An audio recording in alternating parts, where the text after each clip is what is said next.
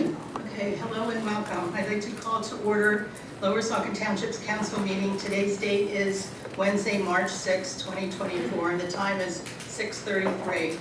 I'd like to have a roll call, please. Ms. De Leon? Here. Mr. Banonis? Here. Mr. Croce? Ms. Abdallah? Here. Ms. Ray? Here. Okay, join me in standing to pledge the flag. Of the United States of America, to the republic for which it stands, one nation, under God, indivisible, with liberty and justice for all.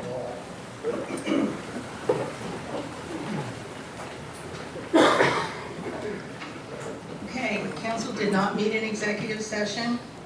And moving on to public comment procedure, council has an administrative code that says the council shall determine its own rules of procedure not inconsistent with ordinance or statute. At all meetings of the council, regular or special, interested citizens with legitimate matters to lay before the council shall be granted the right and privilege to address the council. The council may prescribe procedures for citizen presentation to ensure decorum at all times and to prohibit personal or insulting language, total irrelevances, and harassment, either on the part of members of the council or members of the assembly at the meeting. Council passed Resolution 31-2024 on January 2nd, which I believe there's copies out in the hallway. It's a resolution of the Council of Lower Saucon Township adopting an agenda policy and code of conduct for township council meetings. We will have a 5-minute comment period relating to each agenda item after, during council's consideration of the agenda item. And then at the end of the agenda, there's a 5-minute public comment period during which comments may be received on non-agenda items. So tonight we have a presentation and a special thank you to all the responding agencies who responded to the train derailment on Saturday, March 2nd. So thank you all for coming. And at this time, before I say remarks, I'd like to turn the meeting over to Mark Hudson, our manager. Okay, as everyone knows, we had a train derailment the morning of March 3rd around 7:15 a.m. I did want to read a list of all the agencies that responded to the initial call.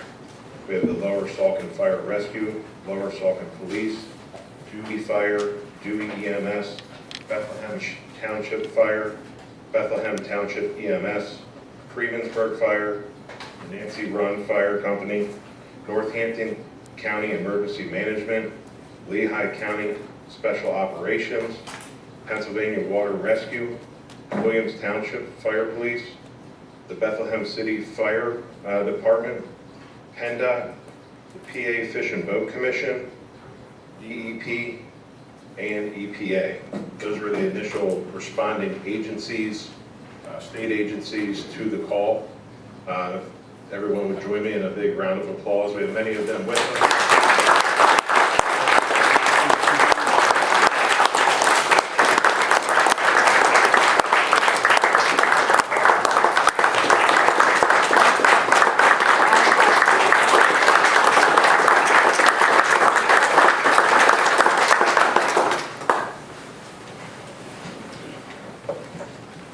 I also have Norfolk Southern. I requested a statement from them, and I have a statement from Norfolk Southern, so I'll read that now.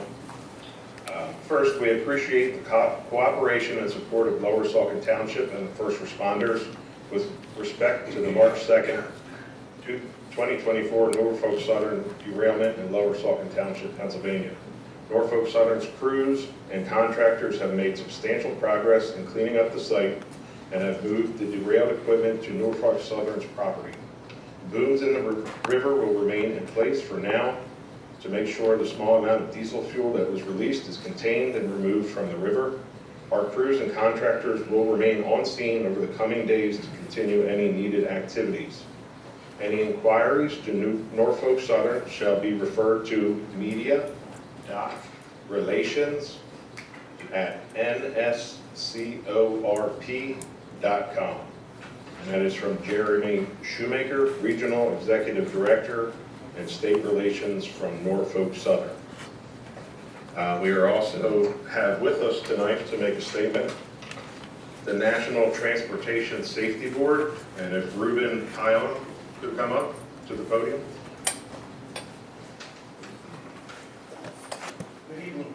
My name is Ruben Payan. I'm the investigator in charge for the team that was assigned to the train derailment that happened the other day.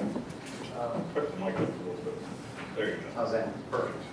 Before I begin, on behalf of the NTSB, I'd like to thank the township and the local community for all the help they provided us. We kind of piggybacked on the railroad taking over your fire station and the blocked roads. That helped expedite our investigation and move it along quicker than we could have otherwise. So thank you very much for all your help in that. Tonight I'd like to talk a little bit about who we are, what we do, and how we do it, and then I'll try and give you an update on where we are with the investigation, if that's okay with you. Next screen, please. All right. So like Mr. Hudson said, I'm with the National Transportation Safety Board. The NTSB is an independent federal agency. We report directly to Congress.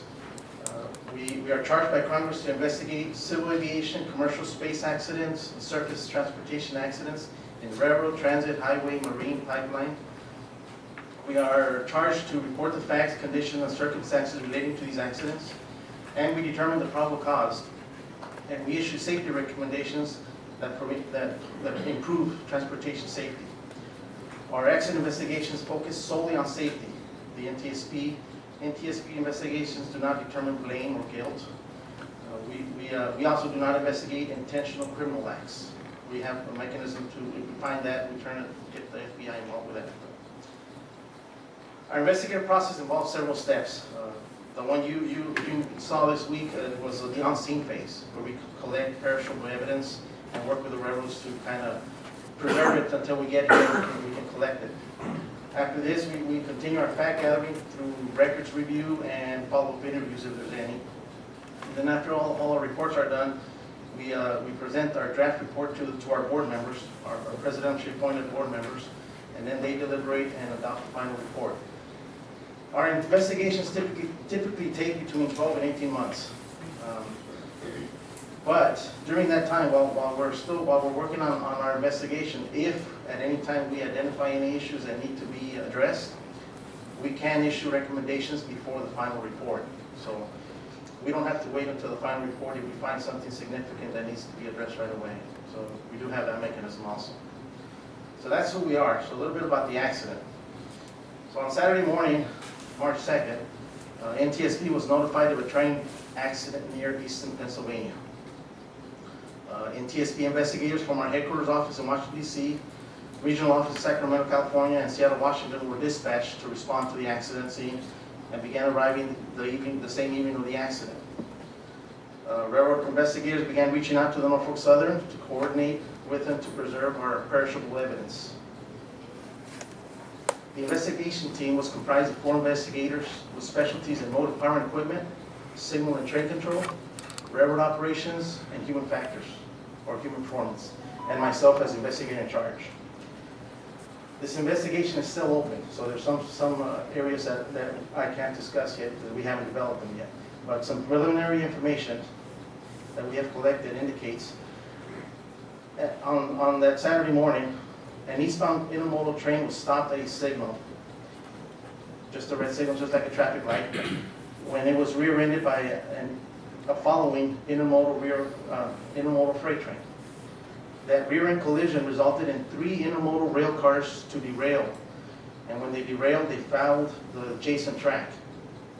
Less than a minute later, an approaching westbound manifest train collided with the derailed equipment that was following the second main track. The second collision resulted in 6 rail cars derailing and the 2 lead locomotives to derail and end up partially in the Lehigh River. The westbound train, the one that collided with the derailed equipment, had 3 placarded hazard materials tank cars that were part of the 6 cars that derailed. The tank cars were residue tank cars, which means empty with some material left over, and they were carrying ethanol and butane. The tank cars were not breached, and we did not find any evidence of any hazardous material commodity released. The locomotives that ended up in the river did just discharge diesel fuel as a result of the collision. The black boxes that everybody knows, those are the locomotive air recorders. We have collected those, we have acquired them, and those have been sent to our NTSB vehicle recorder lab in DC for further analysis. We were able to collect from all locomotives, from all trains. We have conducted train interviews from all 3 trains. The mechanical equipment has been inspected and examined and released. The signal system has been tested, and all the locations have been downloaded. And the Norfolk Southern, once we were able to collect our perishable evidence, we started letting the Norfolk Southern start clearing some equipment, and then laying down new track. So they were able to restore main track 1 and start running trains on Sunday at 8:30 p.m. And shortly later that day at 10:30 p.m., the second main track was open and trains began running again. The next phase for us will be the release. We're going to issue a preliminary report, and this should be within the next 15 to 20 days. It'll be posted on our website. I can provide a copy to the township if they so return to like. And that's my presentation, and I can try and answer some questions if you have any. Well, I want to thank you for coming tonight and explaining things to us, because it makes it, it's nice hearing it and knowing the facts from the fact person. So, now that would be nice to get the reports coming up as you have them. And if you can be of any assistance, please let us know. I appreciate it. I appreciate your time letting me come talk to you. Okay, thank you. Ruben, I have a question for Yes, you. sir. There have been some posts on social media, including by members of this council, as well as members of the public, to indicate that this crash was in some way caused by softening of the rail bed, from water runoff from adjacent activities that were taking place. What you described to me, it sounds to me like the accident occurred as a result of a train being stopped on the track, being rear-ended by another train, causing cars to derail, and as a result of that, a train going the opposite direction struck those cars, causing that train to further derail and put the engines and the locomotives into the river. Is that accurate? Our preliminary information indicates that the track was not involved. We're still looking at all the other factors, but the track we have not found any issues to further investigate in that area. Okay, thank you. I appreciate that, because I think it's irresponsible for those people to suggest information that's not part of what your findings are. Thank you. Okay, does anybody in the audience have any questions? Yeah, is there a speed limit on those trains?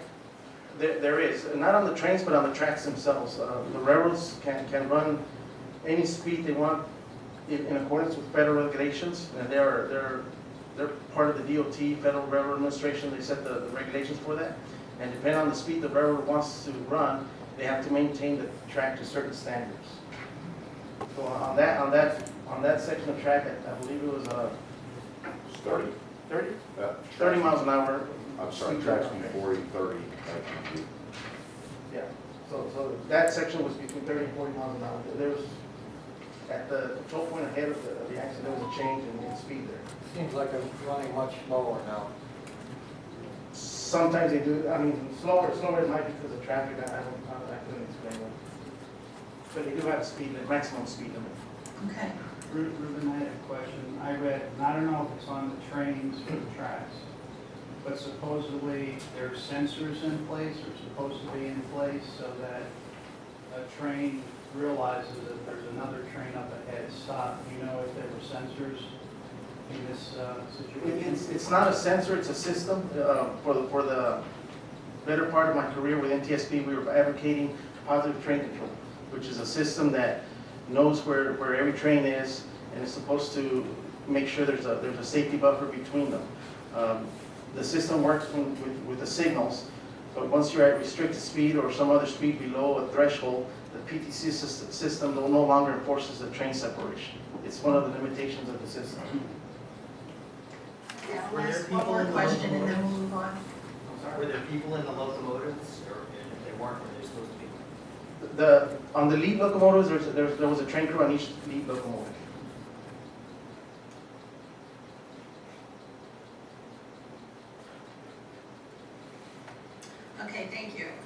Thanks very I much. have another question before you part. I had heard from a resident of Steel City that the railroad crossings in that area were recently updated, probably in the past year and a half. Can you confirm that to us? And if so, does that suggest that the sensors that were in place were the most current and most state-of-the-art to try to prevent these things from happening? We did not have any grade crossings within the vicinity of the footprint of the derailment and collision, so we did not collect any information regarding grade crossings, high grade crossings. Okay, thank you. Okay, thank you. Thank you very much.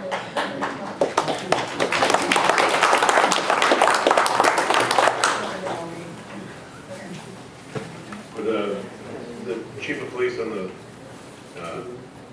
chief of the fire department come up.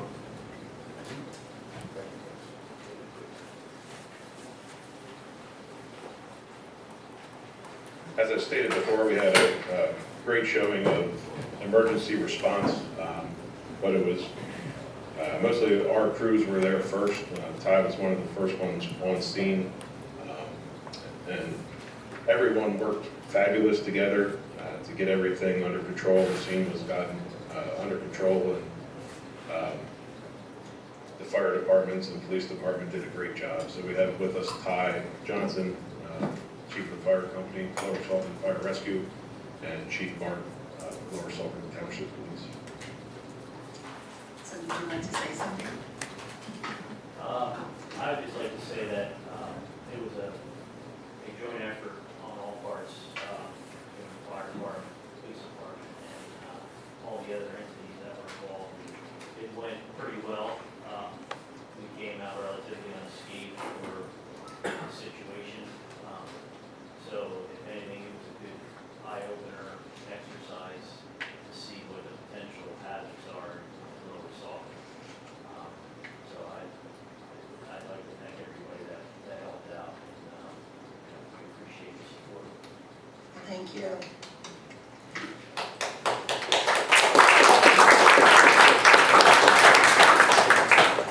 I'll just add very briefly. Everybody knows I've been in emergency services for a long time, 45 years, since I was 14. All I can say is these men and women from the fire department, the police department, EMA that continually train day in and day out, their families sacrifice, they complain because they got to go to training. This is a proven fact of why training is the most important. They did it to a T from my experience, although I was there, and you couldn't ask for more from the first responders that responded to this incident. And everybody should be very proud of them.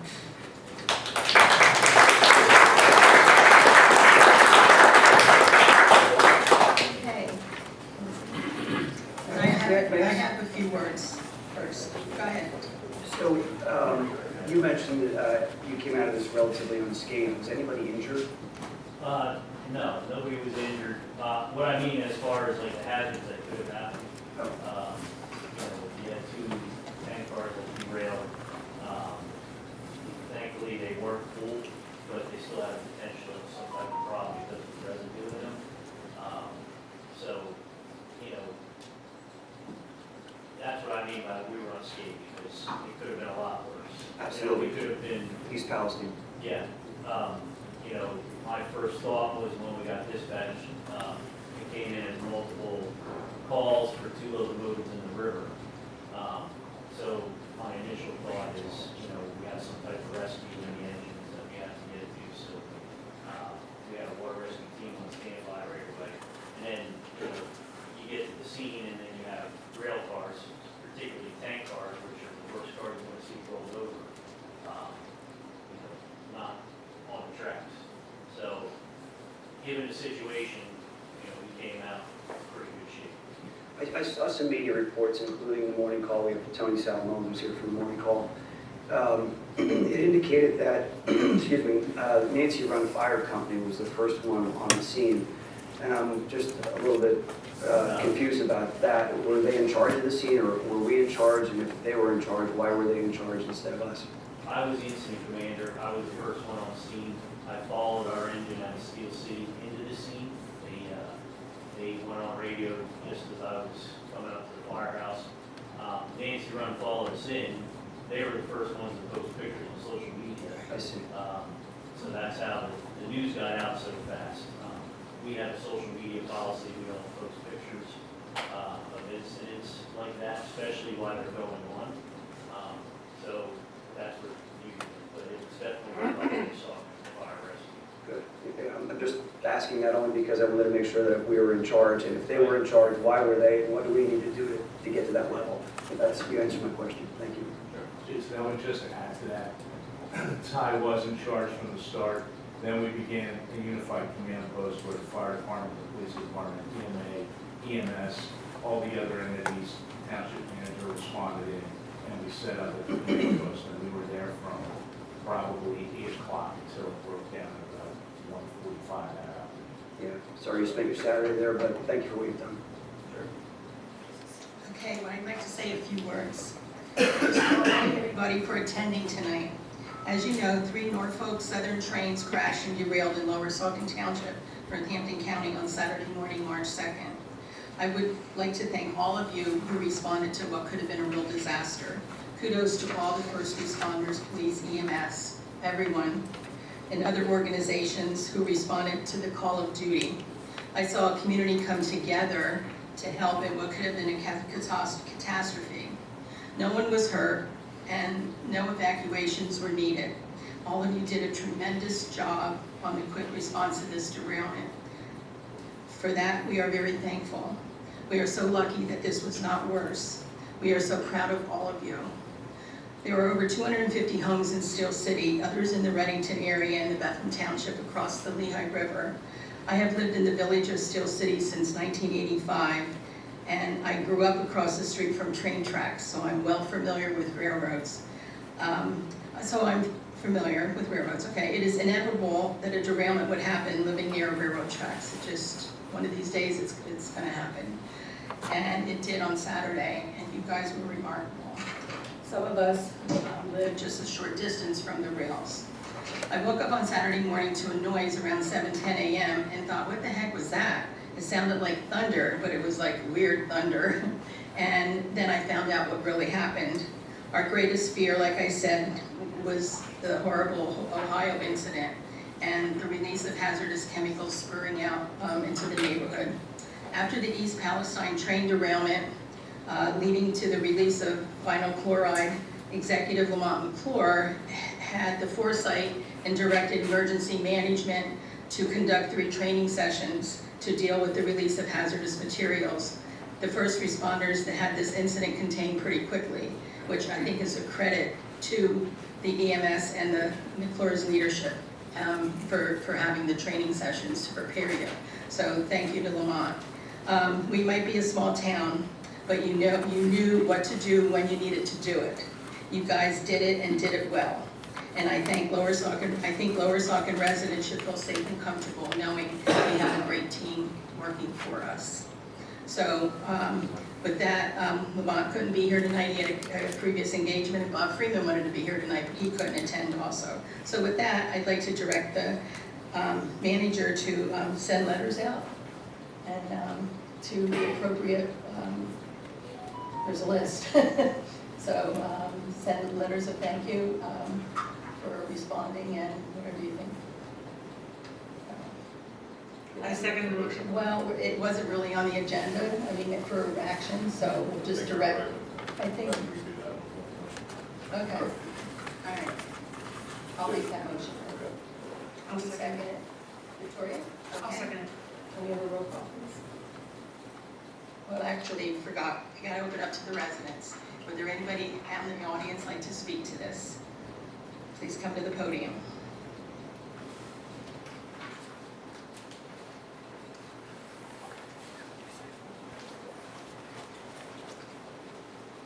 Hi, I'm Adam Callan. I live in Steel City. I have a question about this topic. Is this the appropriate time for it? Question about, About this topic, the train derailment. Is this the we can appropriate answer time? it. Thankfully, this time, no evacuations were needed. I'm very happy about that. But can you tell me where I can find information on the evacuation plan for Steel City, especially in the event that Riverside Drive becomes damaged or inaccessible? I personally can't. We can get back to you on that. Thank you. Okay, great, thank you.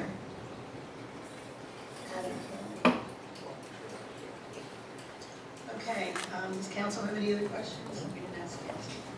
Laura? I don't have questions, I was just gonna make a quick comment Yes, as go ahead. well. So I do also appreciate all the work that goes into coordinating this amount of people, this amount of organizations that very quickly responded to our emergency. It's really reassuring to know that regardless of what the situation is, we have people there to support us. And this emphasized the need to continue to build and maintain our inter-community cooperation among all our neighbors. So thank you again for all our first responders, really appreciate it. Okay, Jason? I have nothing else, thank you. Victoria? I did want to, again, express my gratitude to every single person that responded in any given way. And I want to reiterate to the public that not only do we have our wonderful paid police force that was there and did an exceptional job in assisting, but we have a tremendous amount of volunteers in Lower Saucon Township that stepped up and were there the first on scene and acted professional and acted like a paid fire force, and I can't thank them enough. I want to reiterate that the Lower Saucon Fire Rescue not only was there in force to make sure everybody was safe, they put their lives at risk, but also the Lower Saucon Fire Rescue Auxiliary Team showed up and they made sure that every single person had a hot lunch and had food and had drink, and that everybody responding from Northampton County to the federal agencies to the different responding organizations from Bethlehem Township and all over the place had some food. And those are volunteers in our community, and I cannot be prouder that we have a first-rate fire company, we have a first-rate police force, and we have a first-rate group of citizens that support them. So I want to make sure everybody is aware of that we have volunteers that are doing this, that are protecting our lives and putting their lives at risk. So thank you all very, very much, and I am so happy that we're able to send a thank you to you, although it's not nearly enough. Okay, I think we all went to a roll call, please. Ms. DeLeon? Yes. Mr. Banonis? Yes. Ms. Aptas-Bador? Yes. Ms. Ray? Yes. And again, thank you, everybody.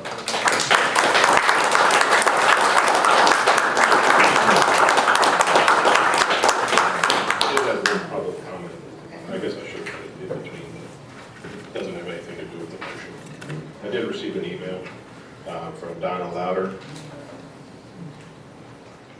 Let me begin by saying thank you to all of our emergency responders who gave their time and expertise to the residents of Steel City area on March 2nd, 2024. Growing up in Steel City, the trains have always been part of the community, but this event has created an uneasy feeling every time a train is passing our area. It helps to know that we have an outstanding emergency response team at the ready. While watching the news release by Mr. McClure, it occurred to me that those who were standing with him are paid officials, with the exception of the Lower Saucon Fire Rescue Chief Ty Johnson, the exact person who shouldered the initial responsibility for the fire department's role, as well as orchestration of the emergency resources. As a former member of the Fire Services Committee, I recall talks to create a paid fire chief position in the township and feel that the March 2nd, 2024 Norfolk Southern event solidifies the need. The Steel City area has the highest risk for catastrophic occurrence. Please move forward and secure the future for our township fire services. Respectfully, Donna Louder. Okay, thank you. Did you have any other ones? No, that was the only one I received. Okay, all right, then can we move on? Yep. Okay, moving on then, we have discussion and possible action on the grading plan reviews for individual lots. Council requested historical information on the grading ordinance and documents, and they are attached to the packet from 2000 to 20, we never say that anymore, 20, The year 2020, that's not 2020. What am I trying to say? That word, 2000. I was right. Okay, with the last update to grading in 2007. So who wants to go first with giving us background here? We do have Matt and Carrie, sorry, I apologize, did reach out after the agenda was placed and wanted to say a couple words again and talk to Steve, and we thought we could put that in here. Okay. Yes, thank you. Matt Manili, M-I-N-I-E-L-L-Y. We just did want to follow up based on our last meeting. We had a few things that we're hoping that we can get clarity on. Just give you a quick update on what's happened in our community in the last few weeks, good and bad. We'd like an update on the 3 motions that were passed at the last meeting. I think one of which is the grading plan, but there was also actions given to the solicitor to talk to our attorney and also Mr. Hudson regarding collaboration coordination with the DEP. We understand that there was not just discussions with the builder, but there was actually a meeting with the builder held here at the council, at this office. I don't know exactly what it was, on February 20th. We were not aware of that meeting, but we would just like to know kind of what happened. And then, that's kind of about another question on building. I was actually issued a building permit to do lot improvements, but ties into a question with regarding the as-built and the lot grading issues that that Brian, I apologize, Brian, that he's going to go over. So During the last meeting, we were here, we did tell you that we had a meeting with Priscilla to talk to them, and we were waiting to get information back from them. Okay. So I actually did just get information from them tonight, right prior to the meeting, back from them. So that, we did talk about at the last meeting. It was brief, but we did. we knew there was a kind of, sorry, Terry. So we knew there was a discussion. We didn't know that, I don't know, 20 people attended or 15 Yeah, people. I mean, we got a group of people together to talk about it and try to figure things So out. we were hoping to get a readout as the residents and the people affected by this. What was? We were waiting for Okay, this. fair enough, that fair came enough. So maybe our discussion will be quick, but so. I sent a phone call and a letter to Brian Yeagerville, and I said that incorrectly, from the Drinking Water for DEP. I have not heard back from them. Okay. So, and I think Steve reached out to. I did. I reached out to the homeowner's attorney. We scheduled a phone call. We had a phone call. We discussed what was happening at this point. It made sense at this point to not enter, to do nothing formally, but we left it as we keep each other in touch. And I think both of us agreed that seemed the best way to go. And I reported back to council saying, you asked me to do that, and that's what I did.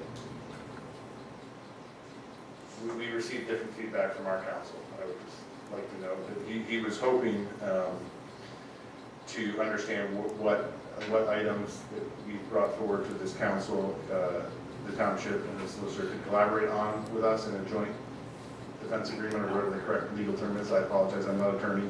And what the structure of that arrangement would look like. And outside of it might not be the time yet. Those are still open-ended on his end as to what the council is allowed to do and what items they can tackle in a collaborative manner and what that structure would look like outside of going to the front lines today.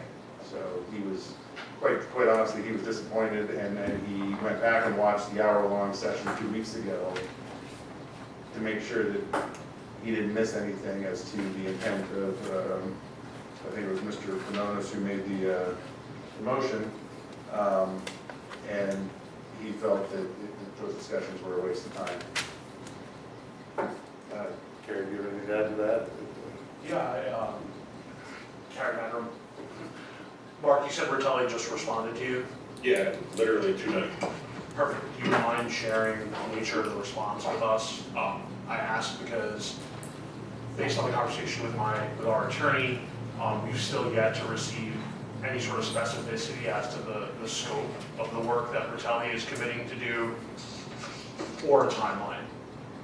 Just today, ironically, I'm working with my warranty point of contact there. He let me know at 2:17 p.m. today that a warranty request I put in, weeks ago, months ago, gentleman will be showing up at my home tomorrow. So, to which I responded, great, what time? No response for 2 hours until the response that I get was, I will try to, basically he was saying he would try to get a time. Until I sent 2 more emails to him, pressing him, informing him that I have a full-time job, a wife, and a baby. So tomorrow doesn't really cut it for me. And then he finally responded 4 hours later. These are the people that you're dealing with. These are the people that we've been dealing with for, I'm coming up on my 1 year on the 29th, so I lose more or less all recourse with them. It is extremely time sensitive. They have yet to hit a timeline they've ever given me. They have consistently found excuse after excuse to not be held accountable for the contract that we signed. Last I checked, you sign a contract, you don't get to pick and choose what parts of it that you abide by. You abide by all of it, or you abide by none of it. So I beg of you, plead with all of you, please share as much information as you can with us as to what they're saying to you. Please press them for timelines. Please press them for specificity. I've given up hope because I only have 3 weeks left, but there are 4 houses that are being erected right now in our community. We have a home of a gentleman that just moved in, a family, 3 kids I think he has. Their septic just failed over the weekend, brand new home. Septics are failing in brand new homes. People cannot live without a septic tank in our community. There's hazards that are at stake here. Potential lives, safety, families, small children across the board. And they don't care. They're just putting up houses as fast as they can because they're going to do to these people what they did to us.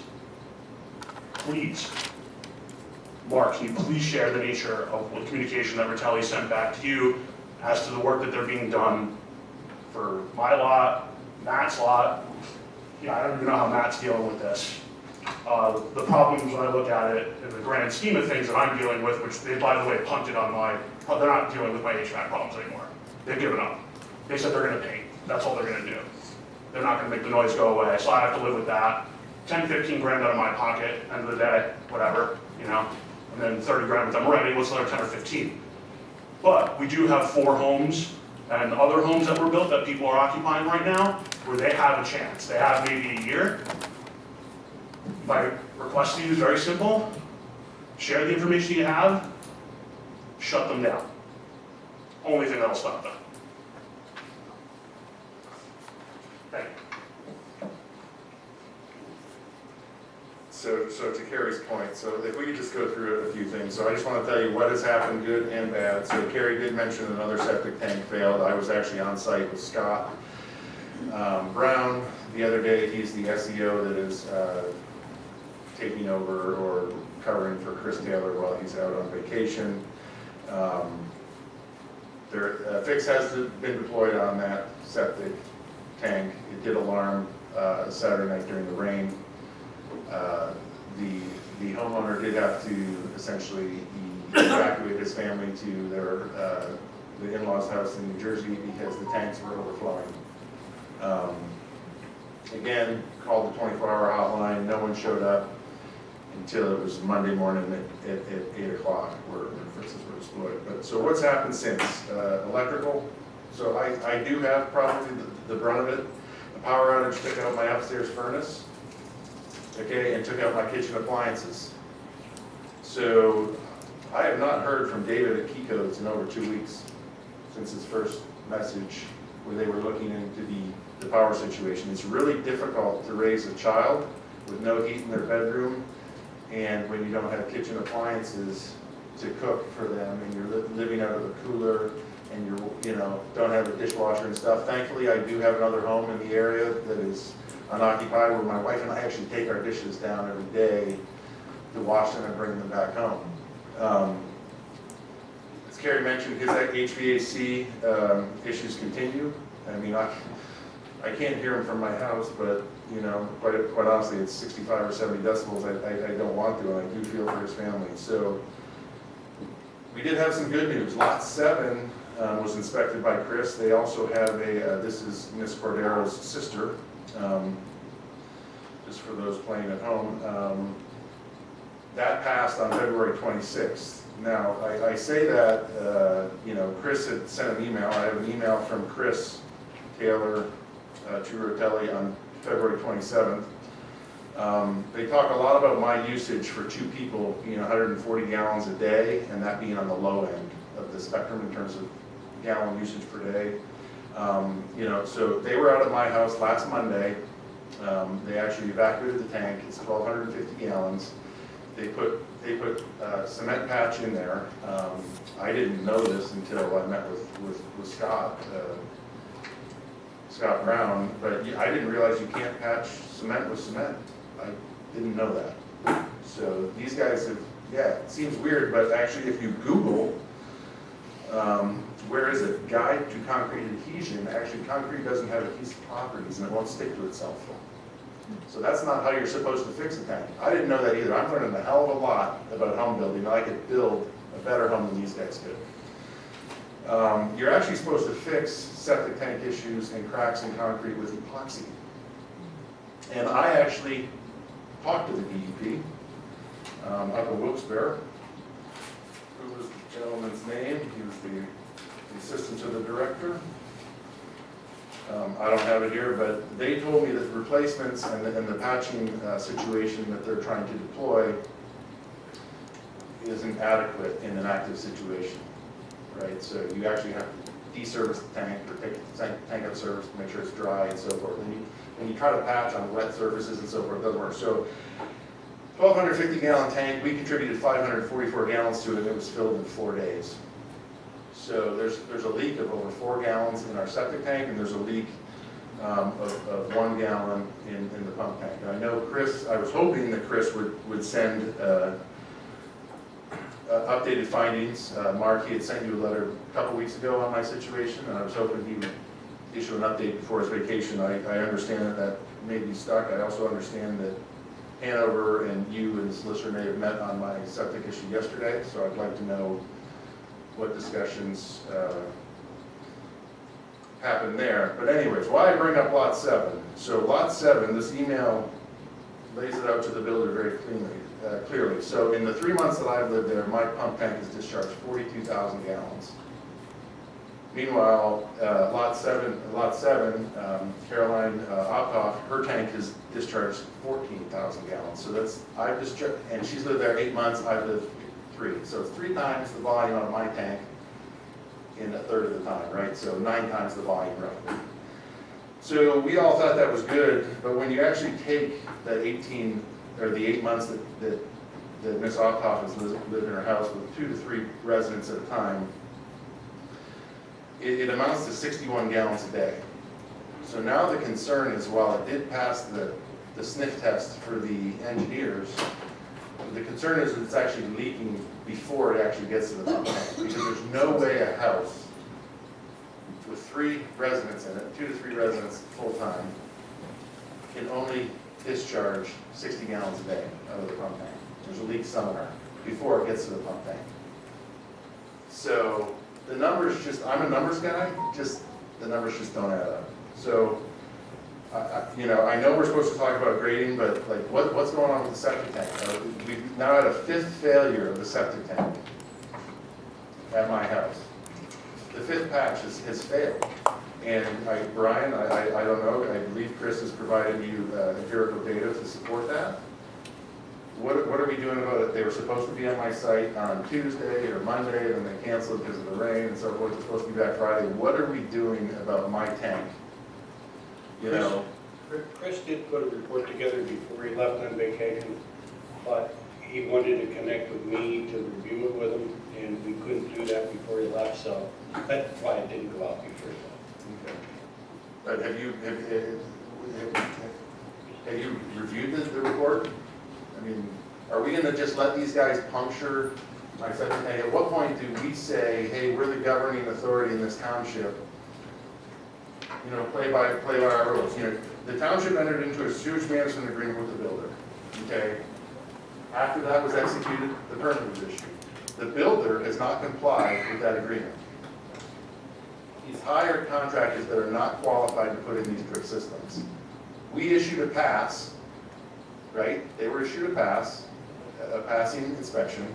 I go flush the toilet the day I move in, and all hell breaks loose, and we're 90 days into this, and, what are we doing about it? Are we doing anything?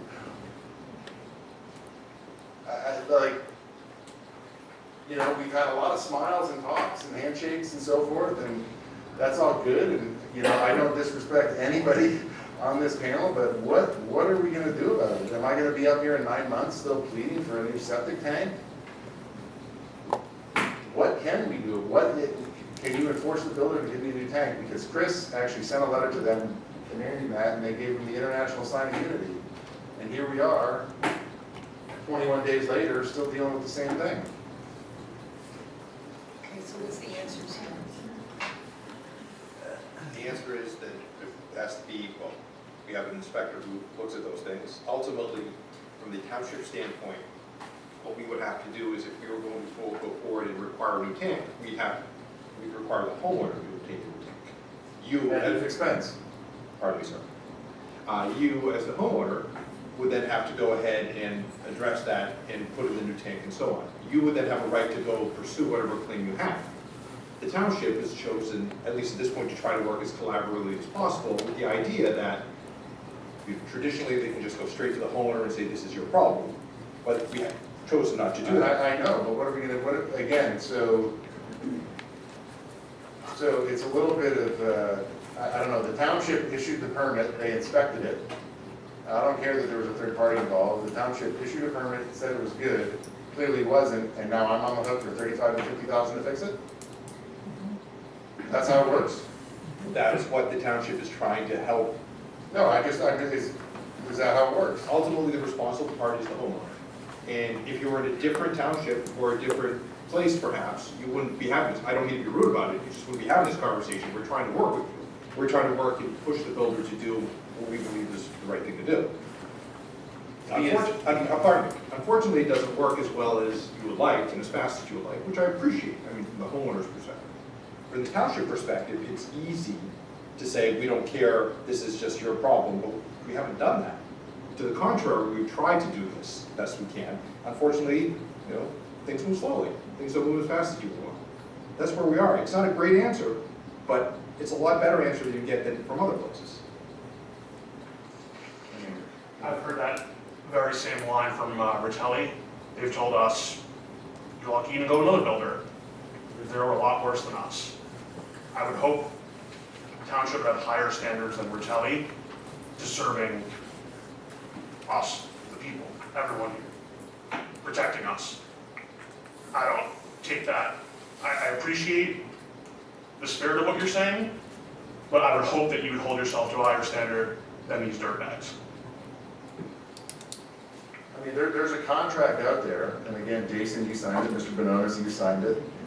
These guys have not adhered to their contract. Is there any legal avenue that you guys can pursue? Again, this is what I was hoping you and our council would discuss, but none of that happened. It was just a waste of 2 hours for our guy because we had to pay him to meet with you and then go back and watch the video to make sure he didn't do anything. And again, I do appreciate the spirit of what you're saying, but how long do I need to, how many days do I need to get up and go read a meter reading and send a note to Brian and Chris that, oh, yep, another day we're discharged more than 130 gallons of crap, for lack of a better term, into the environment? How? I asked what contract are you referring to? So the builder has engaged a contractor, Rutherford, and he to do all the septics, right? According to the agreement, Ms. Ray, that Jason signed, there's an on-lot sewage management agreement that was established between the builder, and there were certain obligations that the person that was contracted to do this work needed to be an approved contractor by the manufacturer. Rutherford is not an approved contractor by the manufacturer, right? So they subbed it out 100 times, 100 people have looked at my septic tank, and no one's fixed it. And it's just, and again, you know, now that the builder's being watched, he knows he's being watched, you guys had these meetings, he's putting these things up quicker than he can, because he just wants to fleece us and get the hell out before we have no recourse. I mean, it's just, it's unbelievable. So I do appreciate that you're helping, but like, if that's the answer, give me the letter that says that you're gonna hold me accountable, and I'll engage my attorney. Just give it to me. Don't, I mean, if that's your answer.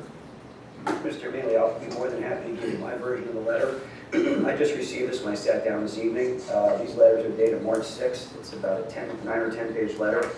And I'll just put on record what it is. It's a letter from Peter. I don't know who Peter is. It's on Rotelli letterhead, March 6, 2024. He's enclosing 7 copies of this letter that's inside. It's a March 6th letter from the Rotelli management team. It's a 2-page letter that addresses generally the issues that you raised before this council. And then attached to that are responses to letter from Matthew Manelli, dated February 7, 2024. And there's multiple sections. Section 1, driveway, septic drain, major foundation, HVAC, electrical. Section 2, updated development census, major issues, and it goes on with a number of sections through section 12, and has other issues with subflooring and other things here. So you can have my copy. I reviewed this as I sat here. It's the first time I've seen it. But the gist of what I get out of here is, you know, they're saying that the allegations that you're making here, that you've made before this council, are false. I have no way of knowing that or not. I mean, you seem to be a straightforward guy, and I appreciate that. I appreciate your candor toward us. You know, and I feel for you and your neighbors that you're going through this, but this seems to be a dispute between you and a builder, which is a private transaction. You know, and I'm not trying to shirk the township's responsibility or suggesting that in any way. And I already previously offered what I thought was a workable solution to have the township manager, engineer, solicitor try to support our residents in a way that is supportive of the community at large. And it seems like you're not happy with what you've heard so far from the township. You haven't heard, not from the township. Yeah, from the township. It seems like you're not happy with what has transpired so far. And you said that you're left without recourse. Well, you're not. Your recourse is to, you know, if you want to, file an action against the builder, because ultimately it sounds like that's where you're going to end up. You may have an action against the township, maybe not. Maybe the township can enter into this agreement that I had proposed previously to help support you in it, in your efforts. You know, I find it troubling if the township is not doing what it is supposed to be doing in terms of making sure that builders who come into this community are not following our rules. Rotelli seems to say that they are following the rules, from what I gather in here.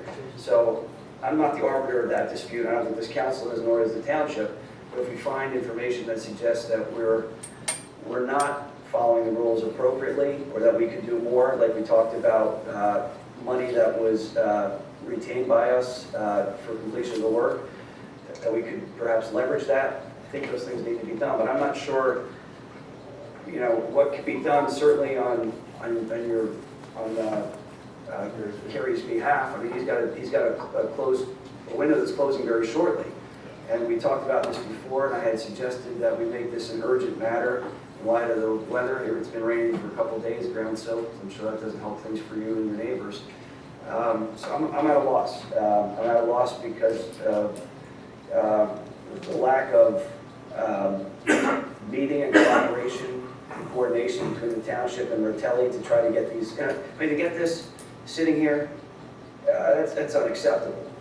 You know, this is something we talked about 2 weeks ago, or 3 weeks ago, whatever it was. But, you know, I get the letter dropped on us as I sit down here. So, you know, I don't know. I don't know what the answer is to that. But I think you know what the answer is. I think you know what you need to do, and you seem like you're frustrated because your lawyer spent time talking with us. You you know what, if you need to light the rocket, then light the rocket and go after them and do what you need to do. And whether the township gets on board and helps you, that's really in the township's administration to do that. And I hope, I don't mean to be flippant about this, I don't mean to be off-putting, you know, I'm trying to be pragmatic and realistic. And we appreciate that. It's interesting with all the photographic and video evidence, and even with, Brian, Chris, Scott out of my site. They're measuring the stuff. I was out of town last week at work, and Chris was still coming to my house at 7 in the morning, 11 in the afternoon measuring.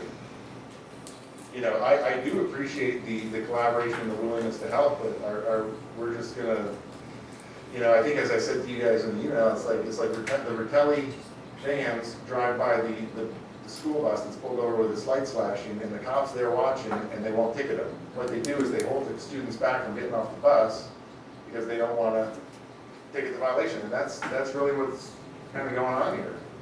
And there are code issues. I've never lived in a house that when the power goes out, comes back on, where you have to reset your entire breaker. I haven't had it. And I appreciate your candor. I guess with that, yes, I would like a copy of, I guess with the last comment, before we get into the lot gradings and so forth, like, I was issued a permit for lot improvements for the back of my yard, and I'm wondering when the zoning or planning committee reviews that, what drawings do they use? Do they use the approved lot drawings? Do they use the as-bills? What do they use? I don't think, it doesn't go to any board or committee to approve that, that all runs through the zoning office, so. But does the zoning office look at a map and or do they just rubber stamp it? I don't know what you're building. So I'm building a 12 by 20 deck, and I was granted approval, permit number 9-24. If we would have put, so the lot grading is so incorrect, so deficient, and the seepage bed is, this is where the seepage bed's supposed to be, this is where it actually is. I can't even put a 12-foot deck on the back of my property without it going into the seepage bed. So we got a building permit, and because of these issues, and had I not had the intelligence or whatever the builder came over, my contractor came over yesterday and mapped it out, we would have gone through the seepage bed. Now, the seepage bed wasn't supposed to be there, so I'm wondering if we just issue permits blindly, or we actually look at, this is where it's, You're in two different things. So when you're doing something like a deck, that we're using the information that you give us, and that's what's reviewed. Usually people don't have as much information about their house being built that you have. So usually when a permit comes in, it's being based off of the information that is given to the township and the township third party from the homeowner, from the homeowner's representative. but the township doesn't look at my No, lot. no. There could be a natural gas line underneath there, and we could just, That's for you and your builder to figure I out. wasn't aware of that, no, so Yeah. that's really unbelievable. So we do the rubber stamp, got it, okay, no. Well, legitimate builders would know to call. I mean, there's they a- call before they dig in pipelines if Well, they're they legitimate. did, and they got this approved permit, and then, the seepage bed wouldn't come up. The seepage bed is 30 feet out of where it should be on the Not where approved it's lot supposed to plan. be. So, those are my questions, Jason. If I could get a copy of that, I do You appreciate may have my it. copy right now, feel free. Yeah, I'll come up and get it. So I guess, so to your point, and thanks for letting us speak, and do appreciate the time. Where are we with the lot grading? We're gonna do that next. Yes. Finished. Okay, so we'll move into the agenda item on the discussion of the grading plan reviews for individual lots. Who wants to do that?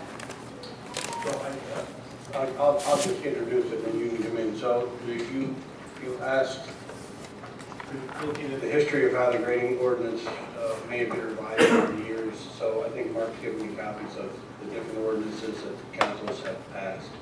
When the grading ordinance was originally developed in 2000, there was a requirement, mandatory requirement for an as-built and involvement with the township engineer in looking at the as-built and the lot grading. And then I guess if I can paraphrase, due to a large number of residents concerned about the costs of grading plans, council took under consideration changing some of the things in the ordinance, and the mandatory as-built was taken out. And the involvement of the township engineer in anything past the review of the grading plan was taken out, and it went to the township staff. So that's what we have, today. And as a follow-up, the last ordinance, which is ordinance number 2007-01, with regard to inspections, which is section 10, has not mandatory language, but permissive language, saying inspections of the township may be carried out on a random basis. A final inspection may, at the option of the township, be conducted, and so on. So there's some latitude in the current ordinance if you want to consider that.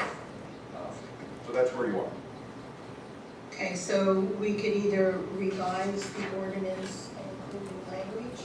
You have several options. One is to, if you choose to, you could have a new ordinance issued and addressed, and we'd have to go through that process. An alternative would be to take a harder look at the existing ordinance and do it administratively, where you'd say, this is the goal that we're trying to reach. What I think our township engineer has adroitly pointed out is perhaps you don't want to knee-jerk a reaction now and then regret it a couple months or a couple years later. So perhaps what you might want to consider is say, this is what we're looking to do, and allow us to report back, allow staff, engineer, or manager to report back and say, this is, if your goal is X and Y, your best option is to do it this way. So I think what we're looking for is if township council is moving in a direction, let us know what the direction is. And if you want, we can come back and report back and say, here's perhaps the best way to do it. Well, I think they need to be reviewed. So to correct that, then we have to, again, look at our options. Our option would be if your inclination is to have us report back. And if the goal, if the consensus of council or consensus of the majority of council is to say, what can we do to make this somewhat stricter or increase the amount of inspections, we can do that. But then the question is going to be, there'll be more costs on homeowners. So what are we talking typical costs? What would be a cost range? I'd imagine if the requirements were for the homeowner's engineer to do an as-built, they'd have to pay for that. Then our engineer would have to review, and they'd have, the homeowner would pay for that. And I think that's what happened. And, I don't have the historical background, I kind of remember that. but that's the problem. Everybody was upset with us. So there's no easy answer to this question. But from my standpoint, and I will speak for the engineer and staff, obviously we'll do what township council wants us to do if you point us in the right direction, or the direction you want to go. Okay, so Victoria? First, just to direct comments to the residents that have come before. At first, I want to say thank you for coming back and forth. As a new council member, I have seen that with you coming forward, our township staff has invested a lot of time and effort to try and assist you. So I want you to be cognizant of the fact that the time and effort that our township zoning officer and engineer and staff and solicitor have spent working on this, that's what the taxpayer dollars are going for. So that we are paying to help you and try to achieve that result. I think as a council person, I said before, like I have to recuse myself because of the situation in your neighborhood. But I do think it's important that we haven't heard from our experts about, and I say that our engineering team, about what is their remedy. So it sounds like there was efforts done, they came out, investigated multiple times, and they're still waiting to prepare the final report to provide us so we can then help you. So I want you to understand that I don't have the information from my staff yet to help you the way that you want us to help you. So I appreciate that we're trying to work as fast as we can, but I can't control those factors and I have to wait for that information. I think with regard to this particular issue, I think what the staff is suggesting that they go back and look at how they can strengthen what's there administratively would be a good place to go. So that was option number one, I believe. Am I accurate in that? It's one of the options. So what the more stringent option would be to enact a brand new ordinance. But that's your choice, but I caution on doing that now, because once you enact an ordinance which has mandatory provisions and so on and so forth, you may go too far or not far enough. So I think, although this is an immediate problem in this development, clearly, now it's brought to your attention, if council is inclined, I think what might make the most sense is have us report back, have us give you your options. But if the consensus is from the group and council, we want more stringent enforcement, or we want more people looking at this, even though it might cost more, then we can provide you with options. Would a possibility be to take that language that you just read and kind of turn it into a resolution or a policy, how to apply a policy towards that? That's exactly what it would be. It would not require a new ordinance, but would require just a simple, the township may do A, B, and C, and now we're going to identify what A, B, and C are. And we're going to have the township do that. That's why I'm suggesting that might be the better option. I like that option. Yeah, I like that option. Jason? I'm sorry for what you guys are going through, both from the builder standpoint and the township standpoint. I will say this, the situation that you and your neighbors are going through seems to be an unusual situation. I can't recall another new owner of a newly built home going through all of the issues that you're going through. And that causes me to think that the ordinances that we have in place are functioning properly, and there's something that happened here that is allowing this situation to happen. And I don't know what that is. I'm not sure what the need is. That hasn't been articulated to me by township administration and staff. I'm not sure what the goal is here. And I'm very hesitant to agree to enact anything or any changes to our ordinances, particularly when our township engineer indicated that it will result in greater fees and costs to homeowners. I will not agree necessarily to anything like that, because it appears to me that those are really just a tax that's going to be disguised as a fee. And I don't think that's fair to homeowners, particularly ones who are building a new home. You've got a lot of expense you're putting into this.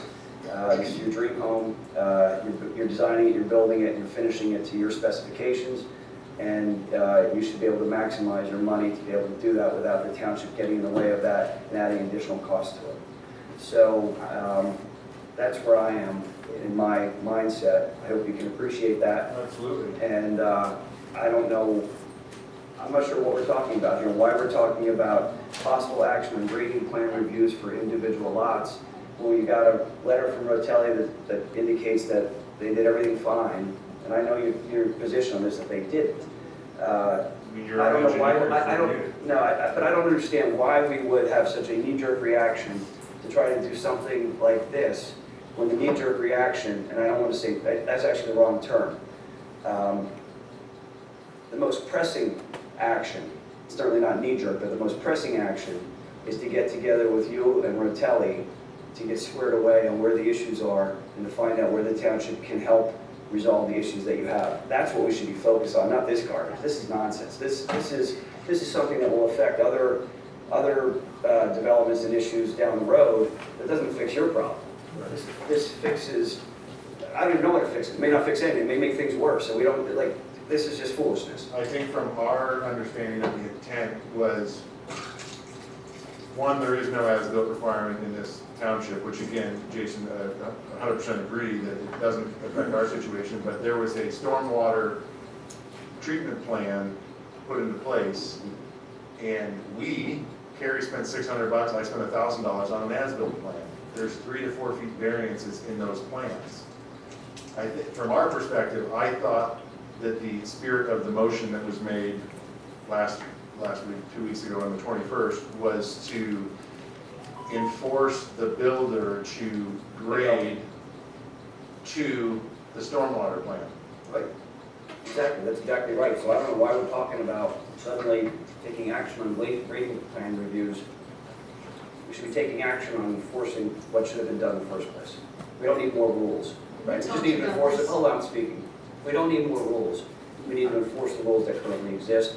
in the way that they're intended to be enforced, and that may not be happening.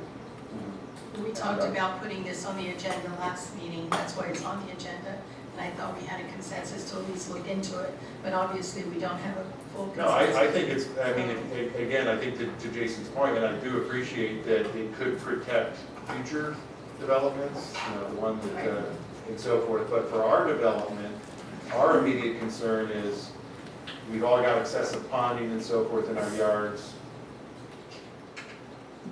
The lot grading plan as approved was, I mean, Brian, I don't want to put words in your mouth, but you've reviewed mine, there's substantial variances. At the last meeting, you indicated that many of your neighbors had, at their own expense, done as-built plans, and they should get them to me. You got two of them. After that, I would go out and I would look at some of these issues, and I only have yours, and I have a partial as-built of lot. Four.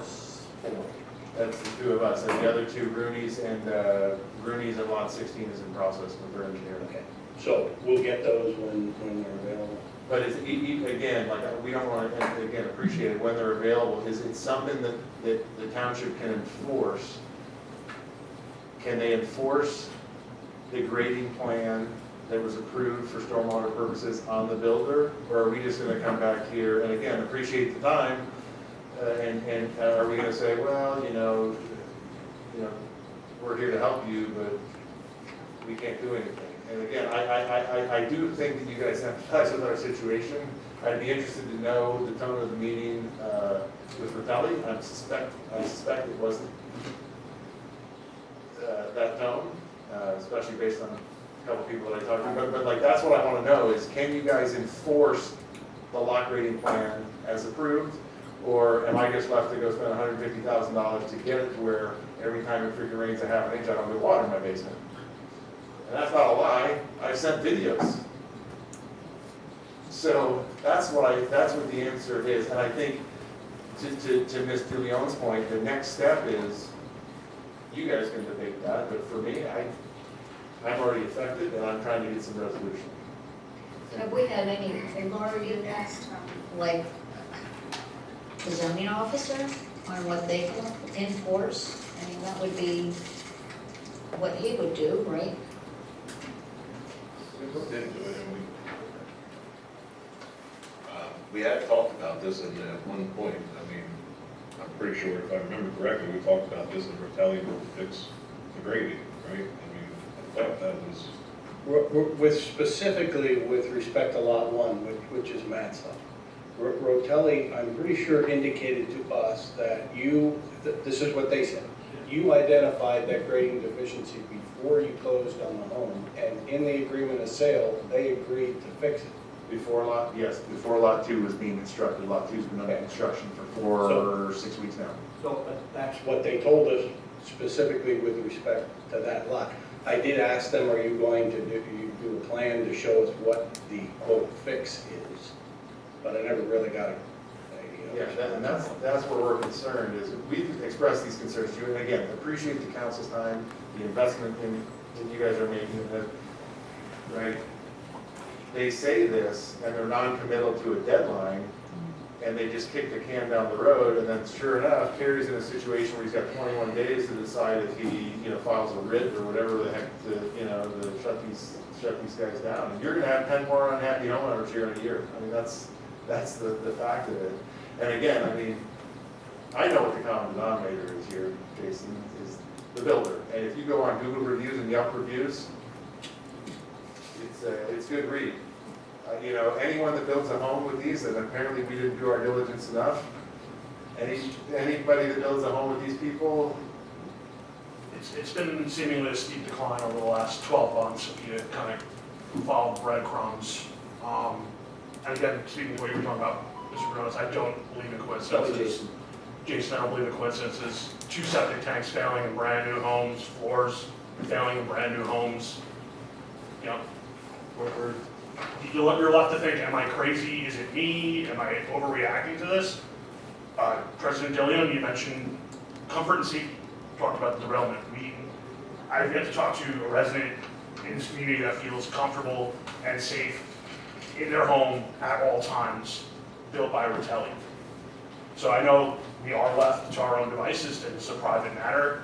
But again, I just hope you can just put a microscope under their future work for the residents, the taxpayers, the homeowners that do work with them, so that they're held to a much higher standard than they were when our homes were constructed.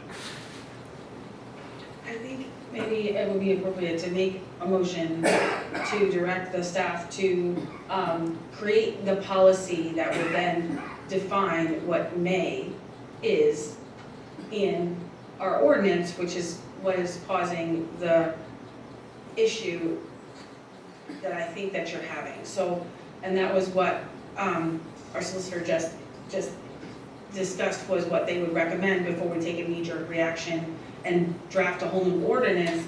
We can probably just do a policy that would be more stringent and be more defined in identifying when and how we would do an as-built review. And so I would make that motion. I'll second that. Any, What is the motion? want to repeat your motion? The motion is to direct the staff to develop a policy that would then define the specifics of our ordinance in when the township would go out and require the builder to do an as-built. And am I getting that Gazouzian correctly? I think so. I think what you're asking us to do is, you're asking us to come back with options as to how we can enforce the current ordinance and how it can be implemented. And we will bring it, if I'm hearing you right, we will bring it back to council, and council may say, I like part of it, I like all of it, I like none of it, or we'll go from there. This is the last meeting. No, I believe what was asked for the last meeting is to bring you up to speed as to where we were with the ordinance, because at that point, That's why it's on tonight's agenda. it's unfortunately, it's a slow road sometimes. So that's my motion. Okay, and I second it. Okay, Laura? Okay, so there was another place in here where I saw a may listed under inspections in section 10. It says a final inspection may, at the option of the township, be conducted by the township to verify compliance with this ordinance. That's one of the mays, so I think in this particular case, for all of these houses in that development, we gotta do this. This shouldn't be optional here. Yeah, that's what we're looking for. Exactly what we're I mean, there's a lot of things in this ordinance that should have applied. So as-built plans shall be required prior to the issuance of a certificate of occupancy if the owner or permittee is seeking any change to the approved site improvement and grading plan. So they didn't seek a change in the plan. So have they knowingly been building not to plan? You know, to me, it seems like they are not building to plan, and they should know that they're not building to plan, so they should have presented as-built plans. It's required in the ordinance that we have. They did specifically articulate to Mr. Bean, Lot 16, that his grading issues are due to excessive bouldering, and it's costly to remove. Okay, so I don't care. particular thing. But So he's got a rock climbing wall in his backyard essentially, and it's awful. His is gonna be worse than mine, and that's presumably what But if causes, they need to change the plan then, because of whatever reason, they should be again, presenting a new plan that gets approved no before one's watching building. it. They're building and leaving, and that's the issue. And I know we're, It's not right. And there's also things in here about, you know, the permits issued under the ordinance may be revoked or suspended by the township after notice by the township for, and there's a whole list of different things. I think all the homes that are going up one after the other, and I did go out there and see, it's really changed a lot. I mean, I've been through there a few times. Yeah, I can see they're slapping up the homes and, you know, probably all sorts of wrong things going on, and I would want the zoning officer to look into revoking and suspending permits. Can you look into that, Mark? It doesn't really help you so much, I mean, but I think it does help. all the rest of the I mess think it out there helps is us only gonna because make it worse. I actually don't think so. I think, you know what, I'll take a flyer on that. There's 10 homes that are in construction, and if you guys revoke those permits or did whatever, again, follow the money. I think Mr. Hudson said at the last meeting, they exited a coding agency because they couldn't do the approvals quick enough. I don't care about quick, I care about quality. And these guys care about quick, and you're buying, it's essentially a modular home for $1 million, and it's just, the quality's terrible. So I would ask Ms. Ray that you make a motion to, Yeah, one I motion have to on the wait till we floor. do that other motion, I'm just saying, there's things in here for penalties too. Penalize them monetarily for each offense, and it can be every day. Well, I think it's the zoning officers, I think this falls into his job. I mean, it's not really a council thing to do this, but I think we have ordinance in here that has a lot of things that we could be using. At the end of the day, we just want accountability. That's all I really want. Whatever happens with me happens with me. I get that, what's done is done. But for the future residents of this township, I want them to be protected from people like these people that only care about money and don't care about their reputation, don't care about doing what's right, or even abiding by their own contract that they signed. Okay, well, I'd like to open it up to the floor before we do Actually, I a have to vote. speak it. Yes, you did. Not since the motion was made. I asked the question what the motion was, I didn't speak Oh, it. sorry, I thought you did. So as I understand it, the gentlemen that are here, they're not here looking for new ordinances, they're not looking for new policies, they're looking for the existing ordinances and policies to be enforced. And I'm not sure why our solicitor hasn't told us what sort of tools we have available to us to enforce those. I appreciate that Laura Ray did provide some of those details. So I think we're missing the point here with this motion. You can pass and do whatever you want, because that's probably what you'll do. But your point is, enforce the damn laws. And it's not that hard to enforce the laws in the way that they're intended to be enforced, not to go create some policy to look at how we're going to look at different things. That's just bureaucracy, wasting time. So let's enforce what we have. Let's get the township manager, let's get the solicitor, let's get the zoning officer, let's get the township engineer, which is what the spirit of our motion was last meeting, was to get them talking with each other and talking with Rotelli and talking with you so that we can figure out what it is can be done to enforce our existing ordinances. That's what needs to be done here. Not this other nonsense about creating policies for investigating and everything else.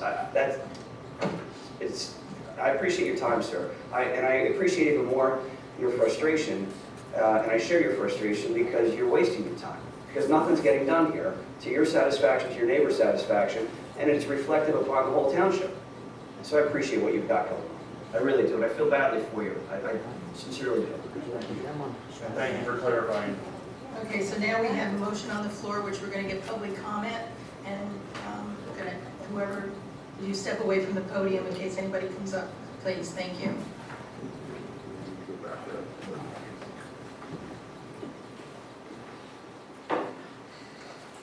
Margaret Zuckline. I just want to say that considering the fact that these people in a community that's growing are unable to use their homes the way they thought they'd be able to use them. They're gone without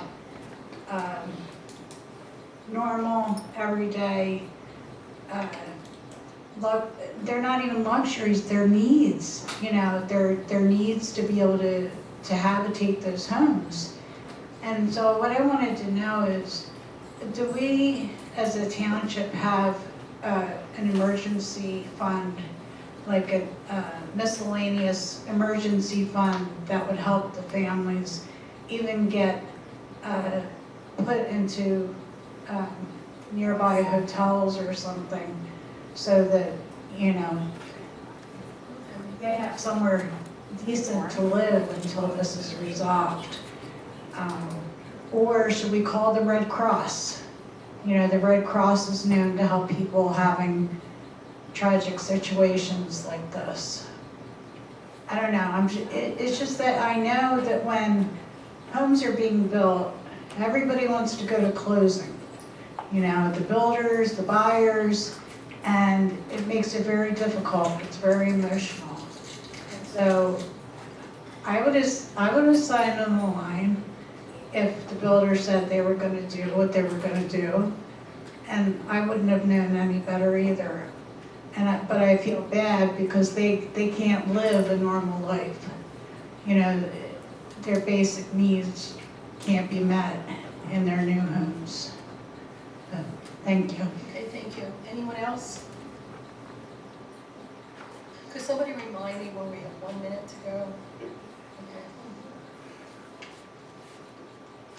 Okay. Good job, Laura, thank you. What is that ordinance that you're talking about? It's the, which, we have them all. It's the ordinance 2007-01 for the, this is grading ordinance. Okay. So, when you're building a house, the grading on the land would have to be the first thing that was taken care of before you went dumping a bunch of concrete into the ground and proceeded to build a house. So,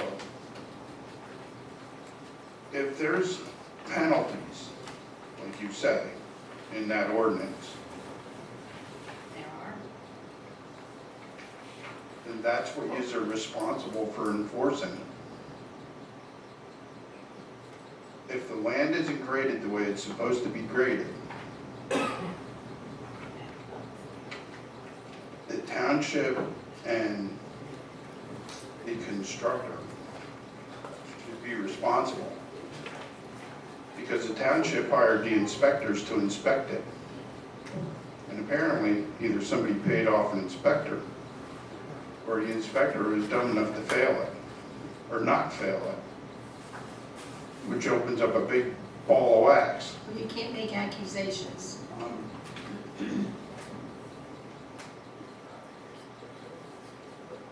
So,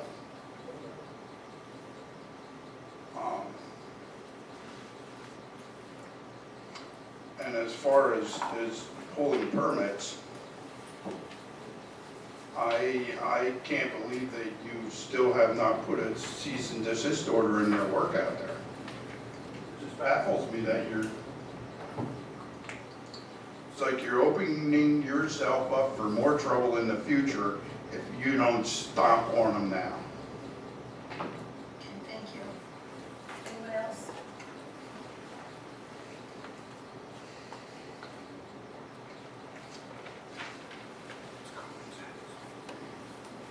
Bob Blasco, Saucon Township resident. I think that this enforcement and conformance to code is very important. And just like we had people dumping on our property, once we had them arrested and prosecuted them and word got out, guess what? We don't have very much of a problem anymore. And once word gets out in the community of these builders, that if you're coming into Lower Saucon Township, you better have your ducks in a row. You better be doing what their code says, because if you don't, there's going to be trouble. When that happens and that word gets out there, there will be adherence to these codes. So yes, I do think that's important. I have a question in that if this is a zoning officer responsibility, why are these guys here complaining and not going to the zoning officer? I would think that they should be going to the zoning officer with these complaints, and it should be handled from that and not from this podium in the council meeting. Okay, thank you. Anyone else? Okay, can we have a roll call, please? Mr. Banonis, how do you vote? No, we enforce the existing laws, we don't need more. Ms. Ataf-Kadera? Yes. Ms. Ray? I'll say, well, so we're not changing the ordinance, we're making a new policy to Correct. add teeth or higher enforcement of the ordinance, so I would say yes. Ms. Thielen? Yes. Motion passes. Okay, and then Laura, you were gonna make another motion? You have to remind me what you want me to make. No, I think Mr. Banonis also articulated Fred and I, but we just want the current ordinances, we don't want bigger government, right? We just want the current government to enforce the rules that are in place right now, and they're currently not, and we've addressed this. This is our third time in council, and it's, you know, so we want the rules to be enforced that are currently in place, and they're not being, and we've now said it 3 times, no one's come out.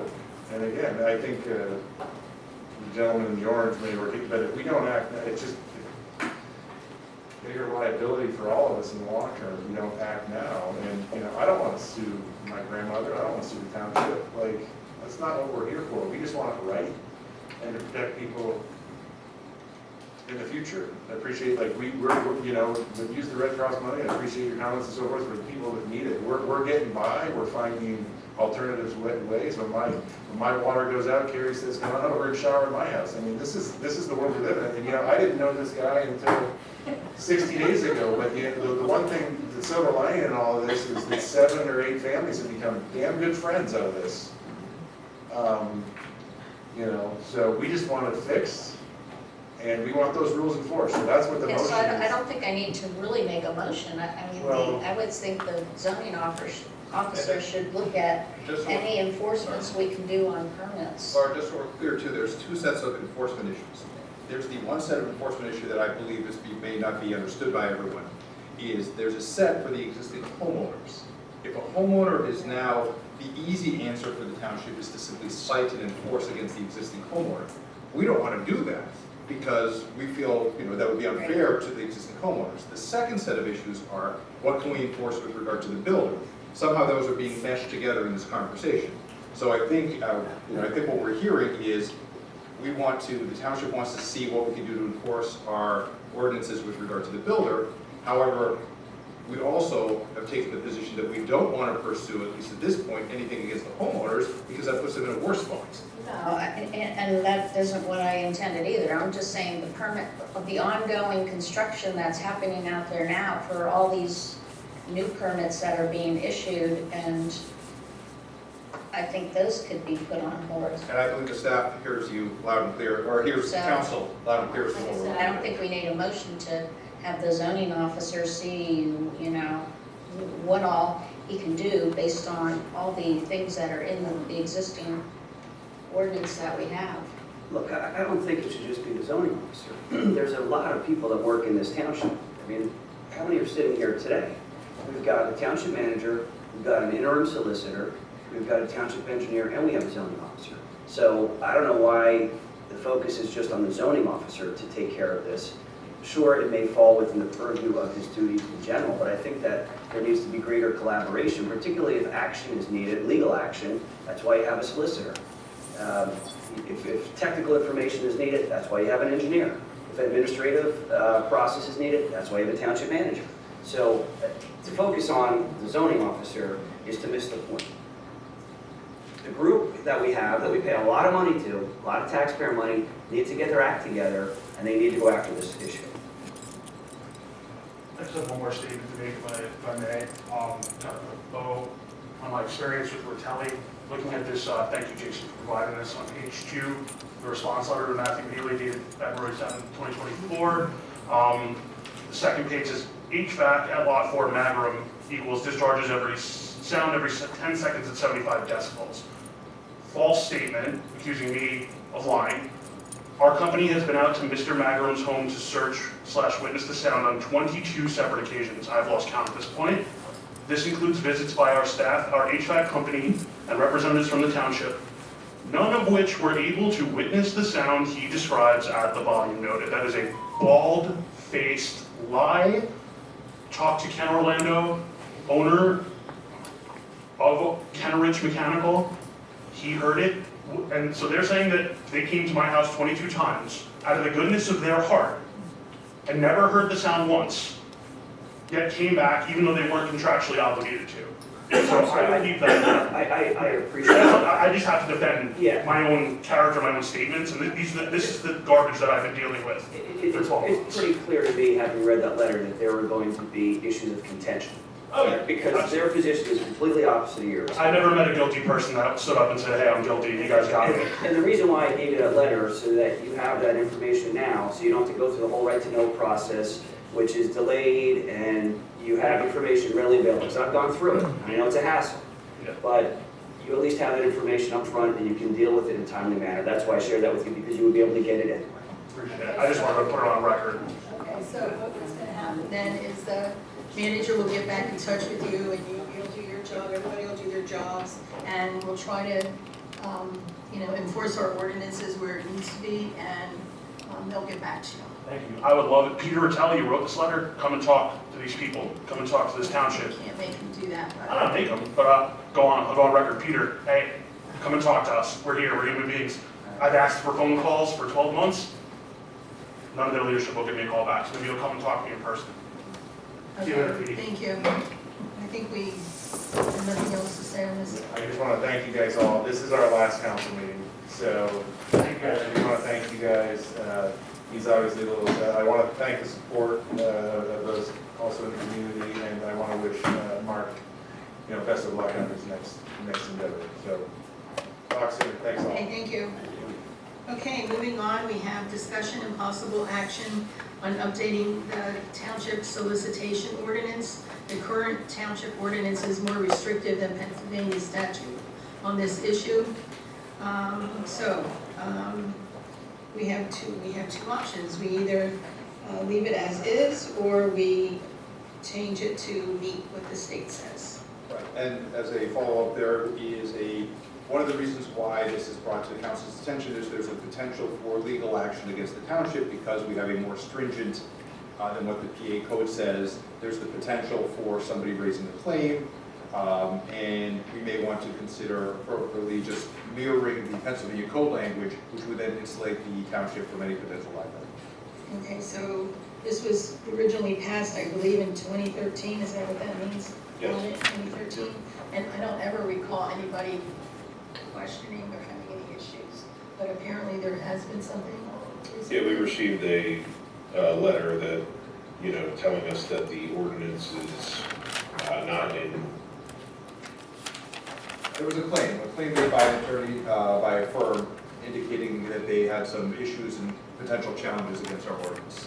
So the way to resolve that potential claim, right or wrong, would be to make it exactly match up with the Pennsylvania code, and then avoid any potential issue or potential litigation. And the reason why it might make sense is, I don't want to speak for everybody, but the peddler's ordinance is something that is not really high up on the list of most people, because it may or may not happen very often. So it's a way to fix a problem before it starts. Okay, but I would like to maintain the registry that we have for individual property owners. Yeah, the only thing that would change would be the times that people could solicit and adding Sunday. Okay. If you vote to, that's the only thing that we're suggesting would change, if you would like to. Correct. I'll make that motion. I'll second.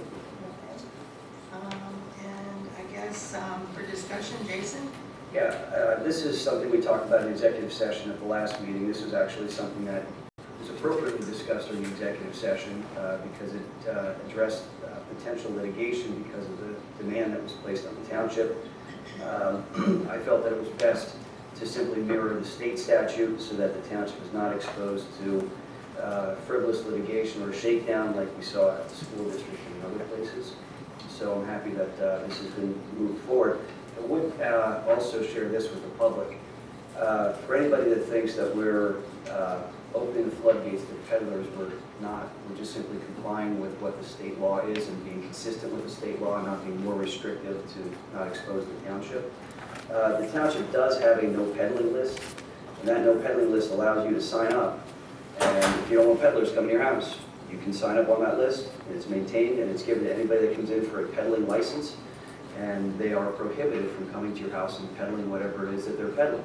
So certainly if you're interested in that, sign up, share it with your neighbors, share it with your friends, share it with everybody that you know who may not want peddlers coming to their home at the hours of, 9 a.m. to 7 p.m.? What is the hours? It's during the 6 months of October to March, and then 9 a.m. to 8 p.m., essentially in the summertime, April to September. So that's my only That's my only suggestion. Okay, I would also like to ask, Mark, is that on our website, so if people wanted to easily sign up for that, they'd be able to go on the website, or do they have to come into the department, into the office? I think they have to come in, but we can add that to the website. Okay, that would be convenient. Okay, Victoria? I'm in support of it. Thank you. Okay, Laura? Yeah, I don't have any comments. Mark, is there anything that prevents people from just sending an email in? Getting, If you want to get on the list, why do they have to physically come in? Why can't they just send an email from their home that's why I address? said we'll put it on the internet so that they can. That's on the web, right, it's on the web, right? So can they just send you an email? So they don't. The police department.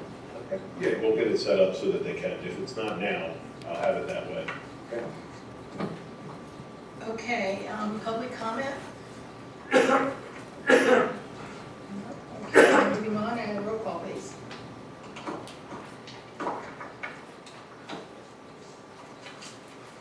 Ms. Ataf-Kader, how do you vote? Yes. Ms. Wright? Yes. Ms. DeLeon? Yes. Mr. Banonis? Yes. Motion passes. Okay, next we have discussion and possible action on the payment to the Hellertown Area Library. Council will revisit and discuss the $98,237.26 payment to Hellertown Area Library that was approved at the January 2nd, 2024 meeting. I'd like to make a motion to authorize payment of the $98,237.26 to the Hellertown Area Library as a donation. Is there a second? I second. Okay, Victoria and Jason, discussion?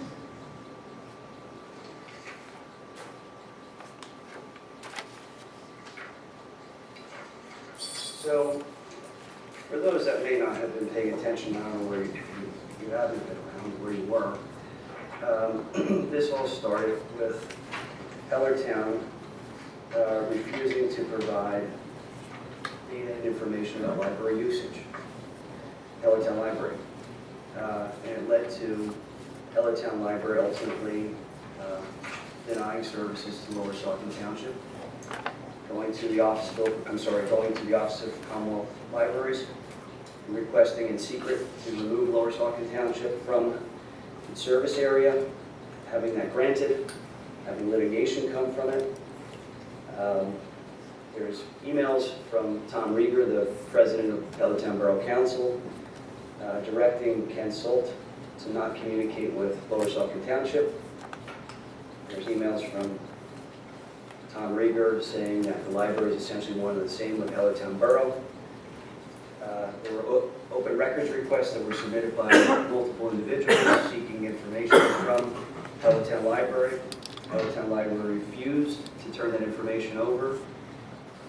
The Office of Open Records determined that Hellertown Library was a governmental entity because of the significant control that Hellertown Borough exerted over it, and that they needed to comply with the right to know requests. They still refused. It was appealed to the Court of Competency in Northampton County. They sought discovery. President Judge Daly issued an order because still Hellertown Library would not comply and turn over that information that was requested by those citizens. Despite that order, Hellertown Library was still was found to be in contempt, I believe, because they did not comply with the judge's order. And now this council wants to reward that behavior. I've said this many times. It is appalling to reward that sort of behavior. And what's significant here is that previously this council awarded a payment to Hellertown Library under the guise of services, and they cited to invoices that were provided to the township, but yet there was no contract that was in place. There was no obligation to pay those services, and there was nothing that was provided in exchange for those services. And that was highlighted in January by me. And then, most recently, we had an executive session where this very subject came up, and it had nothing to do with litigation.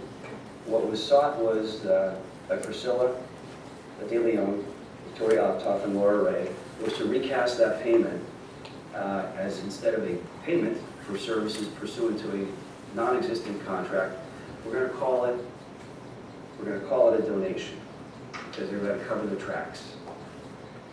You look at what's going on in Hellertown.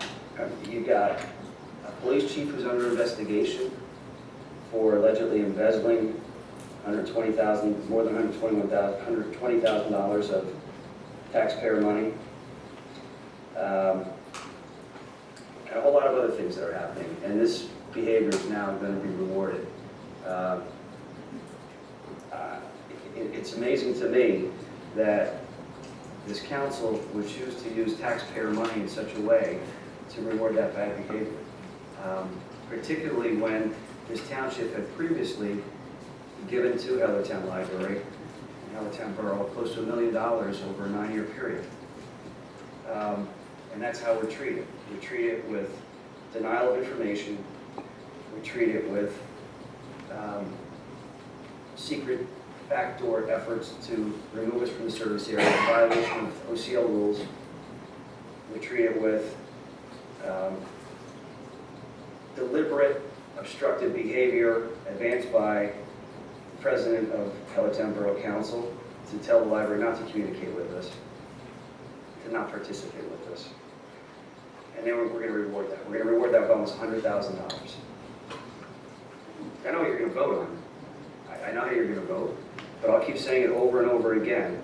When I see an injustice, I'm going to bring it forward and I'm going to keep talking about it, whether you like it or not. If the public thinks this sort of dealing is okay, that's what they say. I don't, and I never will. So do what you're going to do. Okay, Victoria? I have a different memory of things, but I'm in support of the motion. Thank you. Yeah, I also do too. Laura? So I'll just comment that during 2022, even though we only paid for 1 month, we did receive full library services for the whole year, which included the PA access. So that is worthy of something, and it really has nothing to do with the chief of police or anything else going on. So I am in favor of this as well. Thank you. Okay, public comment? Anybody out there?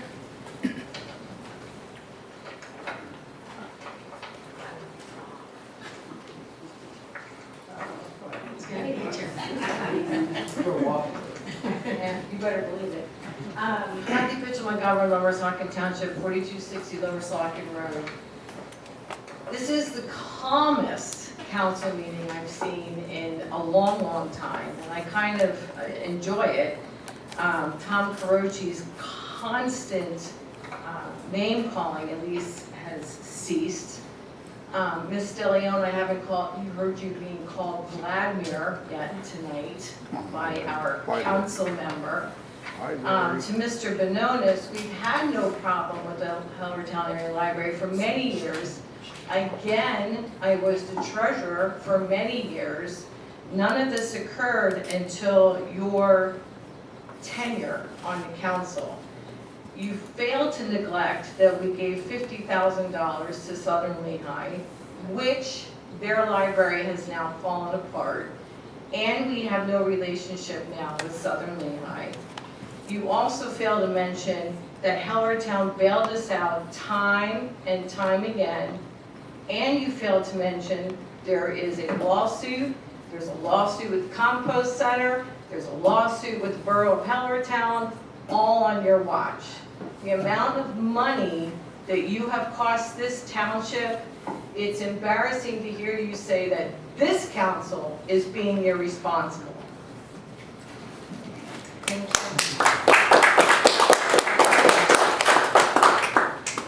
Your name for the record, please, sir. My name is Bob Osman, and I live in Lower Saucon Terrace. In this day and age, most of us are trying to cut back on unnecessary expenses. We are getting rid of cable. We are getting rid of landlines. We are doing what we can because inflation is horrible. And the dollar just does not go as far as it does, 10 years ago, 20 years ago. I don't know why you're investing in their library at all. I think the services that are offered there are minimal. You can go online to the Philadelphia Free Library and pretty much access anything you want online. And I bet if there were people here, a small number, who for some reason could not access those services, it would be cheaper for the township to provide them assistance to be able to do that, as opposed to paying the fee to the Eldertown Library. Again, I don't know why you would want to do that. It's old technology. It's very limited technology. And one other thing, this is a contract. So, you know, if I understand Pennsylvania law, since it's over $10,000, shouldn't it be put out and advertised for bid? If it's not, are you council members individually protected under the law, under tort immunity? I have been a public official and I have been sued under tort immunity, and I'll tell you, it's a scary thing when your counsel comes up and tells you you're not covered, and they can come after and attach your personal assets. That has happened to me. I prevailed. We did not do anything wrong in the cases that were brought against us, but it didn't change the fact that we had many sleepless nights. I would check with counsel before you guys send a check out for $90,000 that you may not have voted or put out for bid, because I don't think you can do that. I could be wrong, but I don't know why you're spending on this unnecessary service in this day and age.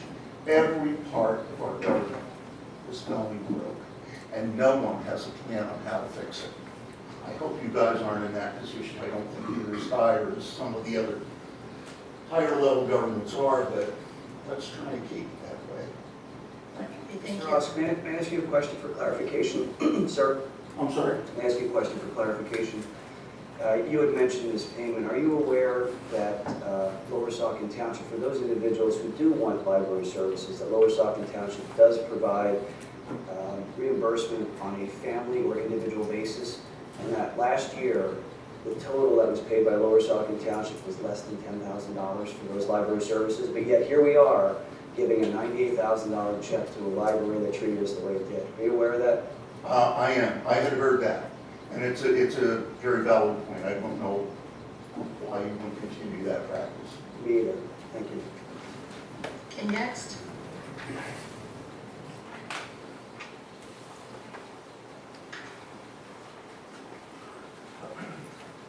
Robert Glasgow, Lower Saucon Township.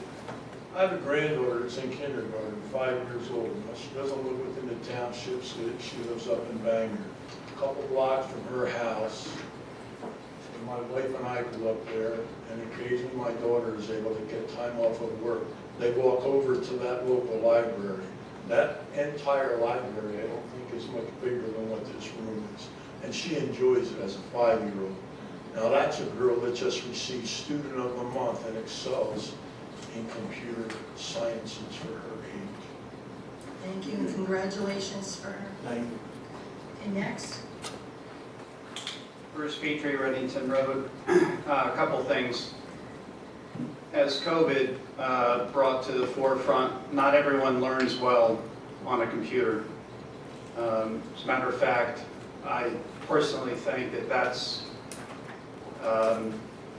the impact of that has led to all of the mental health issues in this country, not only for adults but children as well. Not being schooled face-to-face, not learning to socialize, as Bob just put it. Children do look forward to going places, and it's some place that's considered safe. And as far as spending the $98,000, and Mr. Banonis brought up the fact that, you know, all these people being sued or brought up on charges. Mr. Carochi, it's too bad he's not here. I think it was the previous council meeting or the meeting before that. He offered $50,000. He said we offered $50,000 to them, no strings attached. So my question is, why did he offer $50,000 if they're so corrupt? Thank you. Thank you. Okay, if there's no other comments,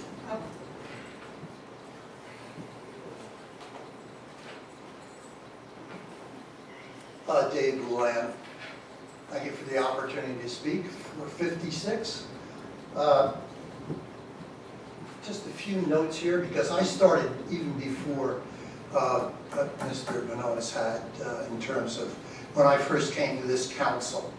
And the first night I walked in, at the very end of the night, in comes a bunch of people saying they represent Hal. I'm sure I have everybody's attention here. And the bottom line is, they sat down and said, we have a contract here, and we want this council, not the current seated council, but the previous one, who was just recently voted out, said, we want $150,000. We want it, okay? So somebody asked, has anybody seen this contract? And the answer was, from each and every one on the council, everyone, nobody had seen it. And nobody has corrected me, so I stand with that. And what was asked was, has the attorney seen it? The attorney for 23 years, who we got rid of, and the answer was, no, I haven't.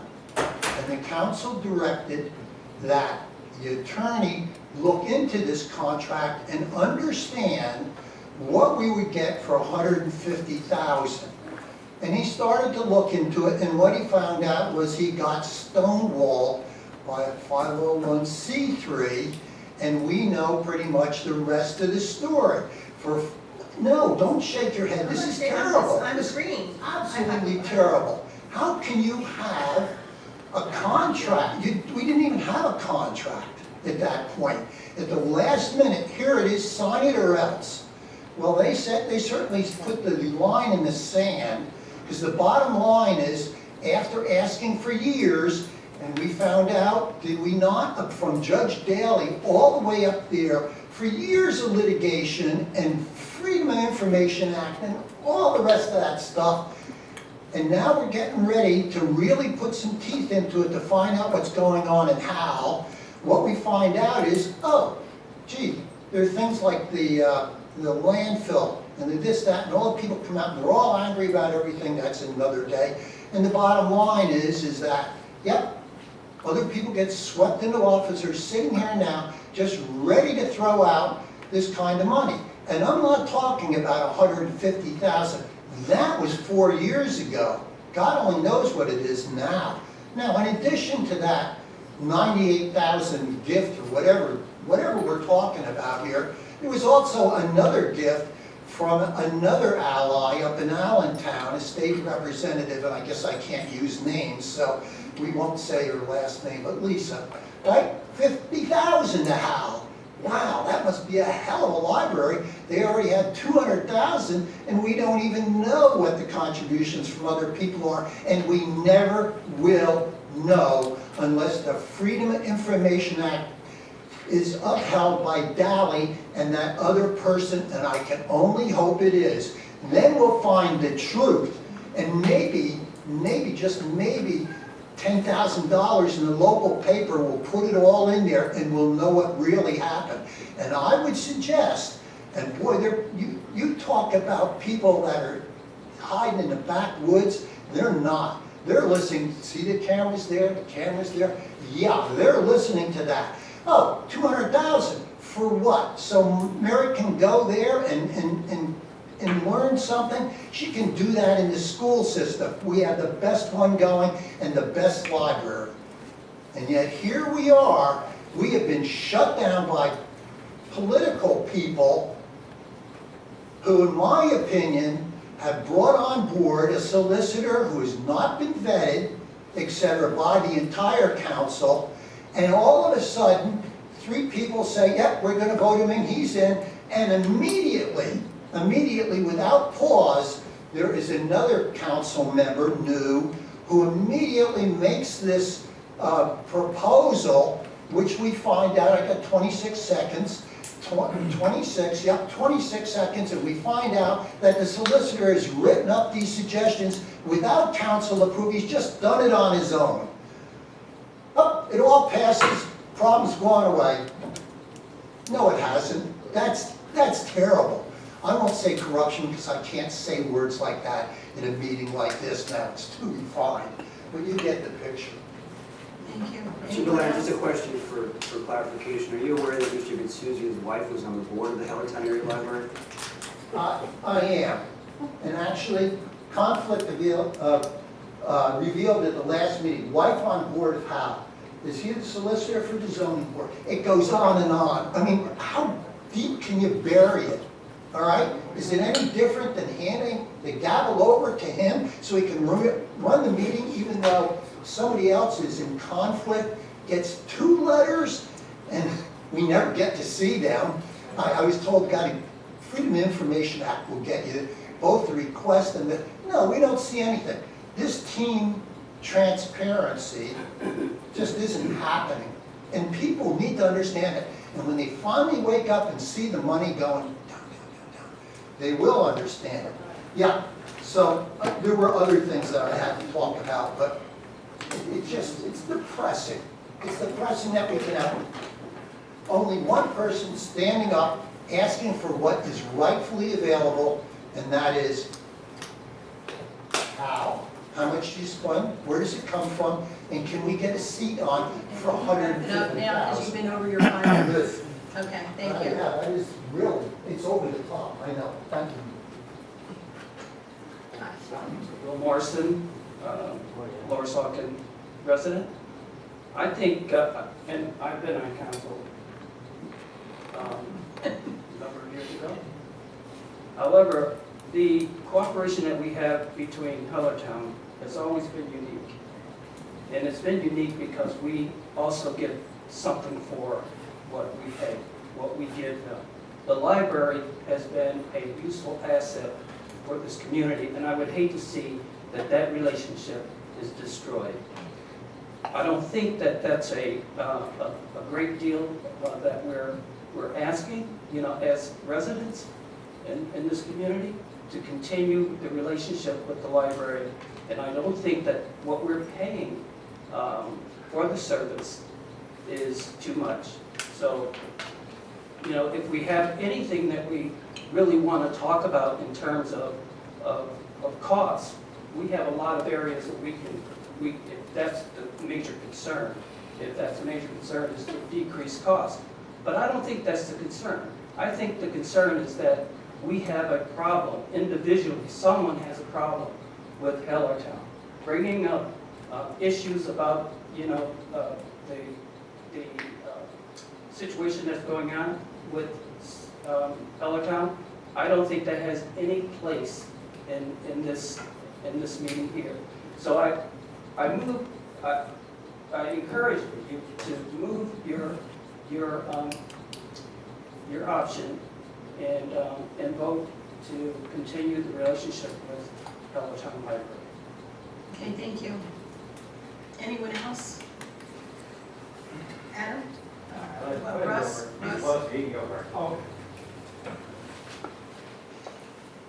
Russ Sutton, 2133 Saucon Avenue. We've always had a great relationship in the past with Hellertown, and the last council had a big problem with that, and that's their problem.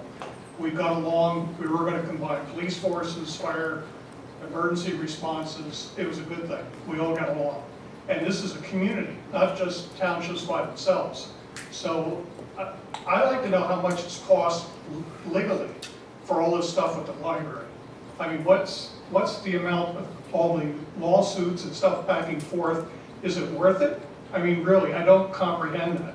And then also the compost center. Is the compost center, is that located in Hellertown? It's in Lower Saucon, but the Hellertown Borough owns it. Oh, they own it. So they actually own the land, or? Own the land, the So- property owners. Okay, because I think Mr. Banonis wanted to do eminent domain to take it away from them when it doesn't even belong to them. So, I mean, we should cooperate and be together and have a better community no matter what we need to do to strengthen it, because the library is really a plus. I can't see any problem with that. I prefer to have a book rather than go on the internet and you don't know what you're getting. But the bottom line is, I would appreciate that we wouldn't bring up problems with Hellertown within these meetings that have nothing to do with the library. Okay, thank you. Anybody else? Adam?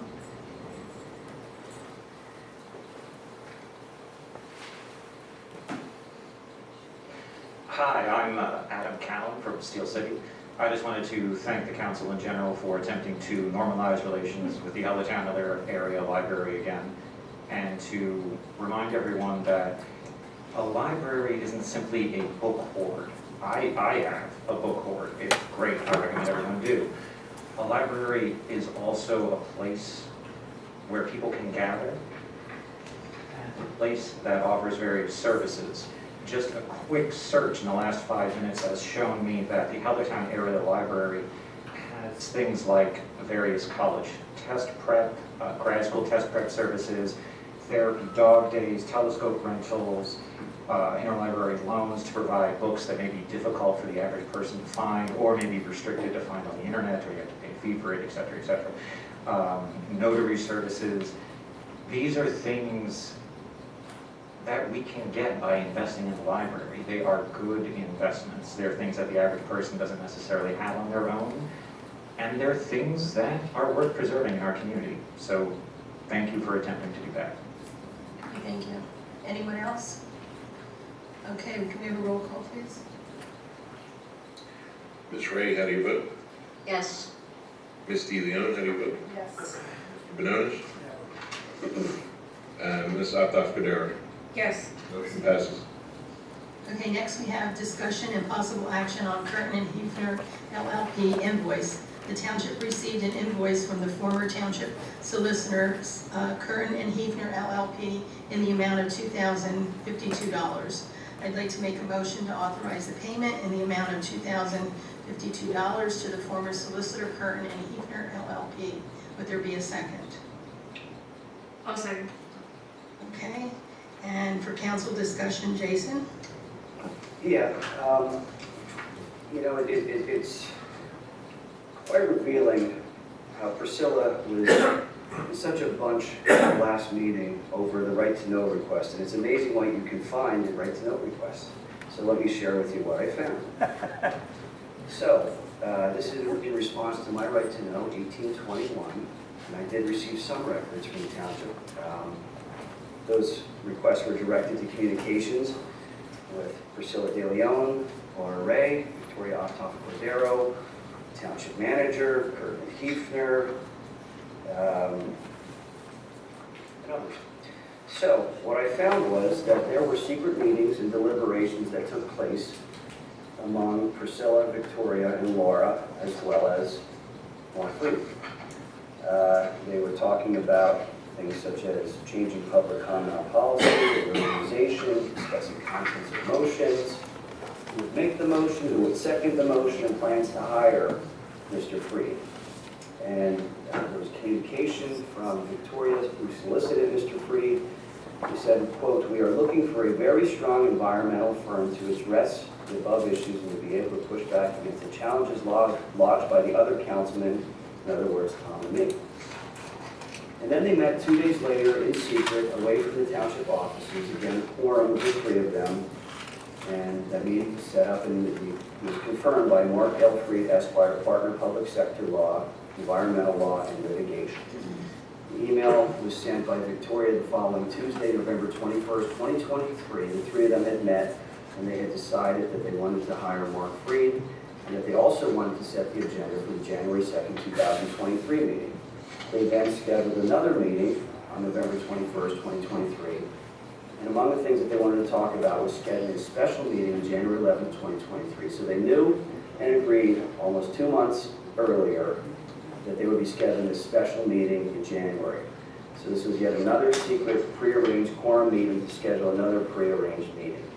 And it couldn't wait until the January 18th, 2023 meeting because it was concerning litigation about Hellertown and the library, public comment policy, hearing policy, and quorum policy, and pending litigation over the landfill.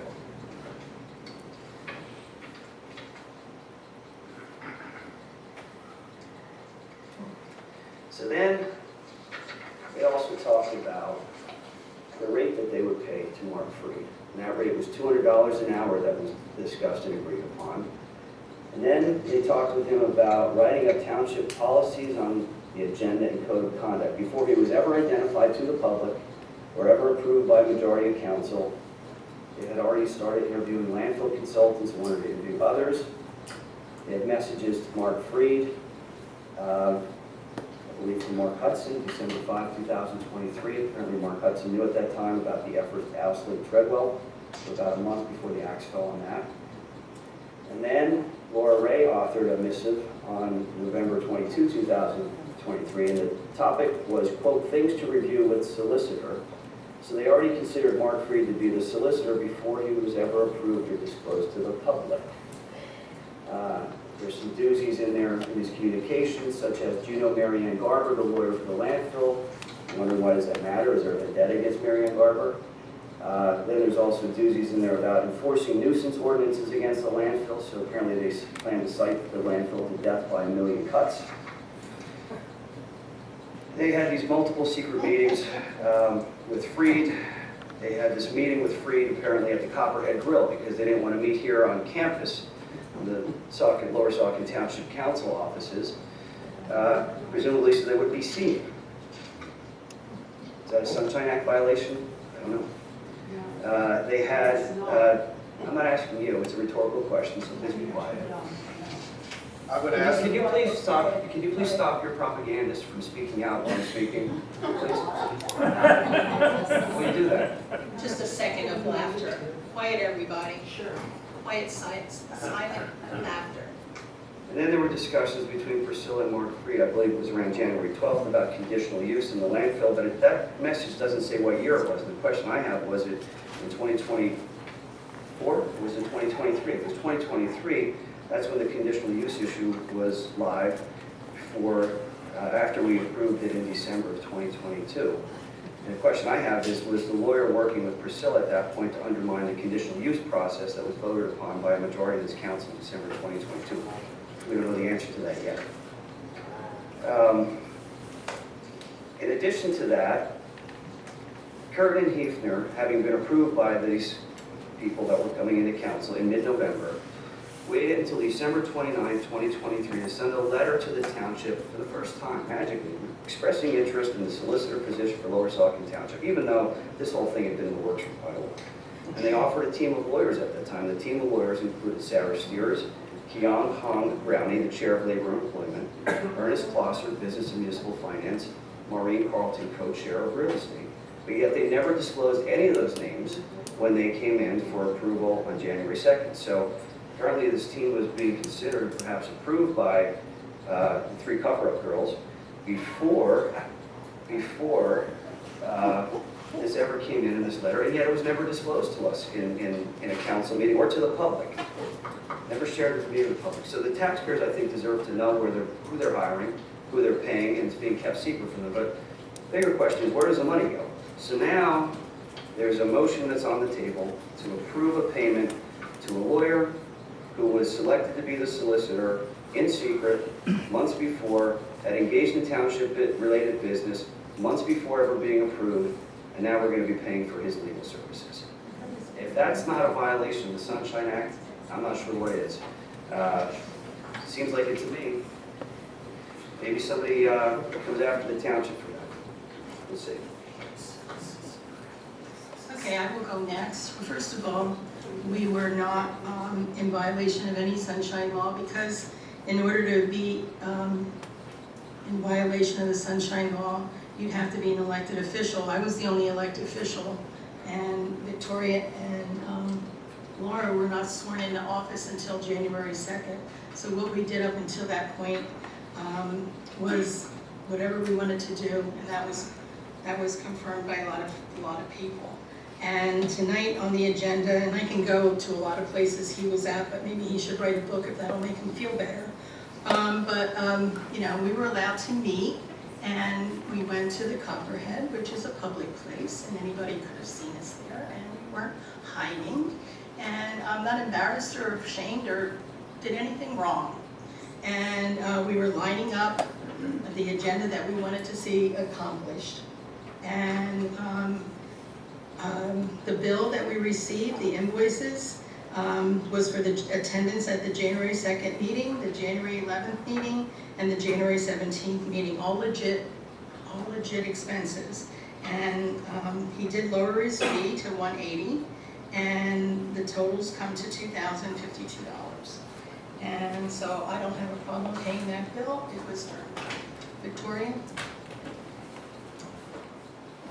Thank you. I agree with what you're saying. I think just for public's clarification, the bill includes attendance at our 3 meetings in January that he attended, and that's it. That's the only thing on the bill. So there's nothing about meetings, nothing about communications, correspondence, meeting with staff, nothing like that. And I approve the motion. Okay, Laura? Sure, and I'll just reiterate the same thing regarding sunshine law violations, which there were none since we were not sworn into office before then.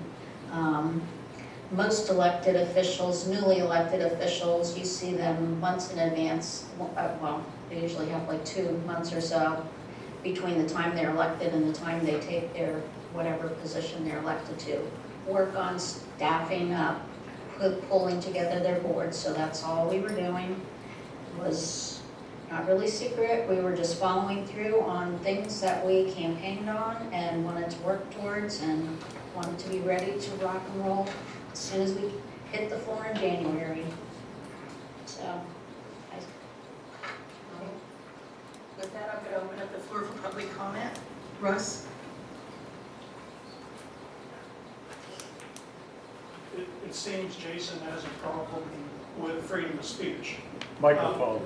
Yeah, tilt the microphone down. Okay, this year's right to know submission by one person, a council member at best, is an abuse of township office and an undue burden on township staff and resources.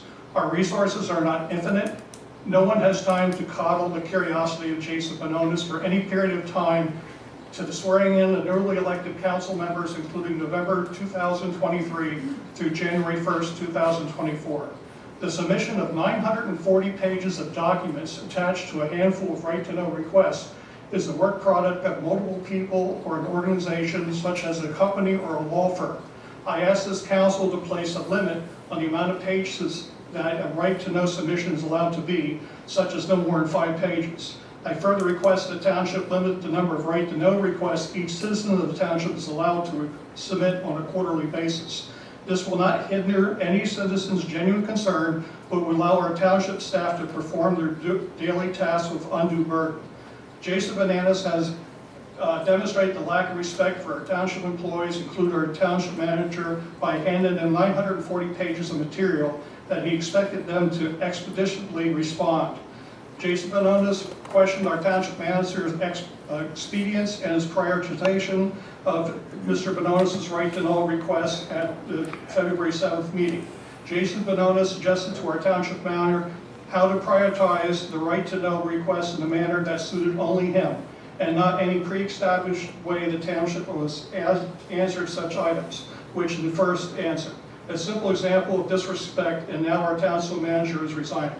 As a council member who was also president of the council for some time, Jason Banonis should have had all the facts he needed in front of him, fully vetted during the period of time he made, and continues to make decisions for the township prior to the resolution. The volume of inquiries he has subjected the township staff to make us, the citizens of the Saucon, question to his due diligence at the time he made those decisions. Is he fishing for answers now? Questions on the table is, how thorough was his investigation at the time when decisions were made? Was his due diligence comprehensive at the time, or is it now after the fact? What's he trying to hide? Thank you, Russ. Next, Kathy? Well, Russ stole my thunder, and Russ said it's so much better than me, but I have to concur with what he said. Kathy McGovern, Lower Saucon Road. I have to step back for a second. Jason made a comment to Stephen regarding his wife being on the Hellertown Area Board. Again, I'll remind you that we had your family members on this board. And What board are you talking about now? this one right here, the Lower Saucon Township Council, Jennifer Zavacki and Mark Inglis. They're my family members? What are you talking about? Yes, okay. Seriously, I'll do a DNA test right now. You don't know what you're talking You've made it very clear to me. so They're my I don't have family the members. answers. Okay. You're out of mind. You're out of your mind. I don't think so. I'm telling you, you're out of your mind. Mark, are you able to articulate the amount of work all these right-to-knows took to the township? The township is required to respond to the right to knows that we receive, and that's what we did. I understand, but the time of this particular number of right-to-knows. Over my time here in the township, we've gotten many lengthy right to knows, and we've responded to all of them, and it takes the time that it takes. I can't quantify. Have you ever gotten over 900 before? No, but I have gotten large right to knows. It's not the first. And I'm sorry to hear that you're resigning, but I certainly understand the work environment you have to be in. Okay, anyone else? And can we have a roll call clip up? Yeah. Okay. So, as you try to do everybody else, a fair share. Whoa. That's good. There you are. Any of your comments back there? It's over here. Over here too. Yeah, it's over here. And I notice you don't quell them, and I notice you don't. We're supposed to be quiet, please, because I There's get two in systems. trouble then. There's two systems, one for them, one for us, you see. Yeah, Let's do quiet laughter. No? All right. Yeah, I have a problem too. I ask for simple little things. I notice Russ here has a problem with the clear cutting. And so I was very interested in that and was very interested in know and look at and see and have in my possession the request from the logging company that did it and what the parameters were. Because You're here tonight to talk let me finish, about please. the payment to, Let me finish, and then you'll understand. It's only one more second. The bottom line is, I have to get a right to know to get that information. Although, there were members in this council who were on the AEC too, who apparently said those are readily available, just stop in and you can get them. Well, I can't get them, I have to have a FOIA request. So, yeah, even a simple request like that from me has to go through channels, okay? So that's the point I'm trying to make. And because Mr. and I'm not gonna call him Jason. Okay, I'm gonna call him Mr. Banonis, okay. The bottom line is when you can't get a square answer from people like Hal, here we go again, you have to submit these things. And it's very clear, and if you don't understand that, and you don't understand why it is this darn library who's getting hundreds of thousands of dollars from this township, or will, and by the way, take that over 10 years, multiply 200,000 times 10, and see what that costs you. about the invoice to pay Right, Burton and so Peter. now I'm talking Has about nothing to do with the invoices. library. Here we are, same kind of thing. You want to know about it, people won't tell you. You have to get the Right to Know Act to get the real information. And by the way, I understand what an attorney on the board here over here said, that we were not elected. Wrong. I believe there was one person who was elected, and by the way, orchestrated lots of issues and all of the things that other people here talk about. All right, so yeah, so it goes on. Yes, those two weren't maybe, but they are now. So let's keep an eye on that. Right to know. And if you can't get a square answer from how, you've got to wonder why. And it goes on and on. Okay, thank you. Anyone else? Okay, roll, oh, wait, one more. Bruce Petrie, Reddington Road. Yeah, to Ms. Ray's and Ms. Cordero's comments. Sunshine laws only apply to people that are elected. And can you imagine our country when the election's going to be held in November? It doesn't matter this year, any year. If the incoming president, new president, wasn't allowed to do anything until he was sworn in on the 20th, I mean, how ridiculous. I mean, you know, so hats off to you to maybe getting your ducks in a row so you could hit the ground running. So I applaud your work efforts on that. And as far as, doing things in secret, some elected officials, Mr. Banonis and Mr. Carochi last year, and the rest of the council decided to hold meetings during the day. Talk about a chilling effect. Talk about lack of transparency. Mr. Banonis read from one of the flyers last week that the Democrats sent out about transparency. Well, guess what? Republican flyer said the same thing. Transparent. Well, how can that be transparent? You're holding these during the day, and all Mr. Croce could say, well, the Supreme Court holds hearings during the day, so I guess we can too. Well, you ain't no Supreme Court, Mr. Croce, okay? Okay, So, everybody. You're getting me in trouble again. Thank you, Bruce. Mark, I have a question for clarification. Were our meetings, every meeting that we held last year, were they all properly advertised the way they're supposed to, so the public had notification that we were conducting a meeting with regard to township business? Yes, all meetings. Okay. Thank you. Okay, can we have a roll call, please? Ms. DeLeon, how do you vote? Yes. Mr. Banonis? No. Ms. Tafkadera? Yes. Ms. Ray? Yes. Motion passes. Okay, thank you. Next, we have discussion and possible action on the letter sent by the township to the IRS regarding St. Luke's University Health Network.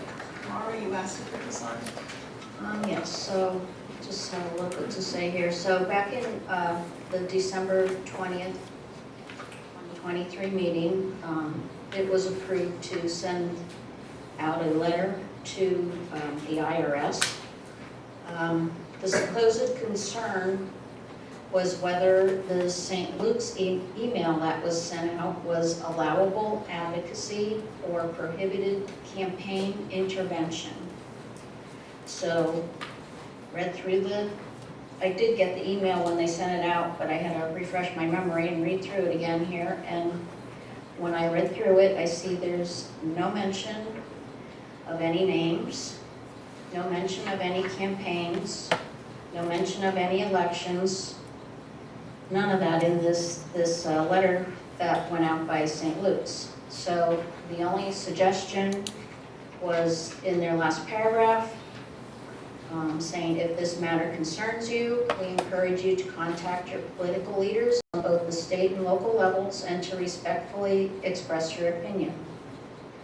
So there's nothing in there to indicate that there is campaign intervention.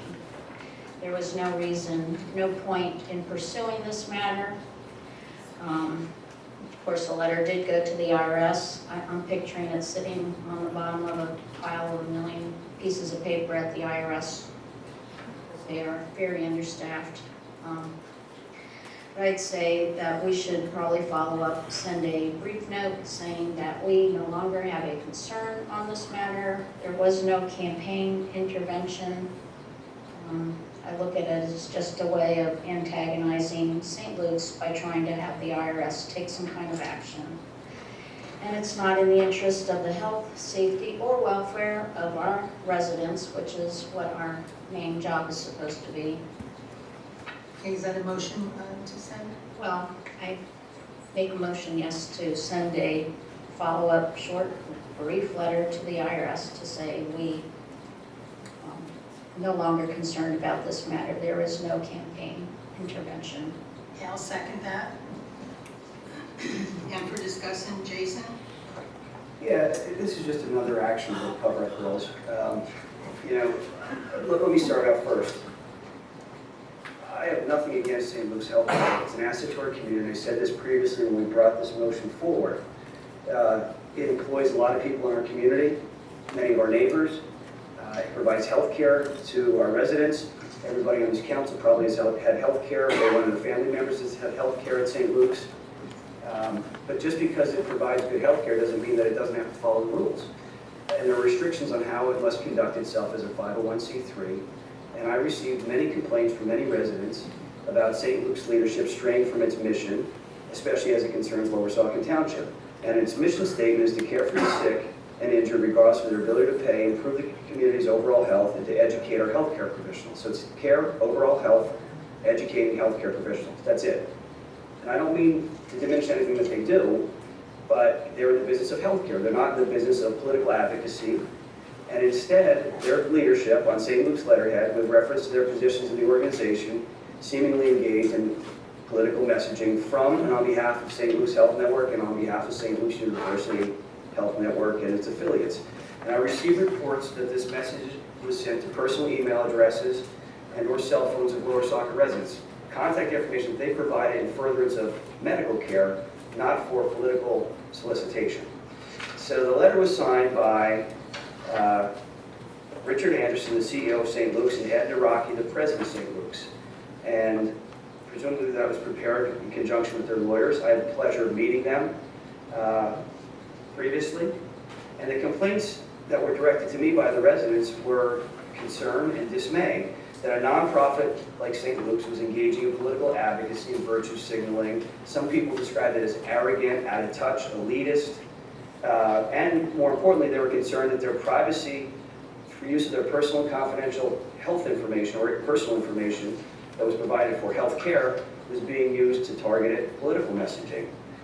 People didn't provide their information to St. Luke's to get a political message. They provided it to get medical care updates on appointments, things like that.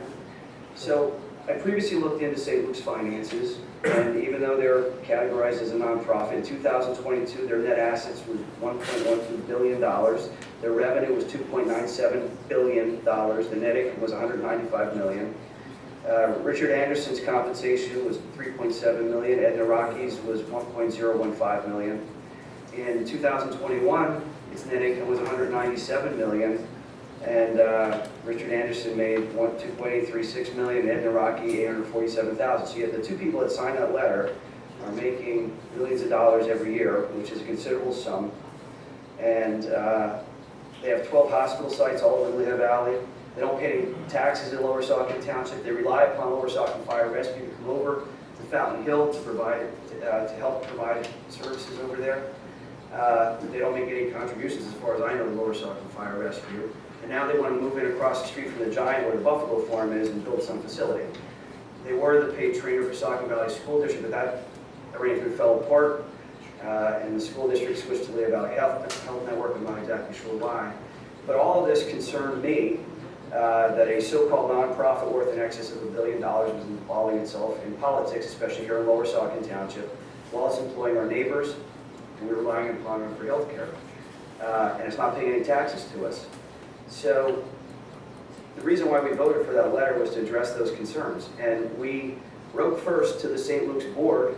We gave them the opportunity to answer those questions. Each and every one of them, I believe, I believe the letter was actually addressed to Joe Buba, who's sitting here out in the audience, because he was representing St. Luke's. And the request was made to him to disseminate that letter to the board, because he was representing them, for a response. And they didn't respond to it. I don't remember getting a response. And as a result of that, and as a result of the letter that we got back from Mr. Buba, not from the individual members of the board, were that there's nothing to see here. There's nothing to be addressed. So that's why the letter was sent to the IRS. And I'll also point out to the public, conveniently, this motion is coming from Laura Ray, and if you go back and you look at the 3 cover-up girls campaign finance report, who donated to their campaign? Who donated to their campaign? Edna Rocky. How much did he donate? Around $500. Isn't that interesting? So the guy that wrote the letter, which is now under the scrutiny of the IRS, donated to their campaign $500. Now, I don't know who else from St. Luke's may have donated to their campaign. What I do know is that when I went to the courthouse and I went to the elections office and I pulled their campaign finance reports, their 4th report that was required under the law was missing. They couldn't give me a copy of it. So we don't know, at least I don't know, because that report was not available to me, who may have donated to them during that time. Maybe other people from St. Luke's, maybe not. So I know what you're going to do with this motion. I know you're going to approve it because I know what your feelings are on St. Luke's. And, you know, it raises another question to me. St. Luke's has taken a position that has been adverse to this township in terms of its tax base. We have a landfill expansion that was approved, a new host agreement that will bring in over $70 million to the township over a period of 18 years to help keep taxes down. And the question I raise is this a quid pro quo? With St. Luke's, is this a quid pro quo to get St. Luke's to cooperate on this landfill derangement syndrome that seems to be affecting people on this council, to get some support from a larger entity to try to push back on that landfill? I don't know, but I bet we'll find out at some point when there's some pretty heavy-duty litigation involving the landfill in St. Luke's. The other thing I'll point out is, just because you're going to, and I know you're going to rescind this letter, but that doesn't mean that I can't send a letter as a member of Lower Saucon Council. It doesn't mean that Tom Perochi can't either. And it also doesn't mean that we can't send that letter to the local Philadelphia IRS office, which perhaps would pay greater attention to something that's taking place like this right in the backyard. So do what you're going to do. I know what you're going to do. I think it's wrong what you're doing, especially when the township residents have spoken up with concerns about this. Cover it up. Do what you're going to do. Okay, well, I'm going next. I have no problem sending the letter, Victoria. I agree with sending a letter. Laura? No, I don't have anything else to say. I think we should also copy it to the Philadelphia office. Okay, so there's a motion on the floor, and I'm going to open it up to the public. Thank you. I'll be very brief. I'm Joe Buba, representing St. Luke's University Health Network. Just Speak tilt up. your mic up a little bit. Is that better? Joe Buba, representing St. Luke's University Health Network. I'm not going to take a lot of time. I was hoping, I've been to thousands of these meetings over my life, and it seemed like the temperature was going down a little bit, which is good. And this gentleman, I'm sorry, I don't know your name, but he said something when you were talking about the Hellertown Library, saying, let's continue our relationship with Hellertown. It's been a great partner. And I think if there's a theme with the new board, it should be continuing and perhaps enhancing relationships. And I will add St. Luke's to that. St. Luke's has been a tremendous partner in every municipality in which it has located hospitals or health systems. Don't take my word for it. I've said this many times when a new hospital goes up, and I said, please check with the township manager of Bethlehem Township, Warwicksburg, Lehigh, Carbon, Monroe. I've asked them to do that because I know St. Luke's does in fact honor its commitments to townships. The suggestions Mr. Banonis talked about, St. Luke's building a new building in the township. He talked about receiving comments about the communication being arrogant, out of touch, not in line with the mission of St. Luke's. He talked about salaries of CEOs. By the way, those salaries are subject to IRS review. He talked about opposition to the landfill.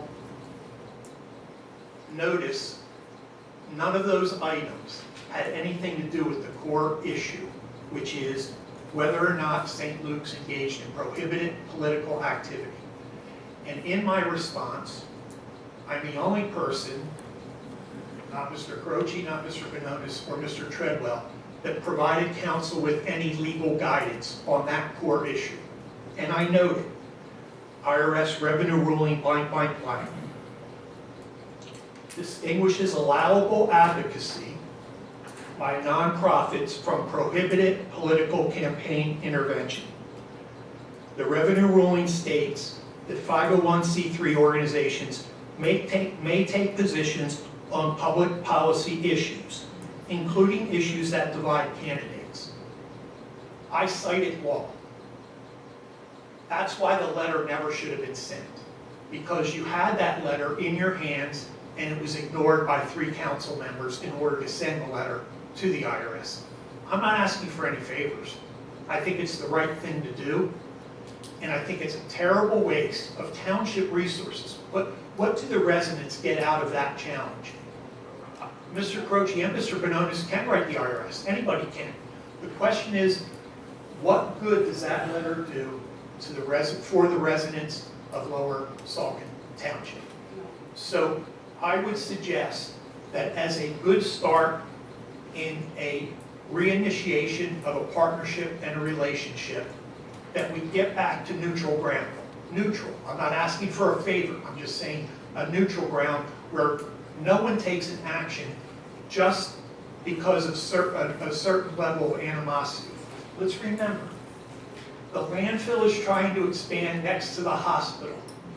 It seems like at least a legitimate argument by a hospital that we don't want a landfill there. I'm not asking for people to agree, but doesn't that sound like at least a legitimate position for someone to take? It's like a daycare saying, we don't want to have a jail next to us. It's a legitimate position. People may disagree, but why are we in this position? Thank you. I'm sorry. You still have time. I won't use it. Thank you. Mr. Luber, I need some clarification on your letter. As I recall your letter, it started out with a personal attack in a very unprofessional manner toward our solicitor. I also recall comments in your letter, and again, this is going back some time, the comments in your letter to the extent that the IRS has not ruled upon the subject that we were bringing forward.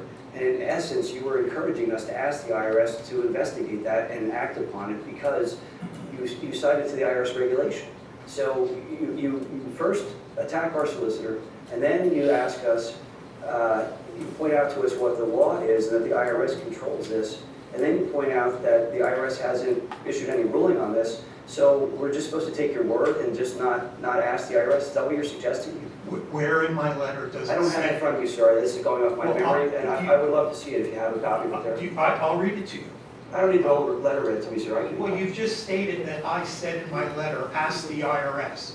There's No, you're the one that's highlighting the IRS. But Right? Hold on, But you asked him the question, let him answer it. Why don't you let him answer the question you asked? Because he's not saying what my question, he's putting words in my mouth. He's reading from the letter. Sir, you're the one that brought up the IRS regulations, right? I cited the law, yes. Yeah, right. But the IRS never issued any ruling upon the matter that's at hand here, did it? So in essence, how do we know how the IRS is going to act if we don't submit what we have in front of us to the IRS? Sir, this is all probably a waste of time because we all know how this is going to go. You know how this is going to go. But I just had to bring up that question for you. Just bring it up. I'm never going to convince you, Jason. You're not. What this letter says, it's in black and white. Why would I put in a letter as a response, why don't you check with the IRS? Rather, I told you what the law was. I didn't say, so disregard what I said. I told you what the law, presuming that 3 lawyers would say, geez, we don't have anything on the other side. We better not go down this rabbit hole. That's not what you did. Okay, we'll talk about that more, I'm sure. Okay, thank you, sir. Next. Bruce Petrie, Reddington Road. Our farm is located right next to the landfill expansion, so where they want to expand it is on a steep slope, like 30 degrees, which runs right into Bull Run, which runs right into the Lehigh. So you think you had problems with that train derailment with the diesel fuel leakage? You haven't seen nothing yet. And as far as income, a couple $1 million for CEOs of large corporations, that's nothing. I mean, check out Jamie Dimon's benefit package. I mean, they get, stock options up the yazoo. Mr. Banonis' law firm, you could probably got some 7-figure guys there, if I had to guess. So a couple $1 million, hey, in this America, it's great. So if somebody wants to make that money, more power to them. I have nothing against someone making good money. So as far as, Jason, you also read about hospitals should be concerned with health. Well, yeah, right across from the landfill, not forgetting about the part about helicopters, the bird strikes going into the engines. We've been reading about those more around the country. So, yeah, the health is affected. And so I just, wanted to point that out.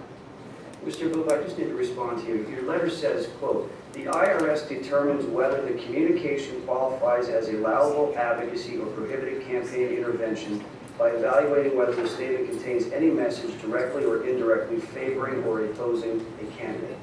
You said the IRS determines, right? Okay, and that's what we submitted the letter to the IRS to make a determination. You agreed that the IRS is the determining agency. We submitted a letter to the IRS to determine. End of story.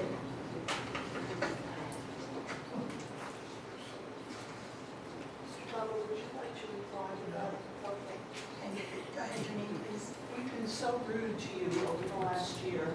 I'm trying to make up. Not everyone. That's the chair. Andrea Witchen. First of all, my question is, have we heard any response from the IRS about this December 28th letter? No. Have we heard any indication that they're pursuing it or reviewing it, or has there been any indication at all? We've received no response whatsoever. Okay, so the statement that this is under review by the IRS was a lie, correct? We have no indication that that's true or not. Secondly, I'll point out that I have started 2 501c3s from scratch. I'm well aware of the rules regarding political involvement on the part of a nonprofit organization, and nothing in that St. Luke's letter comes even within waving distance of it. And then finally, perhaps Mr. Banonis will get a chance someday to talk about the PAC that's been supporting your running for office. That might be interesting. Thank What you. PAC are you Next referring to, person. ma'am? What PAC are you referring to? Because I'm not familiar with any PAC that I supported. Then you're pretty stupid. No. Oh, okay. All right, that's not appropriate. That's not appropriate. Sure, Sorry. because there's 2 sets of rules. She can say whatever she wants. I Mr. just Boulin, you can't. addressed it. I just addressed it, Jason. You never. You know, I don't Okay, let's, argue with him, he's not worth it. let's. Who wants to go next? It's not worth it. That's the I'm never decorum that getting you get. anywhere. That's the decorum you get. See?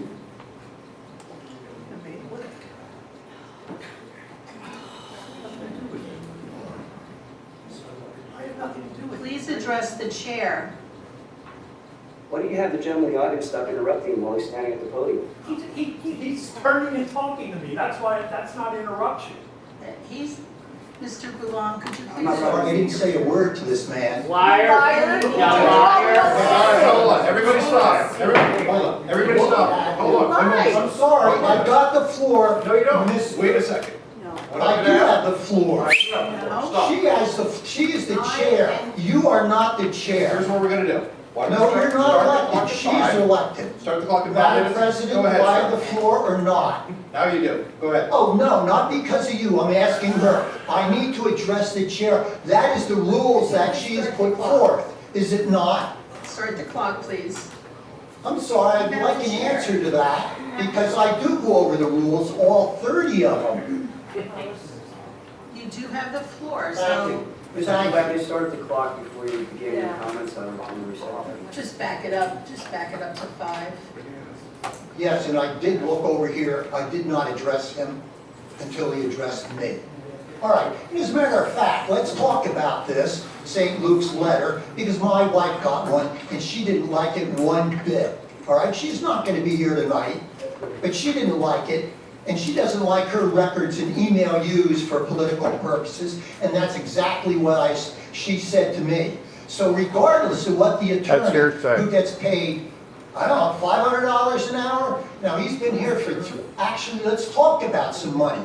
He's been here for 3 meetings, right? And I'm sure here we are at 9 o'clock, so we're gonna round out by 10, so it's easy for computation. So we're talking 4 hours times 3 meetings, at times $500 an hour. You know what? They could have populated that whole land side in a landfill with trees forever. And it's up to the landfill people are doing it, and St. Luke's is screaming and yelling about. Can you imagine having to look out the window and seeing the size of that? Now, I know some people can't take the heat when they're in the kitchen, so they just up and leave, but I don't. And that's not the end of it. We can talk about many other things, like there is absolutely no proof that I've heard about this landfill contaminating these rivers. And I challenge anybody here to give it to me. I will say this though, there's clear proof that nothing other than the sewage facility of Bethlehem dumps raw sewage when they get overloaded. How's that go down Mr. Anderson's drain when it rolls by his healthcare facility? Bet he loves that, okay? So let's get some facts. If you've got the facts, you can prove it. All I hear is the landfill does this, the landfill does that, and there's no proof. By the way, they just bought another $900,000 worth of land. That's about $6,000 per acre. I don't hear anybody say anything about that. Oh, that's okay. And by the way, yes, I understand you said tonight, you bought your house in '85, or you've lived there since '85. Well, gee, didn't you know a landfill was going in there? And it's like having an airport and you're built in your backyard and then saying, gee, I don't like the noise. Anyhow, I'd like to see proof. And the only way you can get it is not somebody else's opinion, because everybody has an opinion. It's like the nose on their face. And they'll be more than happy to tell you what they think because they heard it from whatever. This newspaper, that newspaper, and we heard tonight the real proof from the experts that said why this happened. No, it wasn't water running down the hill. No, it wasn't drunk engineering. No, it was none of that. All right? So let's keep to the facts. Jeez. That letter, if anybody thinks for a second that corporation, that one point, and I looked up their taxes too, by the way, it's online, and they don't pay any taxes to Lower Saucon, and yet we have a person who again and again and again pushes his way, demands to be heard, and what happens? Well, of course, out. Okay, please, quiet. There she is. She's right there. I'm correcting. Why don't you kick her out? Thank you. Just stay on topic. Please, please, please. You're making it Hey, at worse. least I didn't get the finger. All right. So the bottom line is the landfill, right? I never got it. I know, isn't it funny? It's really I'm not pathetic, isn't it? laughing. No, you're just smiling. I got it. I can smile if I want. Right. And look, Priscilla. Oh my God. I'm sorry, Mr. President. Yes, it's Mrs. DeLeon to you. Mrs.? Miss, whatever. Okay, and I did look up in the minutes to make sure that I had it right, and it was MS. And they I'm use, just telling it's you. interchangeable. And I'm not taking up your time. You can That's have fine. it. It doesn't matter, because you're gonna do whatever you want. And yes, when this fella asks for facts and data, you don't go to him, you don't go to Bubba, you go to the IRS, because that's what you're dealing with. They make the ruling. And by the way, I'd still like those letters that you wrote to. Okay, yeah, because I burned it up. Okay, thank you. Anyone else? Russ?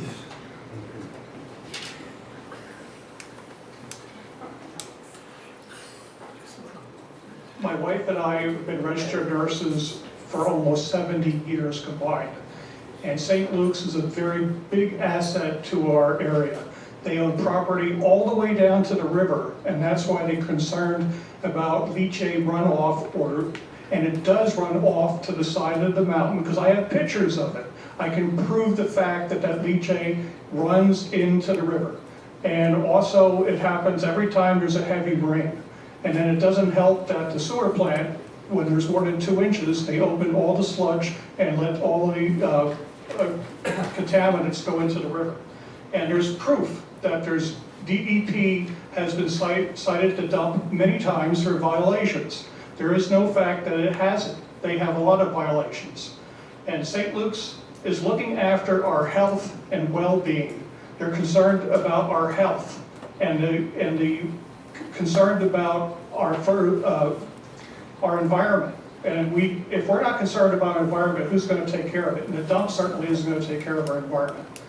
And the whole point being is there's no way that is a safe operation and that it doesn't affect the people in the area, because it definitely does. I had 2 letters from my physicians saying when that stuff becomes airborne, it can damage your lungs.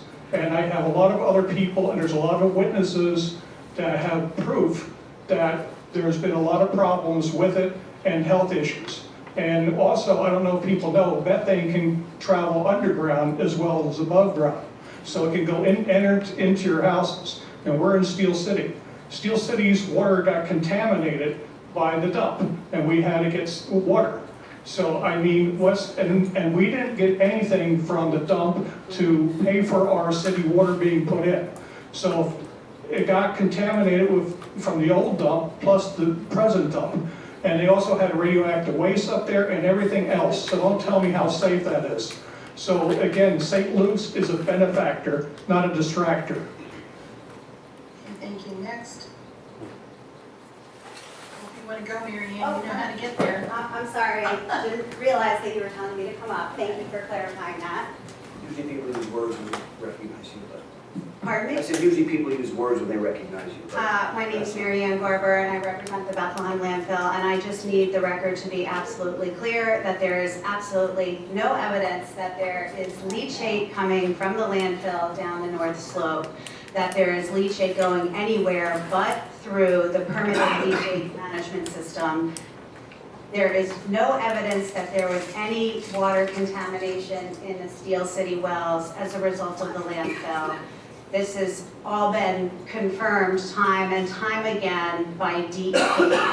And I can appreciate that people have the opportunity to come up here and offer public comment, but I have to set the record straight when there are allegations that are made with absolutely no basis. And I think it's incumbent upon this council to make it clear that these kinds of allegations without any basis are inappropriate, particularly because these are public meetings, these are televised, and people in the township are hearing allegations, and it's very important to understand that there's no basis for those allegations. Okay, thank you, Mary Ann. Okay, who wants to go next? Okay, I guess we have a vote on the floor. We have a roll A call. vote to send the letter to the IRS.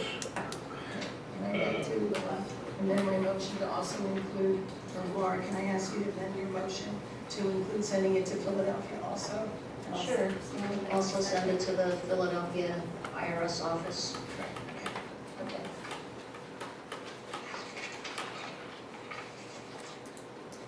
Mr. Banonis, how do you vote? No. Ms. Alfascadero? Yes. Ms. Ray? Yes. Ms. DeLeo? Yes. Motion passes. Can I just ask for clarification? So long ago, was the motion to direct the solicitor to send that letter, or? I don't believe the motion indicated who was going to send it, but, Somebody's going to send it. but the initial letter came from the township manager and the solicitor. One would anticipate it would be the same individuals. Okay, thank you. Next, we have on the agenda Liz Franklin's schoolhouse park sign. Township staff. Priscilla, can I make a clarification then on one of the comments that was made in the past? I didn't want to interrupt the speaker, but Mr. Boulan was referring to the solicitor's rate per hour as $500 per hour, and that's not correct. So it's on the record. His rate is $180 per hour, I believe, was the amount. Is that right? Yes. So, If I may, just letting you know. if I may, No, Madam President, in response to what Laura just said? in response, I was referring to Mr. Bubba's rate. Oh. Okay? My name Okay, is it Mr. wasn't Buba. clear. My name is Mr. Buba, and I'm sorry. I would appreciate if somebody would go to the microphone and say, unless Oh, someone sorry. says something that's fact-based, they can't say. All right. I was referring to Mr. Bubba when Bubba. Is that correct, sir?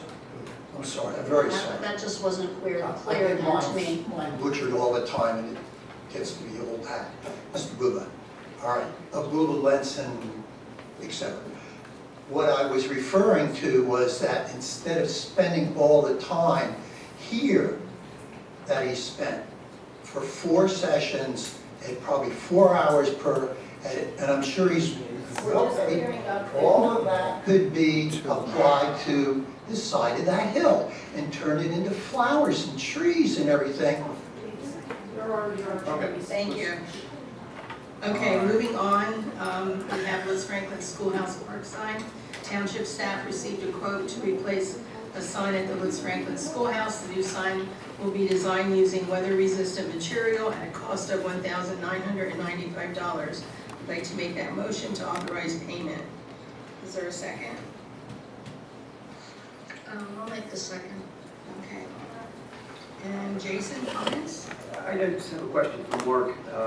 Last year, we renamed Woodland Hills Preserve after Sandy Yerger. Have we ordered signs for that? Yeah, we have the sign in stock. It has not been installed because it's snowed, and we just haven't been able to get back to it. Okay. That's the only question I have regarding the signs. Thank you. Okay, I have no comments. Victoria? No, I think it's a great idea. But I think, I was at the meeting when they discussed this at the Historical Society, so I think this is how they wanted it wording, so as long as Karen, We checked with Karen. Okay. Karen's approved the sign. yeah, okay, great. I know they wanted to have the mention of the National Registry on it. Great, I think it's beautiful. I think it's beautiful. I'm glad they included that. I don't think that's on the Hiller Homestead sign, right? They didn't put that on. No, again, we worked with the Heller Homestead to have their sign made the way they wanted, so. That's too bad, yeah.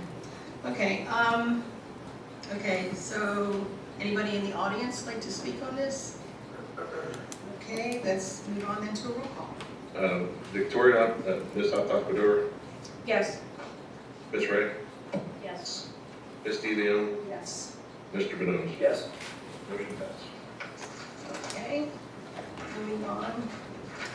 We have to accept the resignation of the township manager.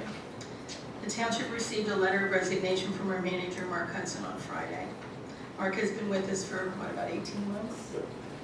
And he will be a loss to the township. Thank you. I wish him only the best. And I will say more words in 2 weeks. Just to prepare you. And this time, I would like to make a motion to accept his resignation with regret. Would there be a second? I wish I didn't have to accept it, but I say, yeah, I'll second it. Yeah, okay. Jason? So I'm sure the public is probably wondering what we can expect going forward. And, you know, I echo, I thought Mark was a great fit for the township. I thought he had a great personality. He still does have great personality. He's highly competent. It's unfortunate that he's decided to move on. He had a good team of people under him. I'm sure they're going to be affected by this. And I'm sure the residents are wondering how they're going to be affected by this as well. And if history is any indication, I don't think this will be good for the township. I think we're going to have literally and figuratively more train wrecks. I think what we can expect is there's going to be more secrecy. And I point back to my right to know requests. Many of those requests were denied, potentially covering up the existence of responsive records. I think you're going to see the use of non-township email addresses for official township business. I found that in my right to know requests. Hillary DeLeon herself uses 3 separate email addresses that are not township email addresses. They're Priscilla DeLeon 0925@yahoo.com, Pris, P-R-I-S, DeLeon at AOL.com, and DeLeon Priscilla at PT. Well, they're used for official township business, so please don't interrupt me. Can you please not have them interrupt me? And DeLeon Priscilla at ptd.net. And then you also have Laura Ray uses a personal address for township business, and that is Max and Cabo, C-A-B-O, at yahoo.com. And Victoria uses one called Victoria Optoff at yahoo.com. So I think you're going to see more secret communications to and from those email addresses on official township business, straight from Hillary Clinton School of Good Governance and covering up. And maybe we'll get some bleach bit as well. So I think you're also going to see more preparation of secret work documents detailing their strategies and the execution to keep those from the public eye. You have Laura Ray's December 28th email. It's like a working document where she talks about all these things that I went over earlier with Mark Freed. You're also going to have more unwillingness to listen to what is in the best interest of the township and instead defer solely to Priscilla De Leon. And I'll point to this one quotation here. It says, "Need your guidance on these issues and how to strategically deal with the 2 other members of council when they will not follow directions from Priscilla, who will be council president." So it's not about representative government, it's about instead following Priscilla's directions, obey or else. You're going to see more violations of the township codes. You're going to see appointments, and for example, here's a quote from one of their emails, "Need to see who all we have at the end of Thursday," end quote, and another one is, quote, "We don't have to list the names, just to say them on Tuesday." So all these appointments to these various committees that took place on January 2nd were not at the recommendation of the township manager. You may recall I asked who is involved in that, and the township manager is the one supposed to be making those recommendations to the council, and then it gets the approval of the council. But instead, these appointments were done at the recommendation of the council and approved by the council. So what that makes this is that their appointments to these councils and committees are invalid. My position is that it subjects their decisions that they make that may be adverse to certain people and their interests invalid, and I think it potentially subjects the township to challenges invalidating and wasting the taxpayer dollars. And another example of this is November 20th, 2023, Laura Ray asked, "Why do we want to have liaisons to the various committees?" I'm sorry, who do we want to have as liaisons to the various committees? Yet again, usurping the manager's authority, and again exposing the decisions of these committees to challenge on lack of proper appointments. You're also going to see more waste of taxpayer dollars. For example, in PSATs, there's a quote, "Make the motion specific to include mileage and expenses." So somebody really wants to make sure they get every dollar for their annual taxpayer subsidized boondoggle to Hershey. Don't eat too much of the chocolate.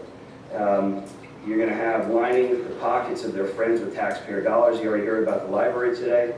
Motion to pay a bill for services in 2022 when there was no bill that was owed. Services were not provided for any bill. And to directing, stop interrupting me. You're also going to have more landfill derangement syndrome. They're talking about retaining pricey consultants without any oversight. Here's one, quote, "Find out resolution that restricted consultants from taking action before bringing it back to council," end quote. So what they want to do is they want to give unfettered discretion to a third party hired by them to harass the landfill without any oversight by township council or public comment, and we're going to pay that consultant to do that with taxpayer dollars. You're also going to see more misunderstanding of the role of the controller as an auditor, not as a financial planner. They're proposing having a controller report for future meetings. And what's significant here is there's an email from Lynn Hill on December 13, 2023, who apparently acknowledges that she doesn't know what she's doing in this role. It says, "Thank you for bearing with me as I become acclimated to fund accounting." And then there's a series of emails in December from her on the subject, "Lynn's questions on 2024 budget. Despite the role of the controller as an auditor, i.e. looking back to 2023 and money that was spent, not a financial planner looking forward." We already have a financial planner right here. We have Kathy. But they want to convolute those roles to the detriment of the township. You're going to get more lies about setting the agenda, especially when we get another hand-picked stooge to become the township manager.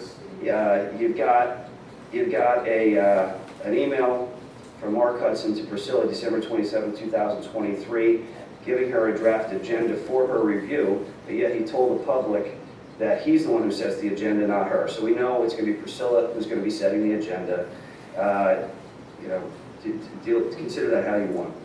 You're not going to get a lot of value from whomever they hire. We pay Mark over $135,000. I expect that we're going to pay whoever else it is a lot more than that to come in. The marketplace is tight. I'm sure that Mark got a great position. I'm happy for him, and I hope it works out well for him and his family. You're going to get more or less secret meetings and deliberations and decisions among the cover-up girls and their new manager. Maybe they take place away from the township offices. We already talked about that process with Mark Freed and his hiring. You're going to have more violations of the Sunshine Law Act. Here's one. You're going to have this council getting involved in personnel matters. And that's improper. The township manager is the person who's supposed to be overseeing his staff, and if he has an issue, he's supposed to bring it to the council's attention. So it seems like whomever they're going to hire is going to be creating a hostile workplace. And I'll give you an example. Jim Young, who's not here, I hope he's listening, or I hope somebody tells him, you may want to go out and get yourself a good employment lawyer for the cover-up girls and plans to get rid of you by whatever means. And the taxpayers, if you're listening, you should get ready for a wrongful termination lawsuit by Jim Young and perhaps a settlement that you're going to pay for. Because they've made it clear, they said the following: we've heard many complaints against the zoning officer. How best to handle removing the zoning officer? Can we use a consulting agency instead? Any recommendations? So they already have a preconceived notion that they want to remove the zoning hearing officer who's been with the township for a long time and has done a pretty good job. You're going to hear from them that they want to get a resolution to direct the finance director to work with the elected controller. That's fine working on auditing, retrospective, but not in the financial planning. That's what her job is. That's what Kathy's job is, and that's why she's in that role. You're going to hear about other landfill consultants that they want to hire. You're going to hear about fire services, labor solicitor. You're going to hear about this miserable blogger propaganda to indoctrinate the new manager. They're going to be sharing those articles and stories that are, half-truths and lies with the new manager to make sure that he's in line. You're going to get ignoring information provided by the manager because it doesn't align with their preordained agendas, and that's very clear in some of these right-to-know requests.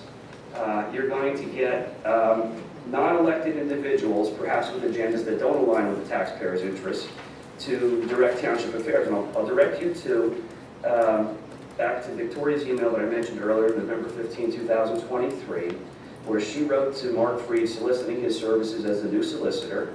And that referral was made by a old friend, Charles Elliott. So who is Charles Elliott? Charles Elliott is an environmental lawyer at Easton. He served on Easton's Planning Commission, the EAC. He's also a member of Catalytic Strategies. What is Catalytic Strategies? Catalytic Strategies concentrates in land use, zoning, and environmental issues. It offers specialized advice on environmental and human rights issues and conflicts and issues. It halts improper waste disposal, and it is engaged in legal actions. It was involved in the natural gas pipeline opposition. Quote, where citizens challenge projects requiring land use approvals, his decades of experience in zoning and planning issues can be decisive. He also serves on the Lehigh Valley Planning Commission.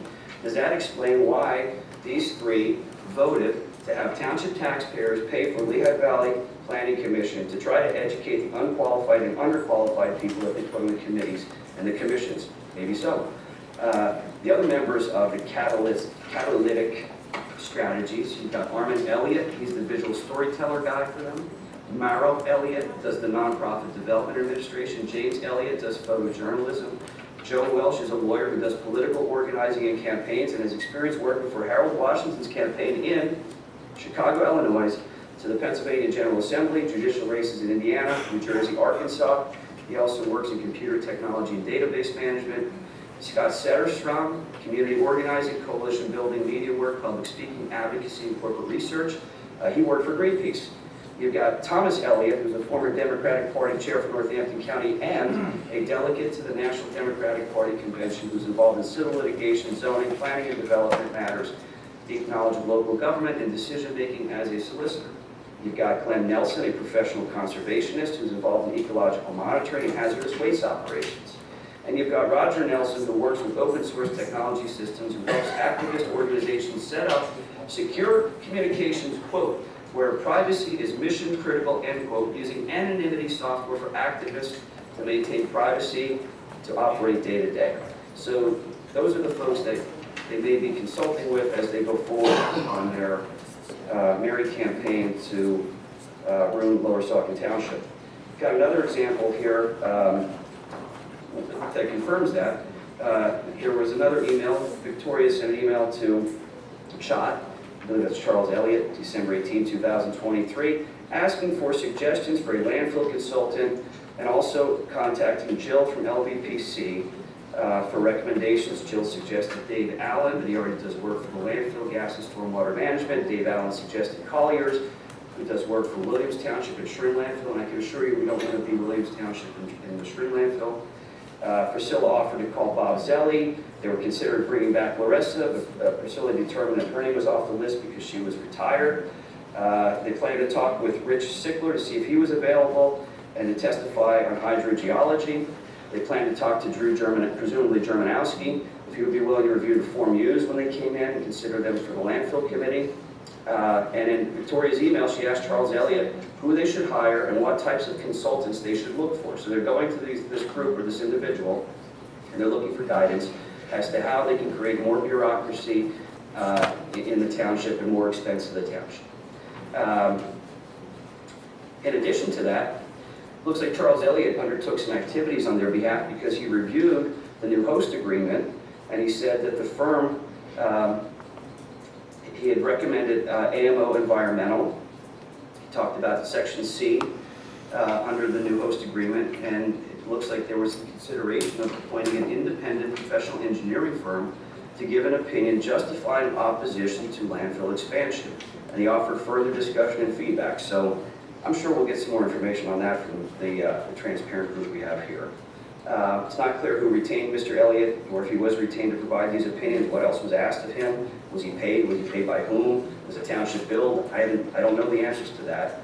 You're going to get more landfill derangement syndrome.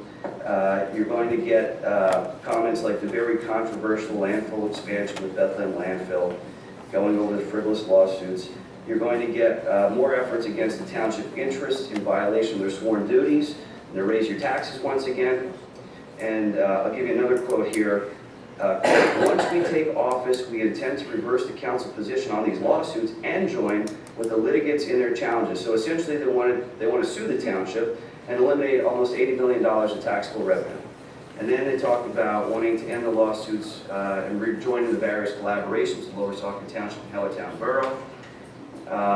You're going to get more, joint defense agreement with the landfill attorney. They want to stop this. But first, should we get... What does this have to do with the motion? This is ridiculous. Can I please finish? 5 minutes are up. I don't get 5 minutes, sir. We'd I don't like get 5 to minutes. see Mark did a great job to not deal with all this. Can you please allow me to finish? Can you get control of this room, please, so I can finish my comments? I am an elected member of council. He is talking. I'm still elected member of council. Thank you. Joint defense agreement with the landfill. They want to stop this, but first, they want to get some of the privileged information first before doing this.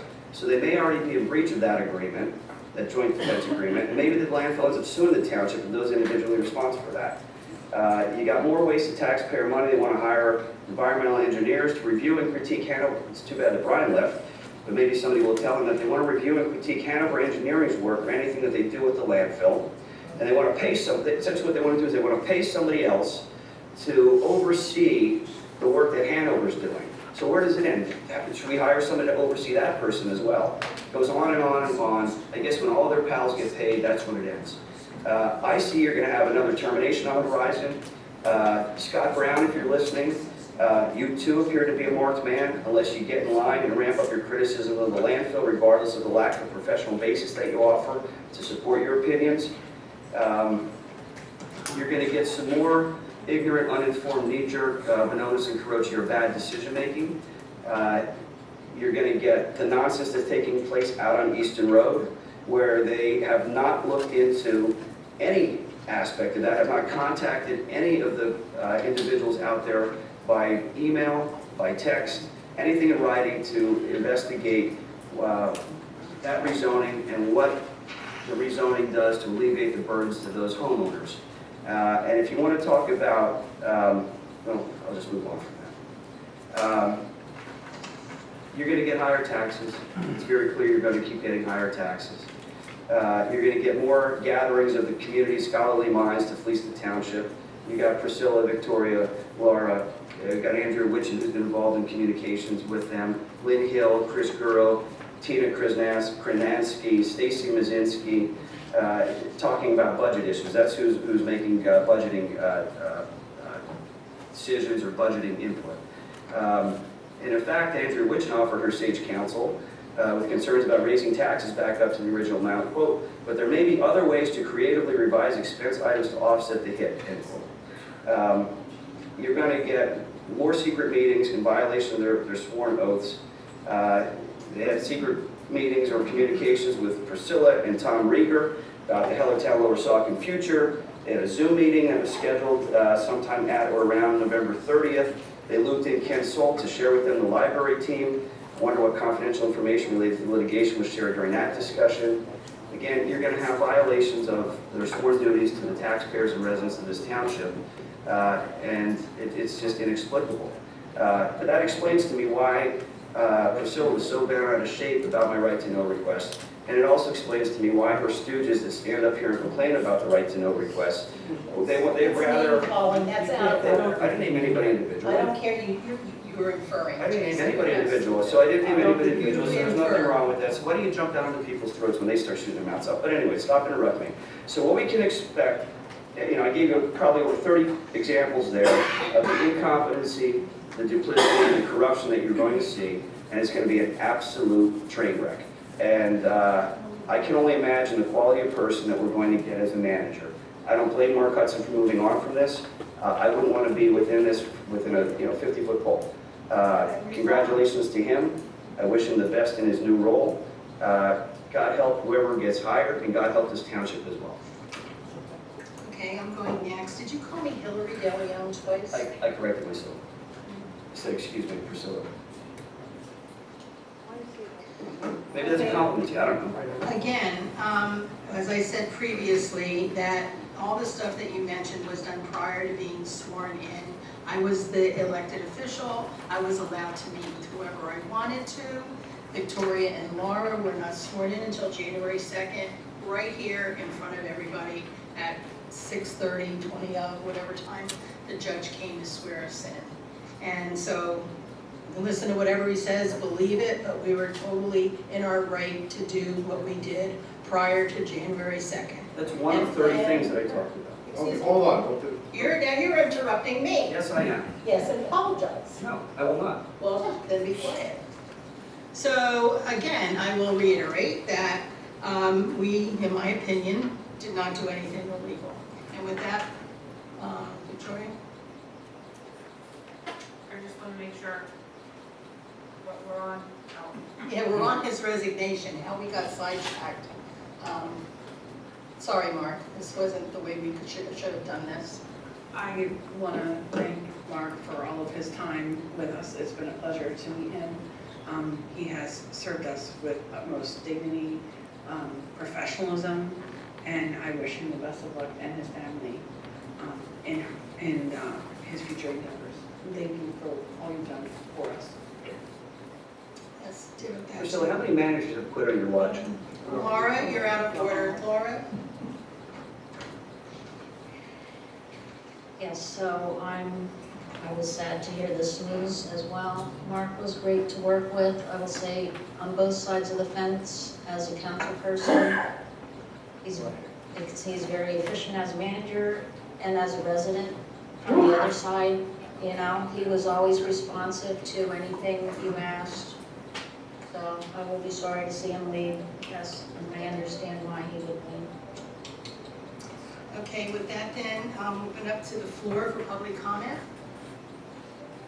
I try to remind the public that this is on the topic of the resignation of the township manager for everybody.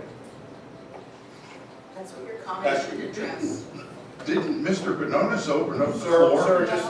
just Please. stay on topic. Just go ahead. You got your 5 minutes. It has to be on the resignation of the township manager. That's the agenda topic.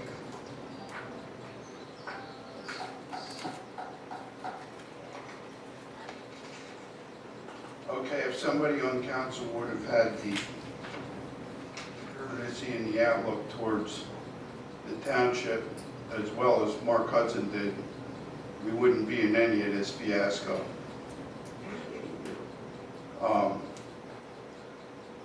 Mark, I do need to see you after the meeting concerning my right to know request. Okay? Don't want you forever. Okay. So, with that, good luck. Thank you. Sorry to see you leave. We never had much interaction. The ones that we did were good. If I annoyed you, you should have told me so. And I expect the truth out of everybody. And it's far and few that we got that from the last council. Thank you. Best wishes. Next. I will. Will Morrison, Mark, sorry we had to meet this way. And Stephen already, it's unfortunate. But I have seen the job that you have been doing. You have served this township with respect. And certainly, we're not fighting every war, right? We're not fighting Peloton, we're not fighting, the hospital. We're not fighting codes, we're not fighting the council, but you stay very straight and steady, and you keep us, on target. One thing that we could do, we could all get up and walk out, right? But, that's not, I don't think that would serve the purpose. So congratulations, and thank you for your service. Thank you. Next.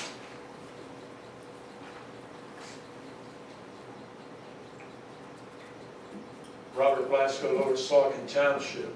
Last summer at the very first meeting that we had at Saucon Fire Company, as I walked out with my wife and granddaughter to go to lunch that day, a man came up to me and started walking beside me, please bear with me, and bumping up against my shoulder.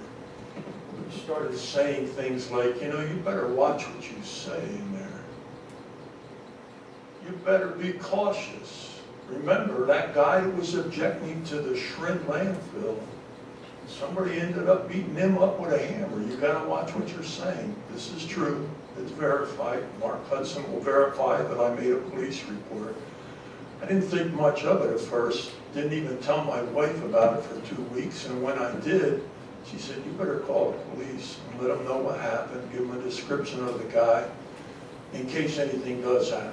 And I did it for my wife's benefit more than anything else. But Mark sat in a meeting with the chief and I and listened to this. He was very polite, very professional. I have the utmost respect for Mark Hudson. I shook his hand earlier and hugged him and told him with my heart, Mark, I'm sorry to see you go. Thank you much for your service to this community. Thank you, Brian. Thank you.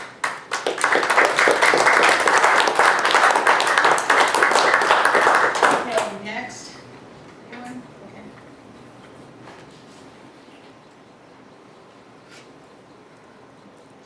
Andrea Witchin. I moved here from Hanover Township. It was back then a very disputatious place. I figured I was moving someplace that was perhaps under better control. Clearly I was wrong. However, I have been amazed at your ability to behave in a professional manner over the last year and 6 months, 18 months, whatever. I appreciate, having been in executive positions, how important it is to be able to maintain your equanimity in all kinds of difficult situations. And although once or twice we have perhaps disagreed on the speed with which something got done, other than that, I have had no reason to doubt your professionalism or the fact that you are making legal, honest decisions. And I now envy my former neighbors back in Hanover Township. I hope you do as well for them as you have tried to do for us. Thank you. Okay, next. Is anybody next?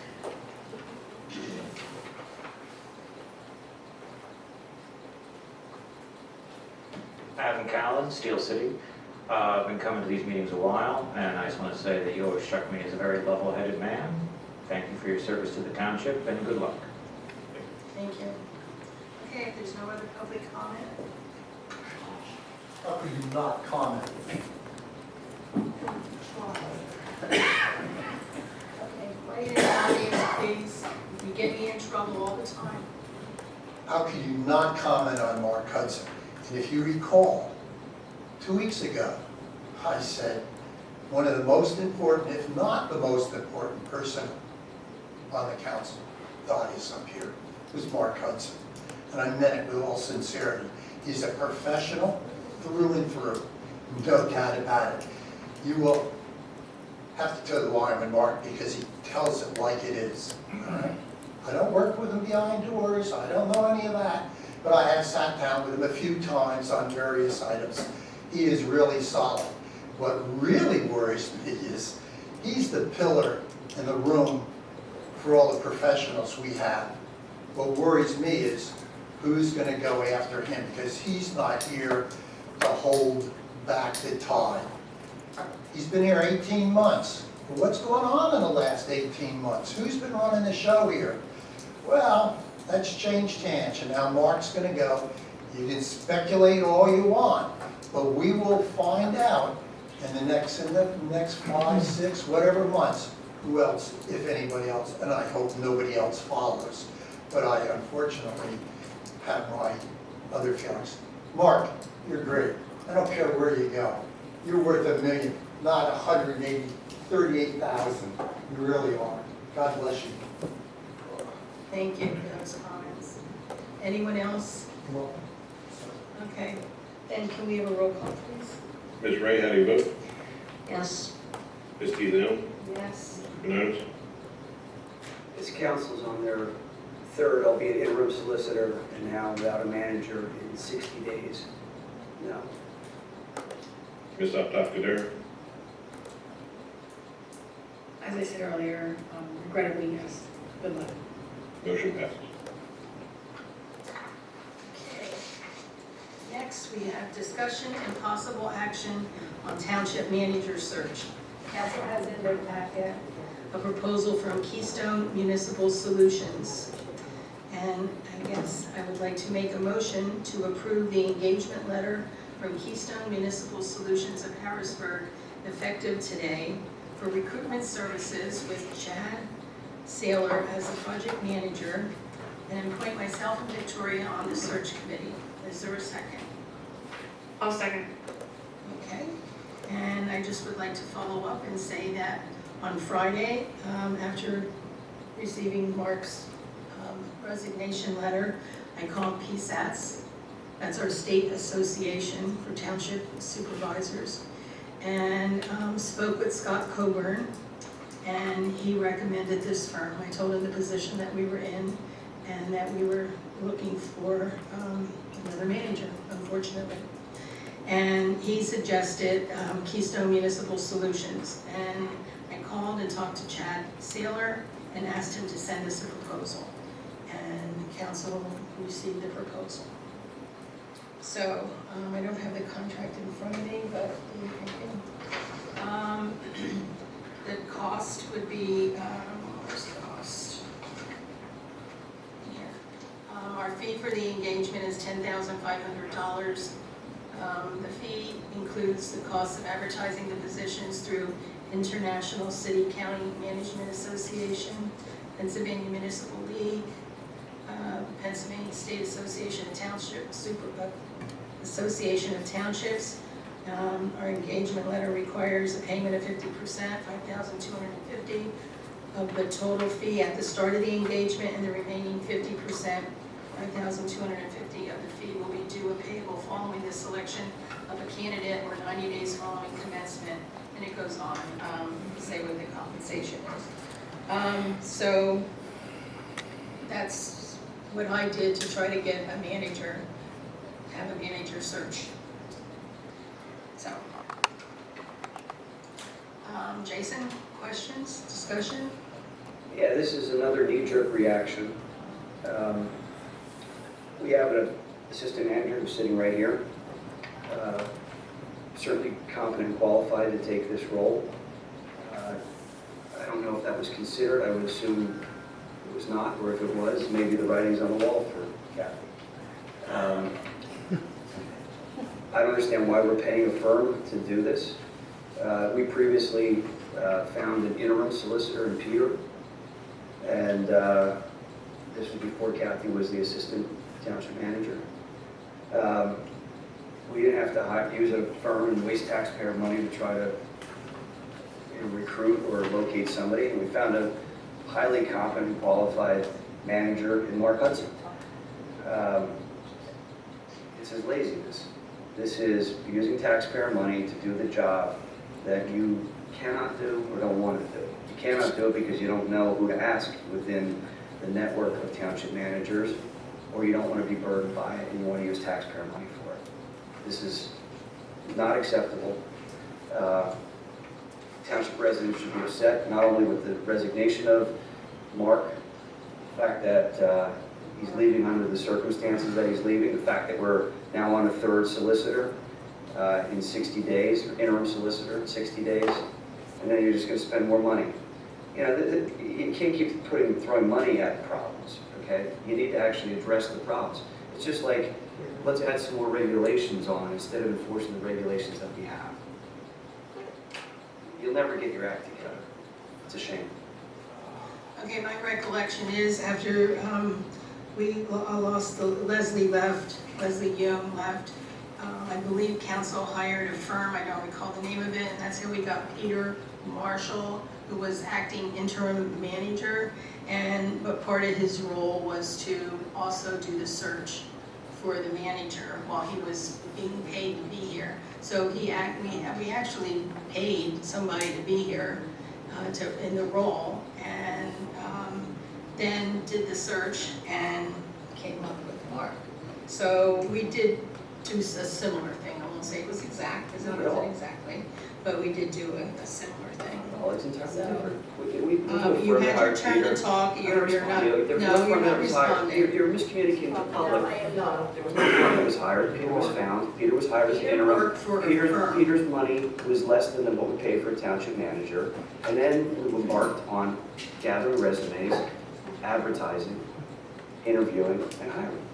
It's totally different. Okay, so I stick by my comments, okay? I'm sure you do. And it is what it is. Victoria? It is not a lie, Jason, I am not a liar.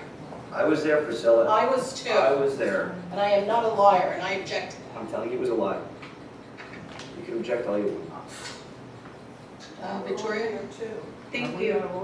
So for the public's benefit, it seems to be very customary that when a municipality loses any one of their staff members, that they would seek outside professional assistance in obtaining a qualified candidate. So we are certainly not the first municipality that's ever hired a firm to help us with the very important role of finding a manager, and we won't be the last.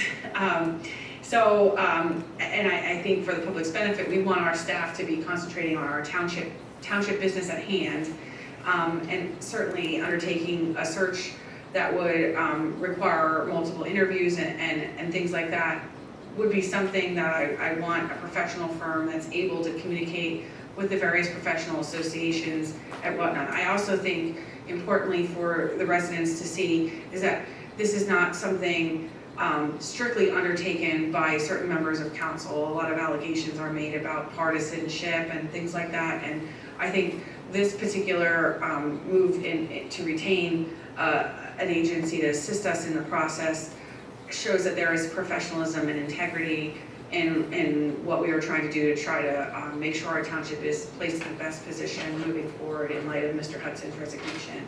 So I think we should move forward with this. This would expeditiously help us in obtaining a new manager, full-time manager in the future.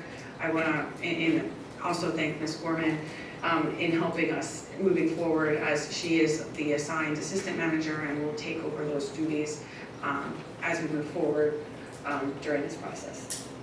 Laura?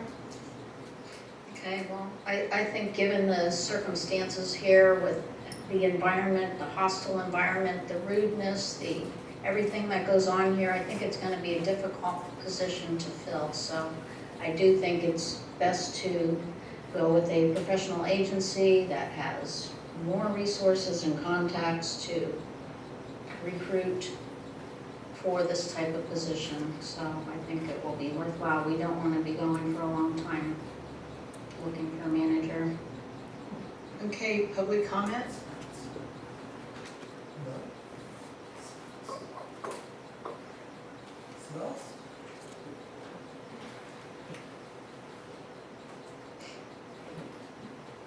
Dave Boulan. It's going to be hard to fill his shoes, period. I'm not sure I agree with Ms. this, Ray, about that. I think if you don't know what you're doing in the position of council person, you can't even evaluate what's brought to you. You just don't know. So what you're saying is that nobody here, well, I shouldn't say anybody on this council, there's certain people here that clearly know what to look for. They're in business every single day at the highest level. And the bottom line is, if you're not there, you don't know how business works, you don't know who's good from bad, and you're relying on somebody else. So what I'm hearing here is, we're gonna replace Mark because we're gonna bring in this other group to evaluate it. Well, then what? Who's gonna make the decision? You, who? Right? You're all gonna sit together and truly go over this person's resume to see what they've done, what their bent is, etc., etc. I don't know, we haven't seen that yet. Clearly not in the solicitation. How's that? Pretty good, huh? Bottom line is, I'd like to see more of that, and maybe open council meeting. I know, you gotta be, hide behind a door and talk about these things and they don't come out. Truly, I'd like to see some transparency, and when you select these people, when you get down to the final four, let's bring them up and let's town listen to who they are. Not just vote on them because you have the strength, you were voted in, and therefore you are supremely eligible to make those kinds of decisions. This guy runs the town every day, and he has to put up with all the shenanigans that go on, from all the people that harp about this, that, and the other thing. So I would suggest that maybe the town gets a chance to look at your selection before you just, that's it, that's who we want. Thank you. Anybody else want to speak?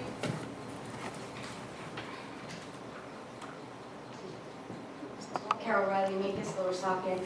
I think it is a great idea for you guys to use the service, and I also recommend that they come and they sit here and they listen to the bantering and the bullying and the crap that goes on for hour after hour, so they know what they're actually getting into.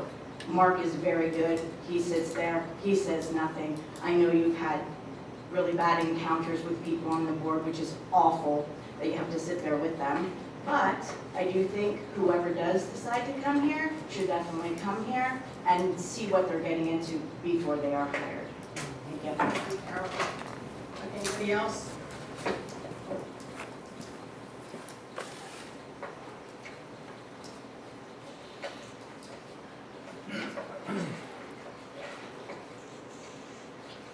I'm going to agree that it's probably a good idea to use a professional service to help in seeking somebody out.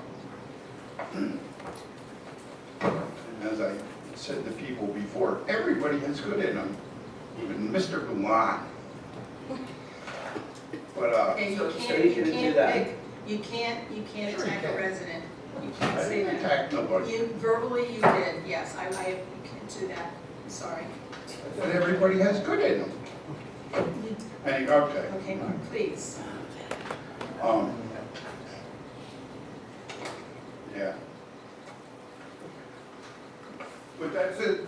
That's a good idea, that whoever you hire, the company, as well as the people that want the job, should come in and get experience at the town meetings in the audience,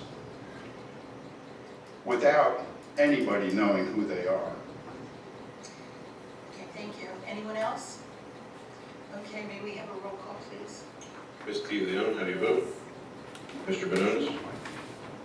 I don't understand why you don't just consider hiring Kathy Gorman or put an interim tag on her and give her a shot. You like the interim tag, we've got an interim guy right here, right next to me. So why not make her an interim and see if it works out, and if it does, great, and if it doesn't, then see what you gotta do to find somebody. Maybe that's a pragmatic way. It's either yes or no. Yeah, I'm gonna speak about that. So I think that's the pragmatic way to approach this and not waste over $10,000 in taxpayer money on a lark to try to find some stooge that's gonna be your yes man. So I'll vote no. Ms. Afaf-Kadera? Yes. Ms. Ray? Yes. Motion passes. Okay, thank you. Okay, so next we have approval of the February 7th, 2024 council minutes. Any changes, any corrections? Hearing none, is there a motion for approval? I'll make a motion. I'll second, Laura. Okay, and I'll open it up to the floor. Does the public have any comments on our motion, I can't talk now, on our minutes of February 7th? Yes? You,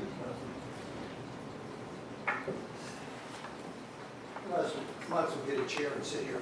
Yeah. I was gonna say, I do really read the minutes, I mean the printed minutes, okay? The draft ones? Oh, yeah, of course, because they're not approved yet. But the bottom line is that there are lots of errors and flaws. I mean, you know, words misspelled. No, I shouldn't say lots, that's not quite correct.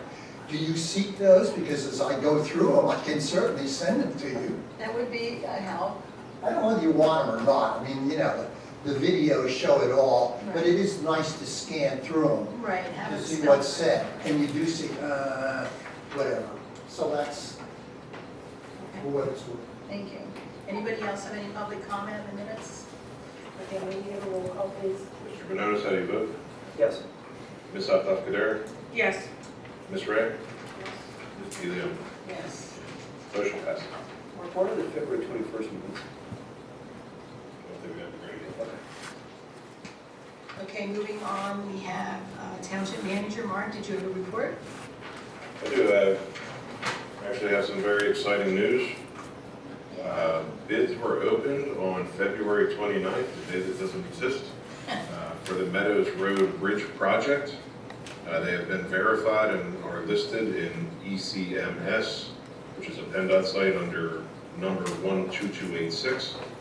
The low bidder was Kinsley Construction and Company for a bid of $3,082,000. Construction should should break ground in late May or early June. So I know everyone has been waiting for many years for the Meadows Road Bridge project to begin. So that's an update on that. Did you send out a little notice to everybody, letting them know that? Yes. I'll put it on Facebook too. Yep. And that's with the county, that's the county bridge? It's a PennDOT project. Okay. It's a county-owned bridge that PennDOT's administering with federal money and state and county money. Also, the township plans to begin working on Reading Drive culvert next week. For the first part of the project, it'll just be partial shutdowns for when we need to. Also, the utilities are planning on doing their work the week of March 18th. After the utilities are complete with their work, again, that would be just partial shutdowns. Probably expect Reading Drive to be closed beginning in April for the culvert to be replaced. And we're hoping that to be about a 4-week project. That's all I have. Okay. Two of the council members are not here. Jason? I think that's great news about the Meadows Road Bridge. That's consistent with what we were reporting in the fall of last year as the time frame. So it sounds like we'll have a new bridge in 2024.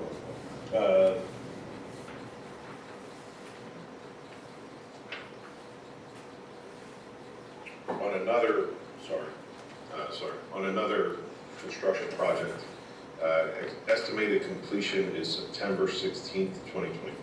2025. For the Meadows Road. For the Meadows Road Bridge. Say that again? September 2025. September 2025. September 2025. Thank you. Long overdue. It's good news. All right. So I was contacted by some residents out on Easton Road who are very upset with the efforts by Priscilla, Laura, and Victoria to rezone Easton Road. And we got one comment here from Denise Van Buskirk. Easton Road again, exclamation point, exclamation point. I just rewatched the Parks and Recreation meeting and I'm thoroughly disgusted with the lack of information these people have about what transpires on a daily basis here on Easton Road. 2 exclamation points. The truck traffic has increased over 5 years here and the ball field was there all that time. Now that we want to go get out with our values intact, is Keith Mann wants to recommend to switch it back. Who is he? A resident of Easton Road? No. The interested developers are after Mockingbird Hill Road. Warehouses will not work on the lower Saucon tract that has been invested or looked into. There isn't enough room for the current codes to build warehouses. If anyone who lives in this section actually knows what is out there, there are no warehouses from Mockingbird Hill to Ringhoffer. There are all manufacturing plants. Suncup, Eastern Industries, Pando, UGI. Also, I had people who do not live here coming back to ask for signatures to revert it back, 4 exclamation points. Those people lied to almost anyone that said they wanted to stay, telling them everyone already signed it. I was asked and emphatically said, no, leave my property and go back to your mountain where none of this is your issue. They actually asked if we thought planting trees would be a solution. I thought to myself, are you blind? This whole area has trees in front of the buildings, and it does nothing for the beads going into steel towers or the trains at all hours of the day and night. I'm so done with this crap, exclamation point. Get over yourselves and your vendetta to reverse everything that was done with the former council and work together. I have been also inquiring into our state representatives to look into the function of council since these women took over. Their bipartisan bullcrap is just that. It's what can we do to piss off the two left here with. They seem to be the only ones with any common sense in listening to what we want. Truly disgusted, Denise Van Buskirk. I won't share her address. And then, could you shut down the He crowd? stopped, okay? Or why don't you be a little bit more reactive to when it happens? You do what you do, I do what I do. Yeah, we okay? don't do it very well. Well, I'm sorry, I don't meet your standards. You didn't do it either. Everybody from the audience, please stop. Miss DeLeon, you don't meet any standards. Easton Road. Hi, Jason. I just watched the Parks and Recreation meeting last night, and I'm highly disappointed in what they decided. Keith suggested to lower the speed limit and recommended council that they reverse the zoning. He says it is from a safety perspective only. However, it was told to him that most would get there by car, so the traffic will not affect the majority. Multiple other members also told her they should be 2 separate items because of the amount of residents that wanted to stay LM. Even residents that didn't want it before want to stay now. The traffic will not get better by canceling the development. It will actually get worse as empty warehouses fill up since they're not all occupied yet. The speed limit on Eastern Road, on this section of Eastern Road, is 45, not 40. Just to correct their information in the meeting, also has been determined and even stated in council meetings that this section of Eastern Road will not accommodate warehouses, all capitalized and 5 or 6 exclamation points. So please, to all of the council, stop, all caps, 3 exclamation points. This debate is ridiculous. It's done, exclamation point. There is no reason to change it. You are all just wasting our time. Stop with all the childish drama and circus act of meetings, exclamation point. The name calling, the rolling eyes, and the attitude. Please act your age and do what you were elected to do. Listen to us and what we need. So many of us that want out already have money invested elsewhere because this was put into action already. Enough is enough. The I'm going to do this in spite of the other members to get rid of their policies attitude needs to go. Thank you for your time. A very frustrated resident, Krista Bliss. And I also heard from a resident about Hellatown Library. And actually, the other members of the council that communicated were copied on this. Actually, no, not all. Tom was not. Laura, Victoria, and Victoria only, and me. Hal, it saddens me that the council, except the men, do not seem to care about Hal's RTK, right to know malfeasance. This is serious. Hal is basically breaking the law. The OOR, Office of Open Records, directed them to disclose records and they refused. Yes, it is their right to appeal, which they did. They are guilty of fraud in terms of providing book purchases to citizens tax-free and with the library discount rate. That is for certain. We don't know, this was from Oscar Gray, we don't know what else because you are dropping your RTK lawsuit. Lower Saucon accepts fraud apparently and ignores it. But I guess that is PA in general, the 5th most corrupt state in the country. Ken Solt is a criminal. He sold cigarettes to minors when he was in Florida. That is public record, so not defamatory. But the good news is that other private citizens have RTK cases in common pleas against Hal. What will you do when they win? That was Oscar Gray. So, we'll just share those comments.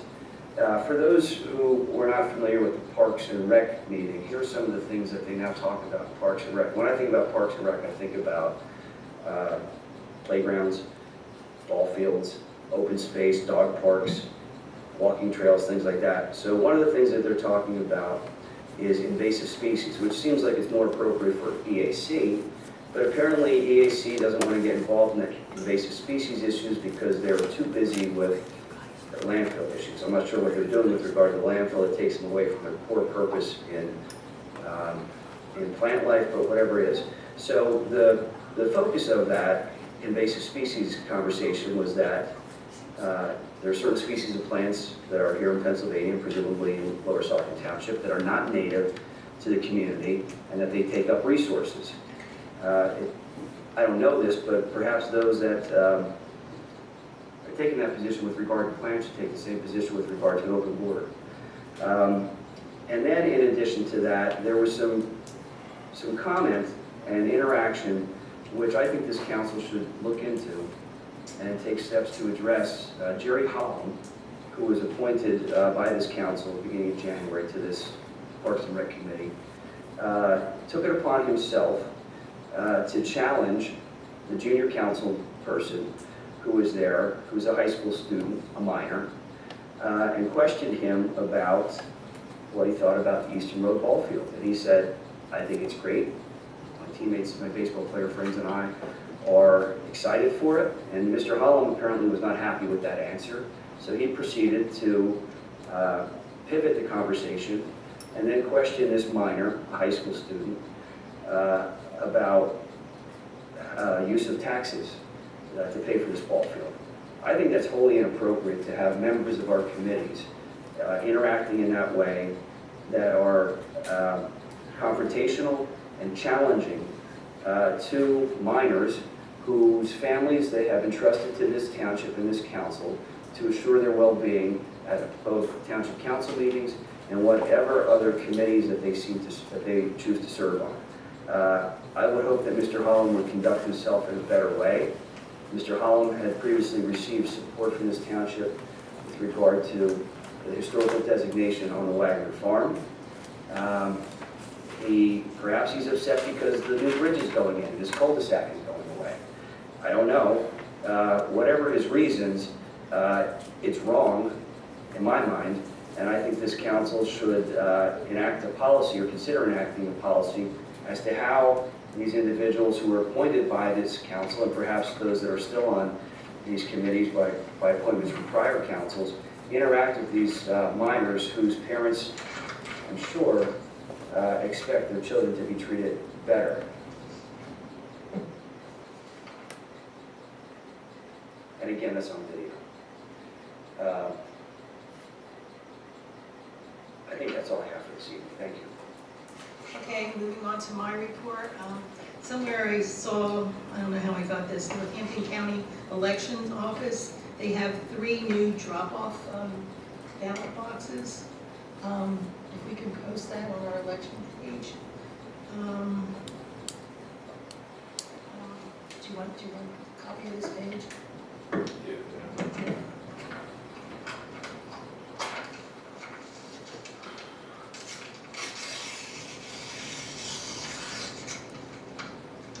Let me just announce where they are.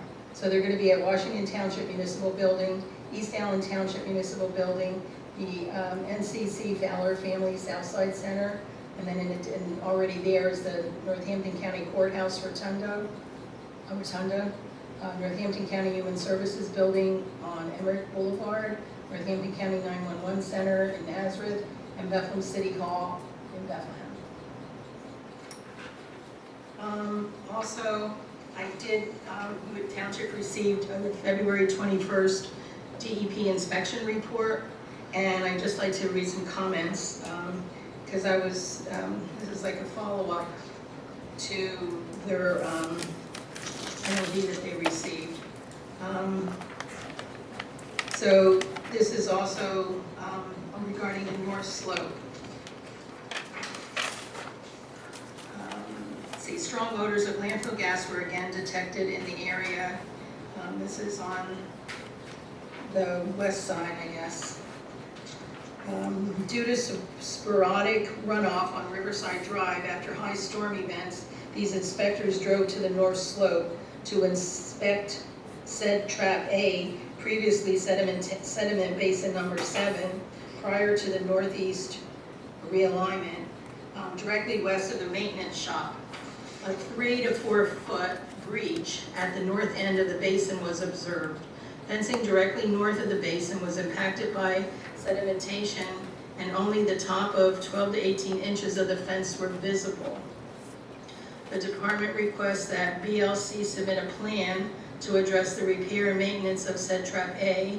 The plan should also include an inspection and monitoring plan to address the stability, integrity, and maintenance of all stormwater BMPs considered sedimentation traps and/or level spreaders at a minimum monitoring inspection frequency as the sedimentation basin inspection frequency detailed in Table 1 to 2 of BLC's Northern Alignment Soil Erosion and Sedimentation Control Plan narrative. And since the routine partial inspection report issued on January 30th, 2024, BLC has received 66 complaints of odors. Odor patrols were conducted by the department on January 30th, 24, January 31st, 24, 2/7/24, 2/8/24, 2/12/24, 2/21/24, 2/23/24, 2/26/24. And I'm only reading some of this stuff, I'm not reading all of the report. A notice of violation was issued to BLC on February 8th, 2024, which included, and it lists the Pennsylvania code that it was a violation of. And it goes on to list other ones that was also considered notices of violation included in the February 8th letter. And again, they talk about the breach on Riverside Drive. So I'm just putting this in the record, on the record. And that's all I have. Let's see, Victoria, you want to go next? I don't have any council report tonight, other than to reiterate my thank you to our first responders for their excellent response on Saturday, and to our manager for coming out that day and representing the township. On national news, I noted that, I guess because it's Norfolk Southern and, you know, the issues in Ohio, we made news on all the major news, national news stations at 6:30 News that, you know, you've known for a long time. And also news articles in the country of India. I mean, so it's rather interesting. So we're not famous. That's all I have to thank everybody. Okay, Laura? Yes, so I did attend the Parks and Rec meeting as liaison. I wasn't really going to go into details because I know they made a few motions. They'll be sending letters of recommendation to council, so that'll be on our next agenda. But I will comment on a couple things that were said then, so I would not describe Jerry talking with the junior council members as a confrontation. It makes it sound like there was an argument or he cornered him or something. He was talking to him about what he thought about the baseball fields. So it didn't seem too questionable anyway. And then as far as the idea that was put out regarding the non-native plants, so the trees specifically, I think it's a great idea. They do want to be looking at each of the parks with this in mind, so it's not just non-native, it's also non-native invasive. So those take up resources and displace native plants, which support wildlife and all the critters and all the bugs and everything else. So I think it's a great project. It's very related to the parks because that's where we can set an example that the public can access and see, and we'd like to get them involved in that. So I think it's going to be a great thing, and we said that'll be coming up on our next agenda. So on a different topic, I wanted to mention there's a plan called the Lehigh Valley Hazard Mitigation Plan, and they are currently have that open for public comment through March 25th. It's a huge plan. It's like 400 pages long. It covers anything and everything that are natural and man-made hazards. So it's for all 62 municipalities in Lehigh and Northampton County. And like I said, it's a mitigation plan. So it's ideas, it's not how to prevent something from happening. It's not how to react when something happens, like the emergency we had. It's how to plan to make things less bad. So I would recommend, if you have any interest in any of the topics, it covers, like I said, everything. Have a look at the plan. The website is N as in Nancy, C as in cat, E as in engine, M as in Mary. So it's like Northampton County Emergency Management, I think is the acronym there, -pa.org. So the plan was originally drafted way back in 2006. They updated it in 2013, again in 2018, and now it's due to update again. So they add things, look for input. I think I never knew that it existed, so it's a... Yeah, I remember going over that over the years and putting the pipeline in, because that's when the Eddie's pipeline was coming through. So it's natural and man-made hazards. So it makes you aware of what's going on all over in Lehigh Valley and where you live. That's it. And can I ask the manager if we received a copy of that plan for comment? Don't know if we received a copy of the plan for comment. I think there was an email at one time about it. Yeah, the plan's online. Like I said, it's 400 400 pages, and there's tons of maps and pictures and things in it. Yeah, probably Why would be? ream of paper. We did our portion when they asked us to fill out our paperwork, but it was just general paperwork. Since the recent train thing, maybe it could be. Okay, Laura, you finished, Laura? Yes. Okay, thank you. I guess open up to public comment. Non-agenda items, 5-minute time limit. And who wants to go first? Go ahead, Margie.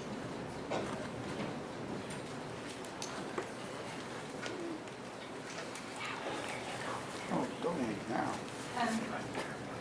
Margaret Zegalay, Village over Hellertown. I just want to start off by asking Laura if you could post that in the newsletter, that information, not all the pages, but just the contact information for the community. Sure. Well, in the newsletter? I'm not Or sure. online or something. I guess we can ask Carol to put it out on the Facebook post. I can give her the information. That'd be great, yeah. I heard of the Easiest plan that you were talking about, and it's important, you know, because that's our future. So I just wanted to say that my husband and I realized that there have been numerous accidents on 412 and Apple Church Road. It's the corner where there's a house with huge boulders on the corner, and it's becoming more and more prevalent that accidents are happening there. Anyway, we looked at the speed limit along 412, and it seemed like because of the curve in 412 and how cars come up along that roadway, the only way to prevent maybe some of those accidents is to lower the speed limit. So I wanted to know, is this something that I would need to contact PennDOT about, or is it something that is regulated by the township?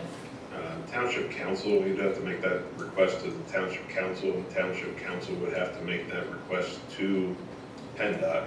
Okay. The problem with doing that is PennDOT will do a study of the traffic that is on that road, and they may they go with the 80 percentile. So they may actually raise the speed limit. Really? Yes. that would be devastating. Correct.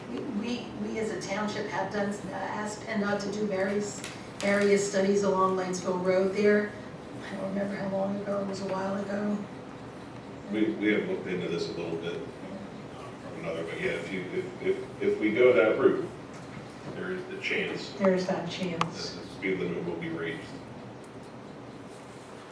Maybe put more turns ahead signs or something, I don't know.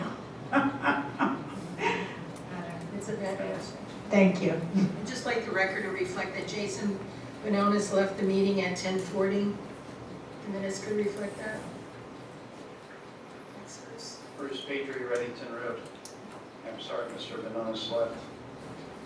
He made a comment earlier about the meetings being posted when I said lack of transparency. The problem is not everyone can get off from work during the day.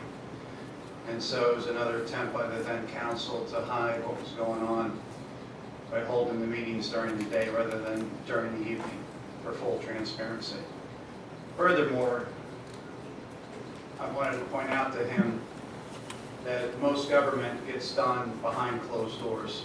That's why they have doors on rooms.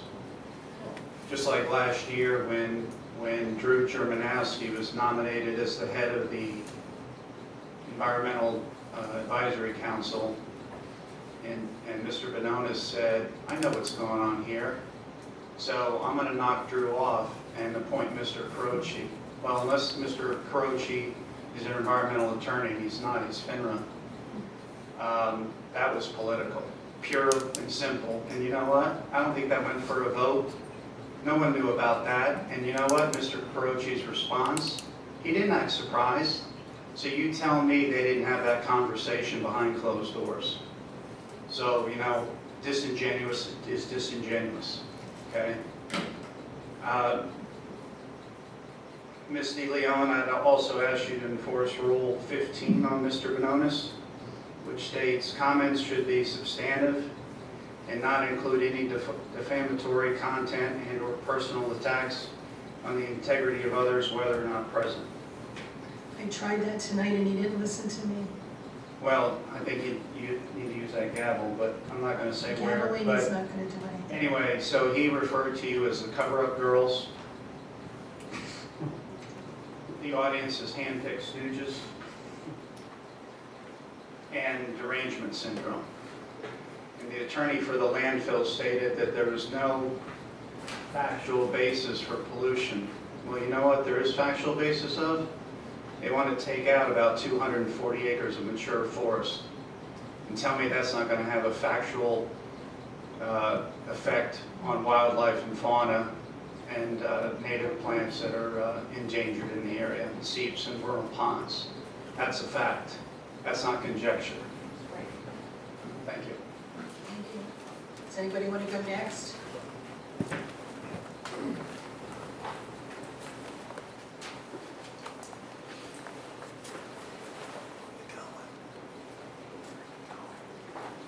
Just wanted to say that, Andrea Witchin for the record, that there was some comment made earlier about whether the 3 newly elected members of council were going to assume that they were so brilliant that they could make the choice of the new manager.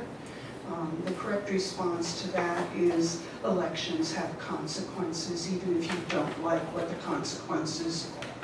So yes, I do expect that you ladies that we elected will make the ultimate choice on who the new manager is.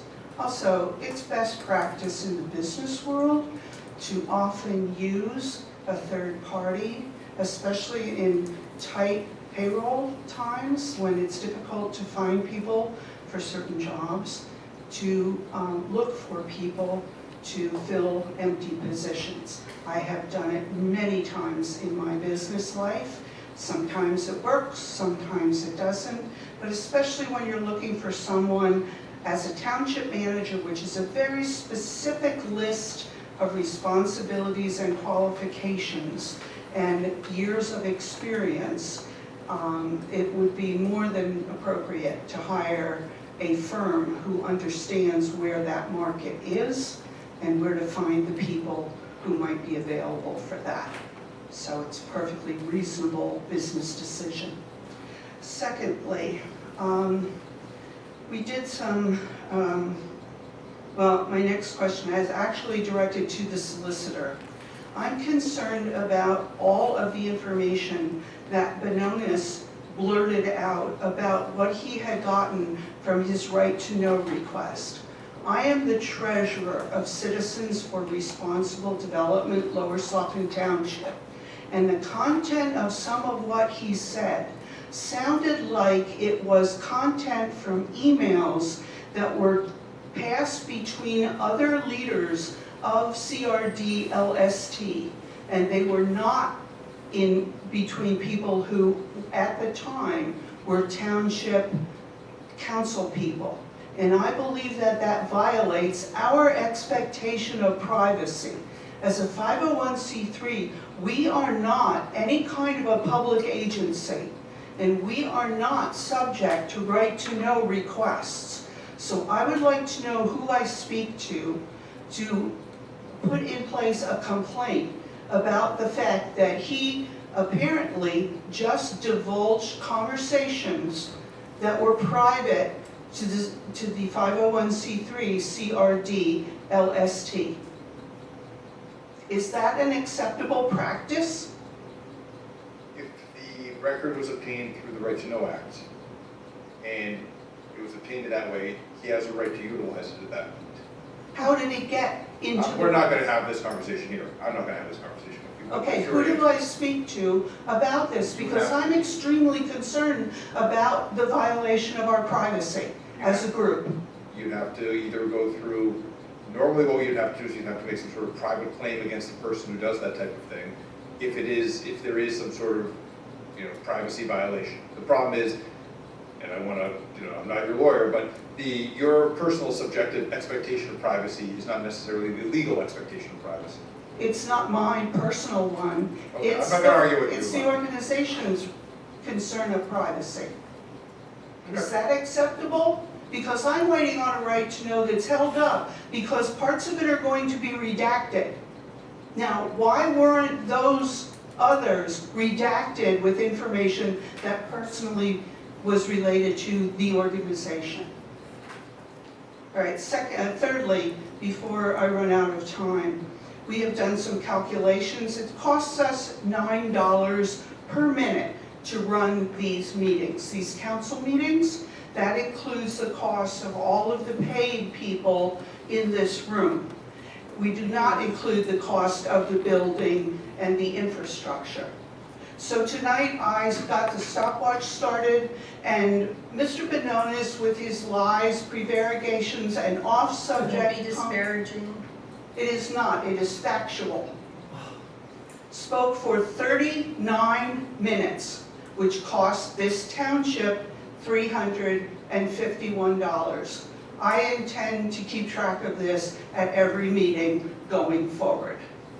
Thank you. Okay, thank you, Andrea. Next.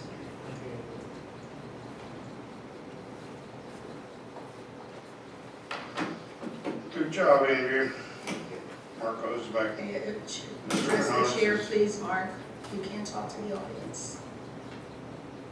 Sorry, the rules.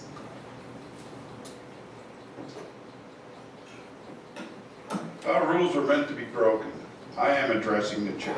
Okay. I address the chair as in thanking Andrew. There should be a way to make Mr. Bananas stay here and not leave early. Because, frankly, I'd like to get him to answer some questions, which he won't answer. But he'll have to in front of a judge. So, You're not supposed to be talking to each other. You were out of order. You're right, I am. Okay. I apologize. Sorry. he just asked me if that was a threat. Why don't you continue? What else would you like to tell us? I was going to ask Kathy Gorman if she would be interested in answering. If she is actually interested in Mark's position, it's up to her. I mean, If she Doesn't doesn't have to answer answer that. that. Oh, I know you don't have to answer it. I'm curious as a person. If you're asking it rhetorically, that's fine. It just, You know, but, I mean, I would think with all the time she put in, if she's interested, then capable of doing the job, then so be it.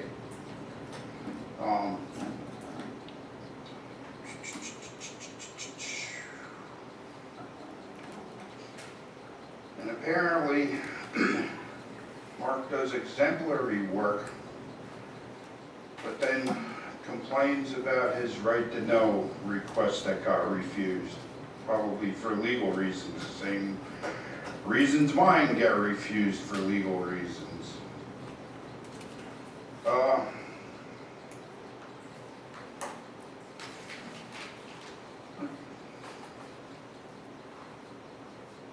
It's good to know that the DEP is after the dump and doing their job. And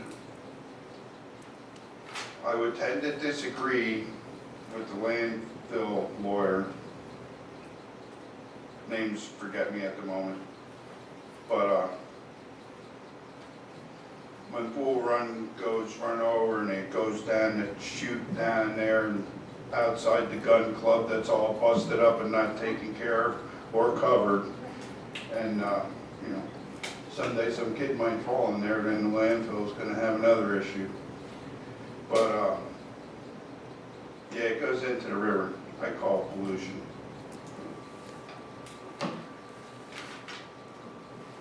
Everybody wants to restrict my speech here, so I'm not allowed to talk about stuff. Have a nice night. Thanks all for coming. Thank you. Anyone else? I think you want to go last, right? You usually want to go, no, you can go, Carol. He likes going last. Carol Riley Mankos. You want to put the mic down, please? Carol Riley Mankos. So I just wanted to address you guys with some current issues I have. I live on Riley Lane, which is parallel to I-78, which is also parallel to Easton Road. I went and spoke to all of the neighbors in my neighborhood because that is where I have lived for 36 years. And before that, the land that I currently live on has been in my family for over 200 years. So I am very aware of my surroundings. When I was talking to my neighbors, some of the concerns that we had were all of the lights over in Bethlehem, where all the warehouses and things are. And I wanted to know, is there a way that our township can talk to Bethlehem about the lights? I did speak to somebody that lives on Easton Road that has a child. He told me that the lights were shining right into their bedroom.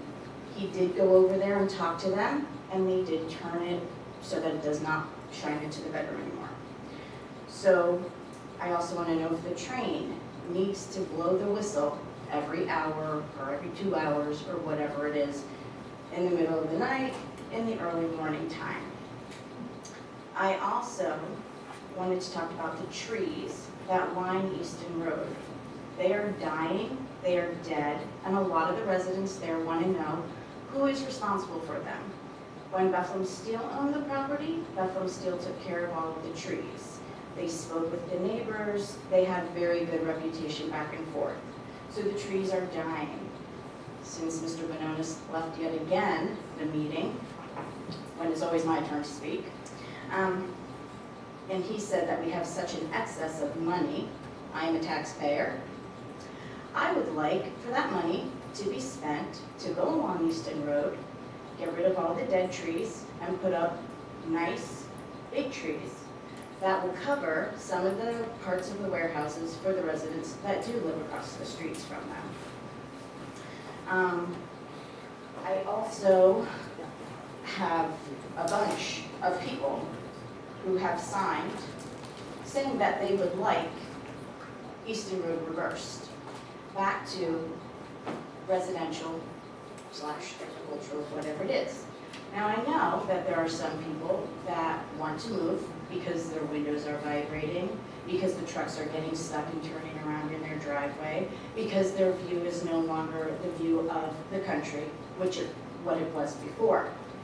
So with that being said, I also want to know if there's a way, since we are a light manufacturing right now, if there is a way that we can determine what goes in there. So, as Mr. Banonis said, Denise sent in Eric and Chris, whichever, sent in the email saying, oh, it's not big enough for warehouses, blah, blah, blah, blah, blah. Well, I would like to know then what would go there?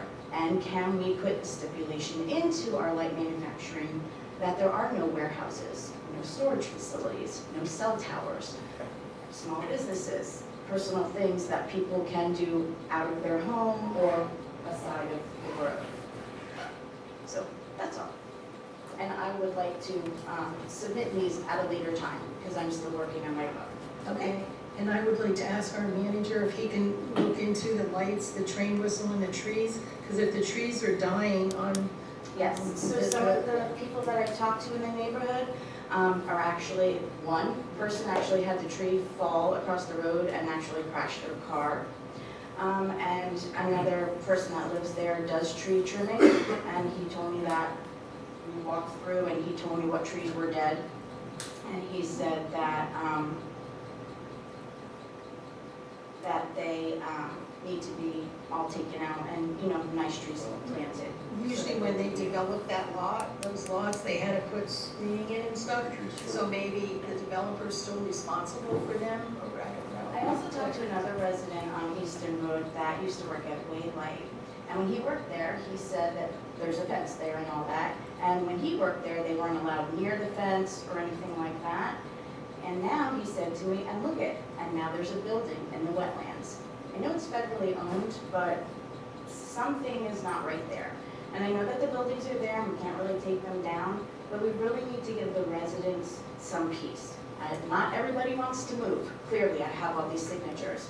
But for those people that are staying, I really think that the township needs to work with Bethlehem and see what we can do to kind of minimize. Everything is contingent on something with the sale of those lots and stuff. And if people don't understand what that means, that would be on them. But I will say that in the March meeting last year, there was a man that stood up and said, anybody that wants to sell their property should really have a professional look over it because it is contingent on other things. Thank you. All right, thank you. Mark, I'll talk to you about this tomorrow. Okay. And I might recommend you can definitely go to the Bethlehem City Council meetings and bring up your concerns there. They're very welcoming to public comment, and you don't have to be a Bethlehem resident. That's a good point. Did you want to speak to? Kevin Riley Rice. So I also went around and spoke to a lot of the residents that don't live on Easton Road, but use it as their primary mode of transport. And they have encountered numerous traffic problems with tractor trailers getting caught on the bridges and damages to the bridges. So a lot of them want better signage or posting that trucks aren't allowed on that road. And they shouldn't be, they should be cited and fined for being on that road. So I haven't seen any enforcement on that.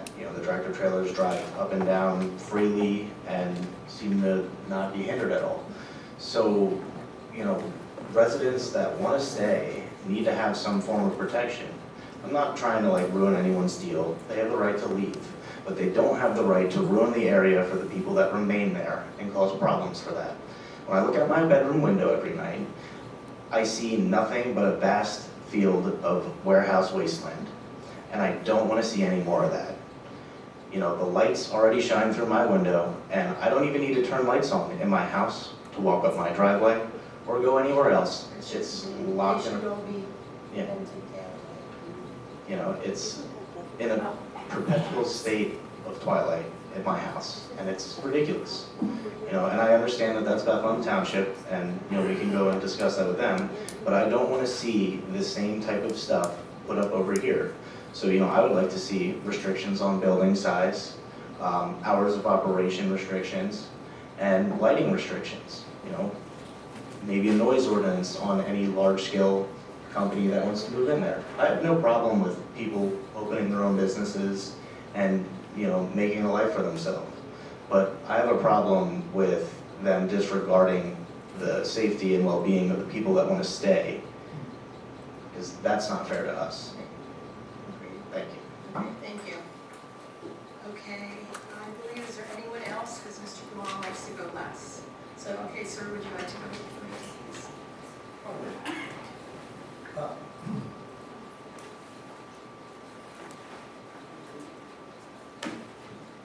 Dave Nguyen, for the record. The gentleman just asked about more warehouses in Bethlehem. I did see an article but about several weeks ago. The council had rejected some new applications. They said enough is enough. That's condensed. So if he's interested, you might go look at that article up and see where it is. The other thing is if Laura Ray would post the URL for this voluminous report, that would really be helpful. And if you could maybe, Mark, We'll put it up. yes, somewhere, I mean, somewhere related to this meeting, so we could go and look in when we get done. I mean, I do that myself after I record all of the things that are said at the meeting, and yada, yada, yada. But it's nice when some long URL appears there. So that's just helpful, because yeah, I'd like to read it. I do all the time. One thing this council didn't measure, Stephen,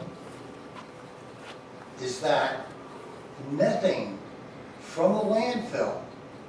Has anybody read about that, Laura Ray? About the methane coming off the landfill and what they're going to do with it?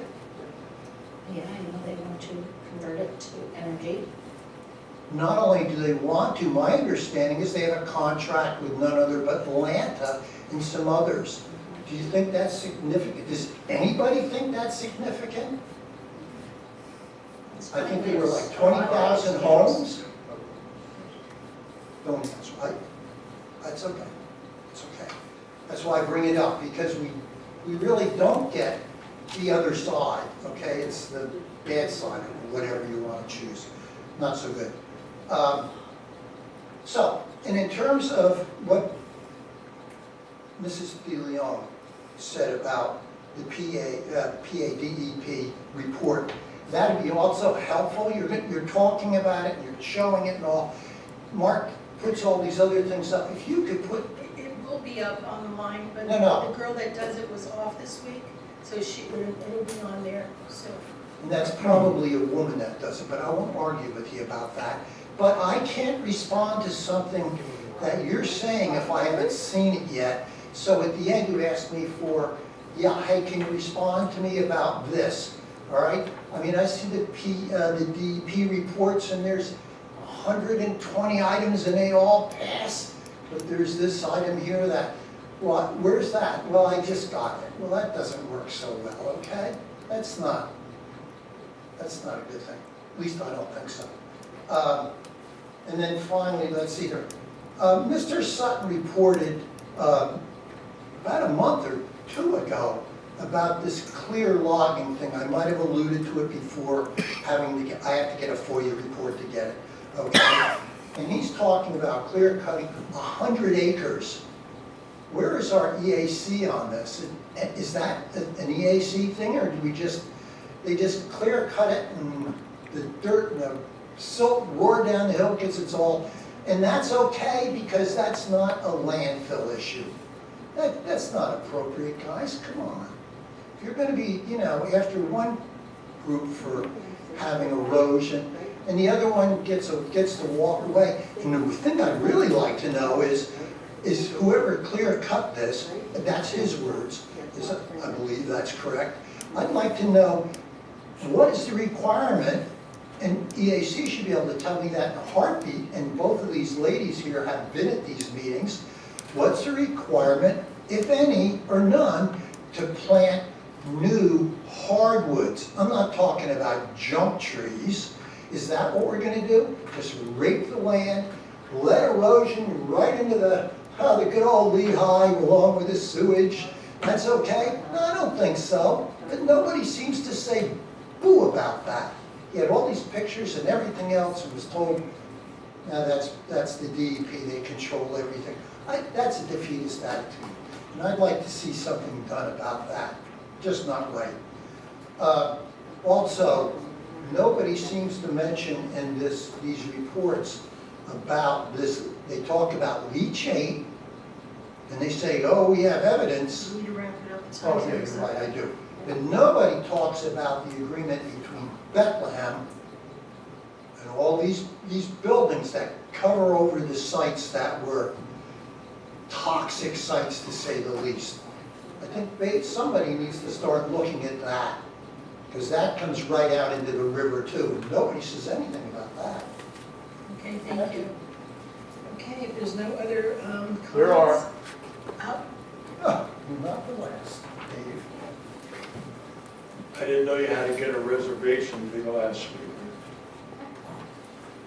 I have all the references for where I obtained this information. However, if you want it, you'll have to do the research just as I have. Then again, you could take the lazy way out and submit about 1,000 Freedom of Information requests. At the Lower Saucon Township quarterly landfill meeting, Jason Banonis stood at this podium extolling the virtues of the landfill. He stated the landfill had no violations in the previous quarter, but I'll get to that in a minute. On January 11th, 27th, 30th of 2024, the DEP performed routine inspections and investigated complaints. During the inspections, it was revealed the landfill was in violation of the Solid Waste Management Act, blah, blah, blah. It was noted, excuse me, that the landfill had elevated methane gas readings, fissures, and multiple leachate seepage areas. It was also determined that the landfill had failed to take prompt action. Some of those concerns dating back to January of 2022. This has all been thoroughly documented by the DEP. As a result of the January 27, 2024 investigation, the landfill was found to be in violation of maintaining proper intermediate cover, which resulted in the odor complaints that launched the investigation. On January 30, 2024, in response to persistent complaints of odors, the DEP realized odors consistent with those detected on Apple Butter Road, Johnston Avenue, Madison Avenue, Main Street, Mixel Avenue. Imagine this, Riverside Drive and Saucon Avenue.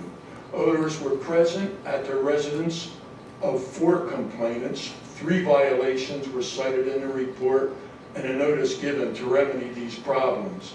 The landfill lawyer stood at this podium shortly after the landfill meeting and proclaimed that the 504 part per million and 540 parts per million were only minor violations.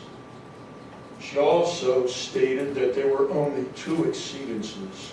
She is making a very misleading statement. As a DEP is not able to test each and every day. They don't have the resources, and the lawyer is very well aware of this fact. There could well have been multiple days of violations. She also questioned why people are so upset. The landfill was at least improving. The parts per million were lower than they were in November. November? Wait, what? How could the excessive limits caught in January be lower than those in November unless November's numbers were actually higher? And how could a council member stand at this podium and state there had been no violations in the last quarter when the landfill lawyer unwittingly admitted that November limits were higher than in January? Now, last time I checked, November was still in the last quarter of 2023. The average human nose detects these gases at 10 parts per million. So at 504 and 540 parts per million, the so-called minor exceedances, you can only imagine how putrid that smell is. That's unless you live in or pass through the area, then you don't have to imagine because you live it. Mr. Caroci accused me of lying about detecting odors at one of these meetings, yet when the DEP responded to complaints registered by others, the same odors that I was accused of lying about were what led to the landfill being notified of violations. It all begs the question, who's really hiding things and lying to the people of Lower Saucon Township? Thank you. Thank you. Anyone else? If not, is there a motion for adjournment? I'll make the motion.